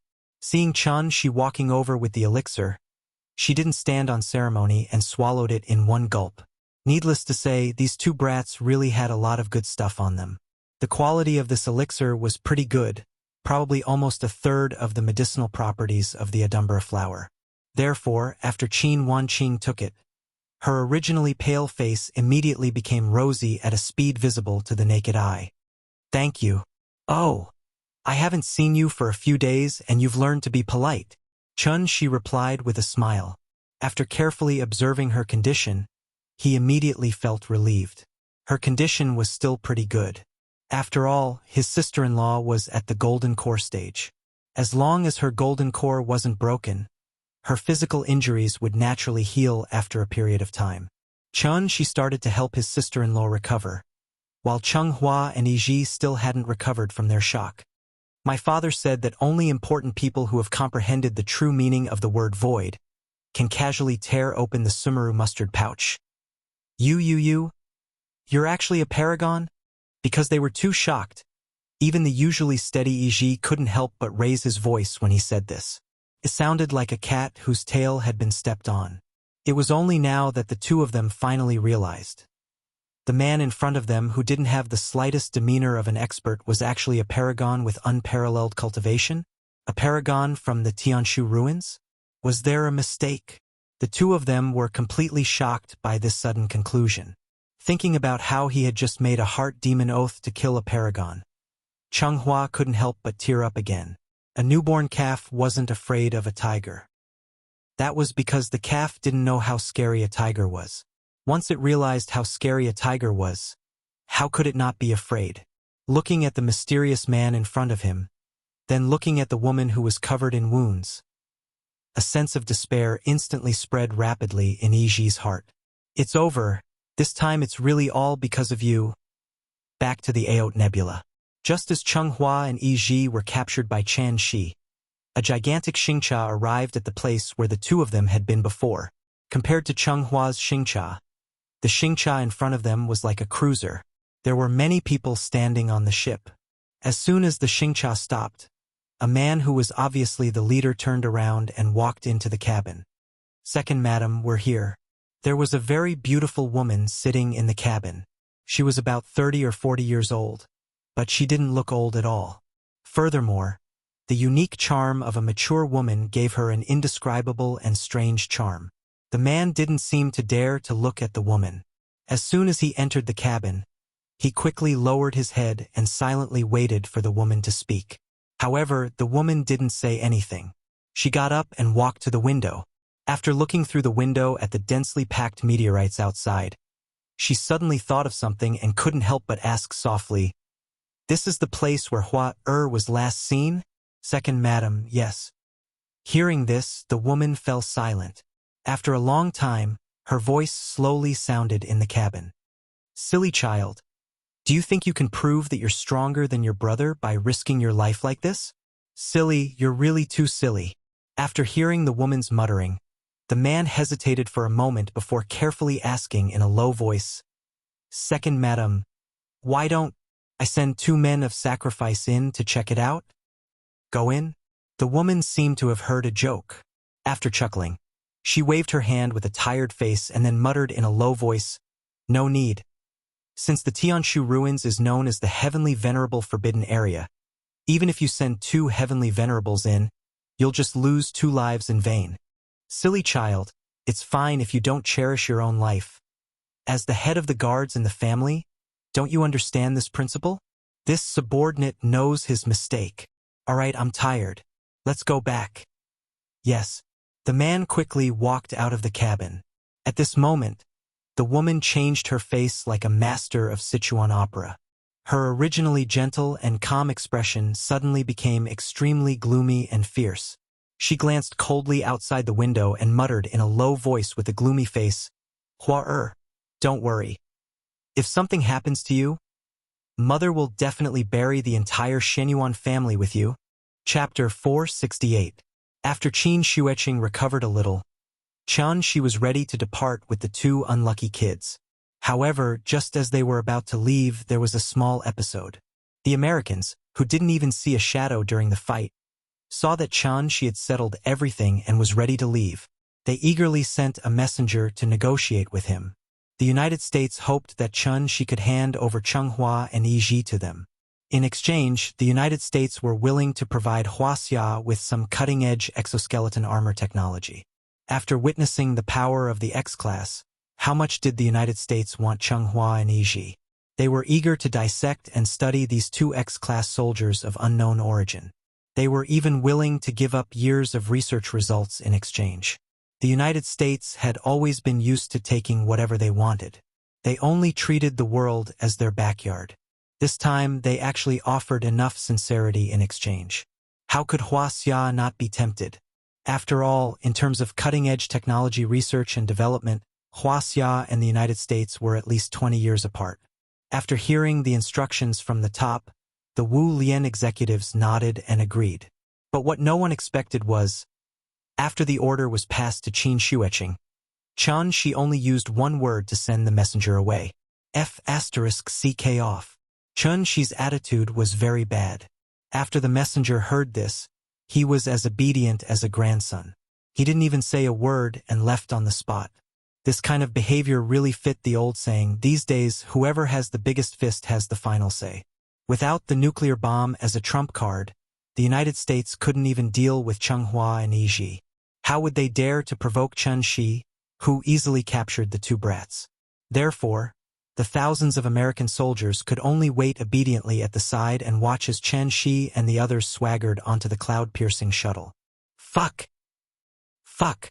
Chink! God! Damn it! In the battle command center, the colonel in charge of this battle was crazily smashing things. No wonder he was so angry. After all, not only did the target fly away, but the colonel also lost a complete rapid reaction force, causing him to become a commander without an army. No one would be able to swallow such an unlucky thing. However, other than screaming hysterically, what else could he do? Thinking of this, the colonel couldn't help but feel a sense of helplessness, and the appearance of the mysterious man was deeply imprinted in his heart. With Shi's massive energy as the driving force, the cloud-piercing shuttle finally showed Chenghua and Yiji its true speed. In the blink of an eye, the cloud-piercing shuttle brought them back to Shangjing City. Ever since the two unlucky brats found out that Shi was at least a supreme martial artist, they behaved extremely obediently. They didn't make a fuss and just quietly knelt on the deck with their heads lowered. Needless to say, this submissive and sorrowful appearance really won the two of them the generous treatment of captives. Shi couldn't be bothered to deal with them personally. After temporarily sealing their cultivation, he directly handed them over to Qin Xueqing. Since the injuries on Qin Xueqing's body were caused by the two of them, whether he wanted to kill or torture them, he had to listen to the opinions of the victims first, right? Shi originally thought that, with his sister-in-law's temper, she would kill the two of them on the spot to vent her anger. Who would have thought? After Qin Xueqing seriously considered it, she said with a serious face, "My martial cultivation has already reached a bottleneck. Right now, I need to continuously train myself through actual combat in order to successfully break through. Both of their cultivations are pretty good. They're very suitable for practice." After hearing this, Chenghua and Yiji couldn't help but raise their heads and look at each other. Then, a trace of despair flashed across their eyes. Was she going to use them as human punching bags? It's over. Their future days would probably be worse than death. Qin Xueqing was injured and still needed to rest for a period of time to fully recover. Hence, Chun she brought her back to the courtyard and instructed her not to run around before turning to leave. It was now 2:30 in the afternoon. There was still an hour and a half before Nyenyen's school ended. It was rare that Qin Ruoying was in the mood today. Chun she originally wanted to accompany Yingying to walk around Summer Palace and cultivate their relationship so that he could climb into her bed as soon as possible. In the end, he was delayed by the two brats. Wasn't it already too late? Chun she was very depressed. After finding Qin Ruoying through the road sign that he left on her body, he directly rushed towards Qin Ruoying's direction. Qin Ruoying did indeed go to Summer Palace. But when Chun she arrived, she had already left the park and was alone in a taxi. Where is Yingying going? Didn't we agree to wait for me to come back to find her? Logically speaking, Qin Ruoying would not run around. But Chun she stood her up first, so even if Qin Ruoying was angry and ran around, it would still make sense. Now that Qin Ruoying had already gotten into the car, it was obviously inappropriate for Chun she to appear to look for her. Thus, Chun she could only follow behind the taxi, wanting to see where Yingying was going. After getting into the car, Qin Ruoying sat in the back without saying a word. She quietly looked at the traffic outside the window. Chun she secretly flew not far from the taxi, silently looking at the beautiful face that he yearned for day and night. The car continued to move forward in the rolling traffic, but the hustle and bustle of Shangjing City had nothing to do with them. Finally, the car stopped. Chun she looked up and realized that Yingying had actually returned to the capital high school. At this moment, there was still half an hour before Nyenyen's school day. After Qin Ruoying got out of the car, she quietly stood by the side of the road, waiting patiently like many other parents. Yingying is going to pick up Nyenyen from school? After seeing this scene, Chun she could not help but feel a surge of warmth in his heart. He really did not expect. Even if she had lost her memory, even if she did not have his company, Yingying actually knew to pick up Nyenyen from school on time. Thinking of this, Chun she could no longer hold back the excitement in his heart. He hurriedly deactivated his breath control technique and then pretended to be a normal person. After panicking, he appeared from the corner of the street and ran straight to Qin Ruoying's side. Yingying, I couldn't accompany you to Summer Palace today. I'm sorry. Chun she smiled and explained. Hearing this, Qin Ruoying silently looked at him, then turned to look at the school building in the distance, not sure if it was an illusion or not. At that moment, Chun she seemed to have seen Qin Ruoying lightly nod her head. She seemed to have heard his apology. Chapter 469. Between heaven and earth, life is like a white steed passing by a crack. Suddenly. After this matter, Chun Shi and his family's life gradually returned to normal. The long river of time hurriedly passed by. In the blink of an eye, it was the end of the year. Today was February 3rd, the day before New Year's Eve. Although it was not yet a legal holiday at this time, most of the migrant workers had already returned home. Without the support of the people at the bottom, the big Shangjing suddenly became deserted. There weren't many people in the first place, but today it was raining and snowing. As the cold wind blew, it gave the capital of the country a bleak feeling. Why was the new year feeling more and more faint? In recent years, housing prices had skyrocketed, so many people had to bear a huge mortgage because of this. People like Chun Shi who stood at the top of the pyramid and did not need to worry about their lives were a minority. The general public still had to worry about their livelihood every day. Life was not easy. Even during the New Year holidays, most people hoped to be able to work overtime to earn a sum of money. After all, the New Year overtime pay was high, right? Under such great pressure, how could people show the usual heartfelt smile on their faces? Hohai Ice Rink was deserted, and the bars on the street were basically closed. In the past, they looked forward to the new year. Now, they were enduring the new year. Chun she did not want the little girl to suddenly feel that the new year was the most boring time of the year when she thought about it many years later. Therefore, he used the new year shopping and buying new clothes as an excuse to invite Qin Ruoying to go shopping together. Through careful observation during this time, Chun she had already figured out Yingying's current style of doing things. She did not care about anything, but she cared about the little girl.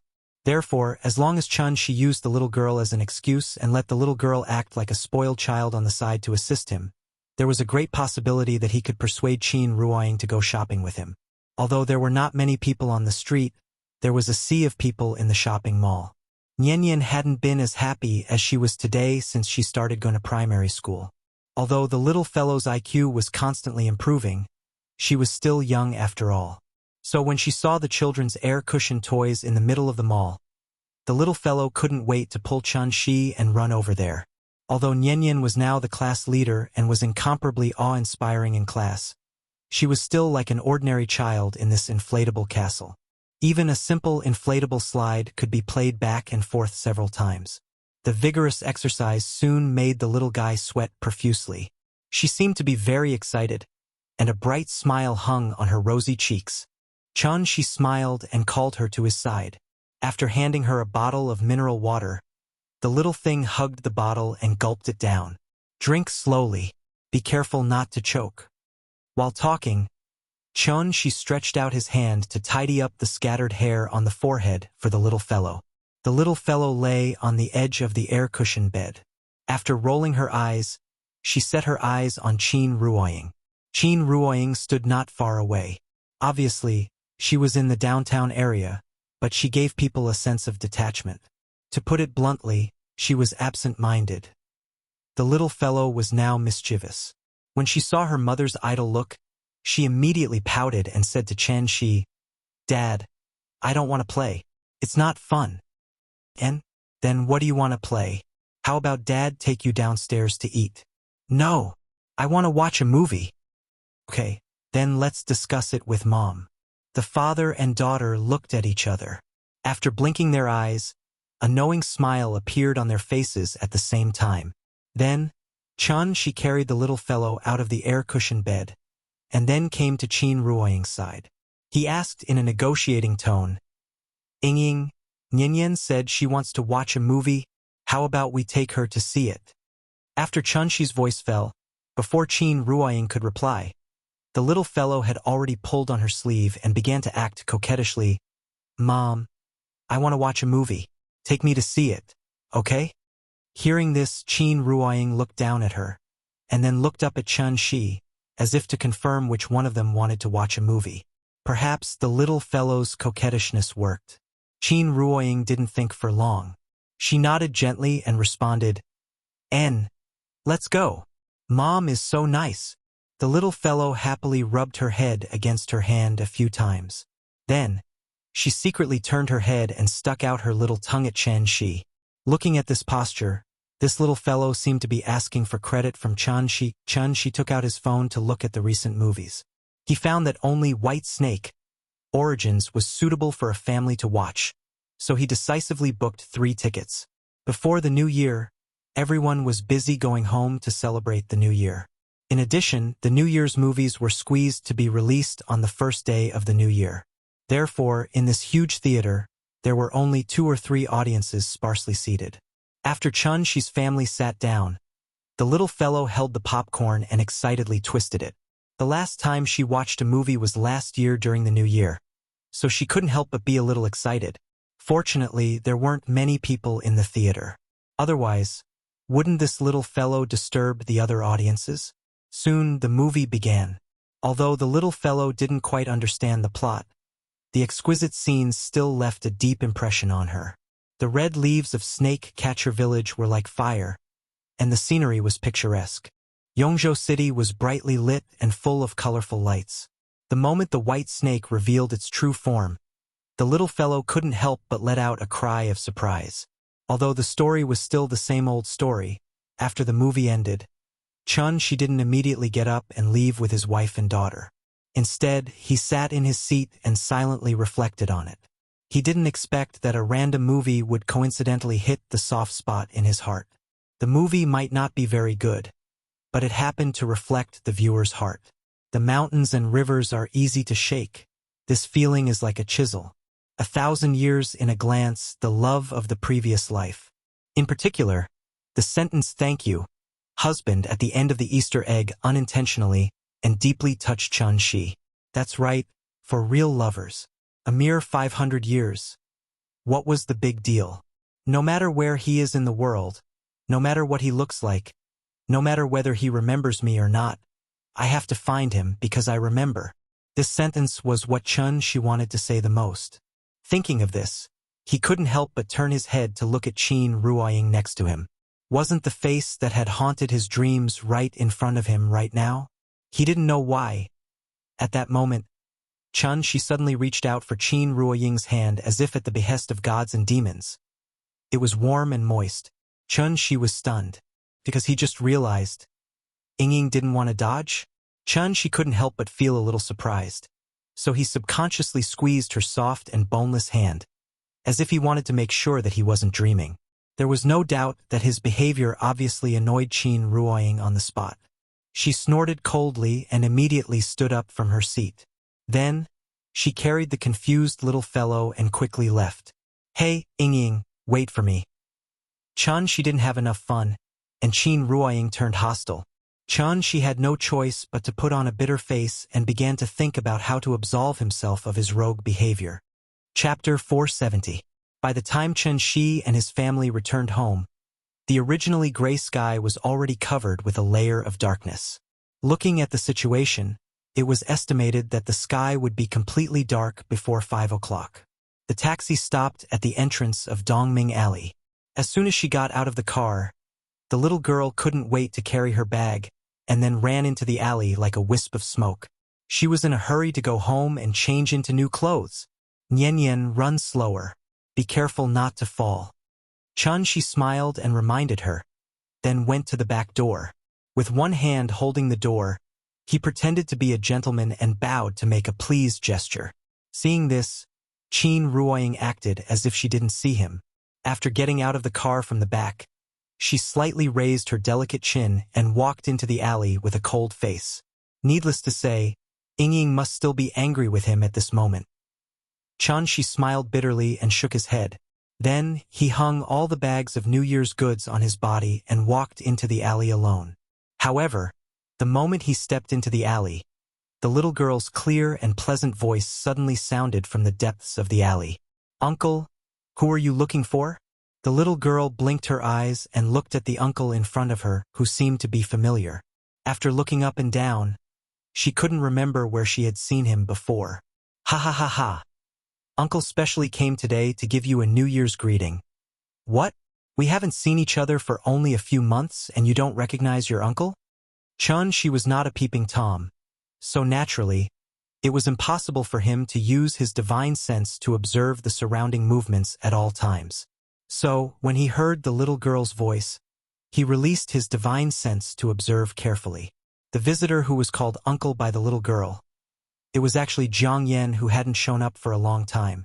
Like Shi, Jiang Yan was also carrying bags of various sizes. However, the bags in his hands were not as exquisite as the ones in Shi's hands. However, it was also these seemingly ordinary woven bags that faintly emitted an indescribable and peculiar fragrance. The little guy smelled the fragrance in the bag, so he couldn't help but poke his head in, as if he wanted to know what was inside. Nian, look, Uncle brought you a lot of good things today. As he spoke, Jiang Yan bent over and opened the bag. He took out a luminous pearl the size of an adult's fist and handed it to the little guy. Wow, so beautiful. This luminous pearl was slightly different from ordinary luminous pearls. Its light was not the common blue and green, but an extremely rare milky white. The little guy held the night-luminescent pearl in front of his eyes. After looking at it carefully, as if he had found a treasure, he ran excitedly to Qin Ruoying's side and held the night-luminescent pearl up high as if he was presenting a treasure. Mom, look, it's a night-luminescent pearl. The little fellow loved this luminous pearl so much that he couldn't bear to part with it. Seeing this, Qin Ruoying looked at Jiang Yan cautiously. She didn't know Jiang Yan. However, her instincts told her. The person in front of her was not a good person. Therefore, Qin Ruoying took a step forward without leaving a trace and shielded the little fellow behind her. How smart was Jiang Yan? After seeing Qin Ruoying's vigilant action, he immediately smiled and took a few steps back, indicating that he definitely didn't have any ill intentions. You wouldn't know if you didn't compare, but you would be shocked once you compared. Qin Ruoying's attitude towards Chun Shi was already bad enough, right? However, to a stranger like Zhang Yan it was even worse. She didn't even bother to look at Zhang Yan. She hugged the little guy and walked into the courtyard. Luckily, just as Zhang Yan was feeling awkward, the person in question appeared. Oh, where's the rare guest? Just like a cook who had just returned home from grocery shopping, Chan Shi glanced at the woven bag beside Zhang Yan and said to Zhang Yan casually, "What's the matter? Let's talk inside." Just like neighbors greeting each other, Chan Shi casually greeted Zhang Yan and turned to enter the house. He didn't stand on ceremony at all. However, Zhang Yan felt uncomfortable. They hadn't seen each other for half a year, but this old man acted as if he didn't know Chun Shi. Zhang Yan timidly wanted to follow him, but just as he took a step, he suddenly retracted his leg as if he had been electrocuted. Chun Shi noticed that something was wrong with him, so he turned around and asked, "What's wrong?" Hearing this, Zhang Yan quickly squeezed out a smile and said with a forced smile, "Nothing. I just came to give you a New Year's greeting. Looking at your wife, she seems to have just woken up. If that's the case, I won't disturb you. These are all gifts I brought from Daiyu Island. They're just some cheap local specialties. I hope you can accept them as a token of my sincerity. I wish you a happy new year in advance." Chun Shi and Zhang Yan were considered acquaintances, so he always felt that Zhang Yan's behavior today was a little strange. However, he couldn't pinpoint exactly what was strange, but he vaguely felt that Zhang Yan seemed to be a little afraid of him. "Okay, I'll accept these things. If you don't come in and have a seat, then I won't keep you. Go ahead and do your thing." Chun Shi didn't stand on ceremony with him. After waving his hand and sending all the local specialties brought by Zhang Yan to the courtyard with his true essence, he turned around and walked into the courtyard. Chun Shi entered the house. After the door was gently closed, a strange expression suddenly appeared on Zhang Yan's face. Zhang Yan looked deeply at the door in front of him, as if there was still a lingering fear in his heart. After that, he quickly walked out of the alley without batting an eyelid. It was the same as last time. After Zhang Yan walked out of the main street, Zhang Zhengqing's figure suddenly appeared in front of him. However, it was different from last time. This time, before Zhang Zhengqing could speak, Zhang Yan grabbed his arm and dragged him forward quickly. "What's wrong?" Zhang Zhengqing was a little confused. Just as he was about to ask, Zhang Yan growled and stopped him. "Shut up, let's go." After saying that, Zhang Yan waved his sleeves and directly pulled Zhang Zhengqing away from Shang Jing as fast as he could. Zhang Yan dragged Zhang Zhengqing along for half an hour before finally coming to a stop. After that, Zhang Yan said to Zhang Zhengqing in a very serious tone, "I saw him." "Oh? What's the situation with him now?" "If it weren't for the news from the United States, I'm afraid we wouldn't even know that he's back." At this point, Zhang Zhengqing seemed to have thought of something and couldn't help but mutter in confusion. The news from Celestial Capital said that he fought with the 3 Celestial Venerables on Dragon Head Peak. Although he was severely injured, he was lucky enough to escape. Logically speaking, it's easier to go to heaven than to go to hell. If he didn't obtain the Soul Mirror, why would he suddenly return to Earth? The 9 Serenities information was passed down from Celestial Capital, so they were very clear about the situation when Chun Shi and Yuan Tianzun first fought. While Zhang Yan induced Chun Shi to become enemies with Celestial Capital, he also led people to intercept and kill Wuxia. Wasn't his goal to incite a war between Chun Shi and Celestial Capital? He had achieved his goal. But what Zhang Yan didn't expect, even in his dreams, what happened next was completely beyond the scope of his imagination. When Chun Shi fought with Yuan Tianzun for the second time, not only did he capture the 10 Celestial Venerables in one fell swoop, but he also took the entire Great World with him. The once glorious Celestial Capital. Wasn't it just like a pile of mud that had been casually thrown into Saturn's ring? The 9 Serenities had no way of knowing all of this. However, although Zhang Yan didn't know what happened after that, the moment he saw Chun Shi again, he already knew. Mr. Chun was no longer in existence that the 9 Serenities could afford to provoke. Perhaps this was just his intuition, but Zhang Yan was willing to trust his intuition for once. Therefore, He didn't care what Jiang Zhengqing was muttering and directly ordered in an irrefutable tone. In the name of the leader of the 9 Serenities, pass down this order. As long as Mr. Chan is still in Wuxia, all members of the 9 Serenities are prohibited from setting foot on Wuxia. If there are any violators, kill without mercy.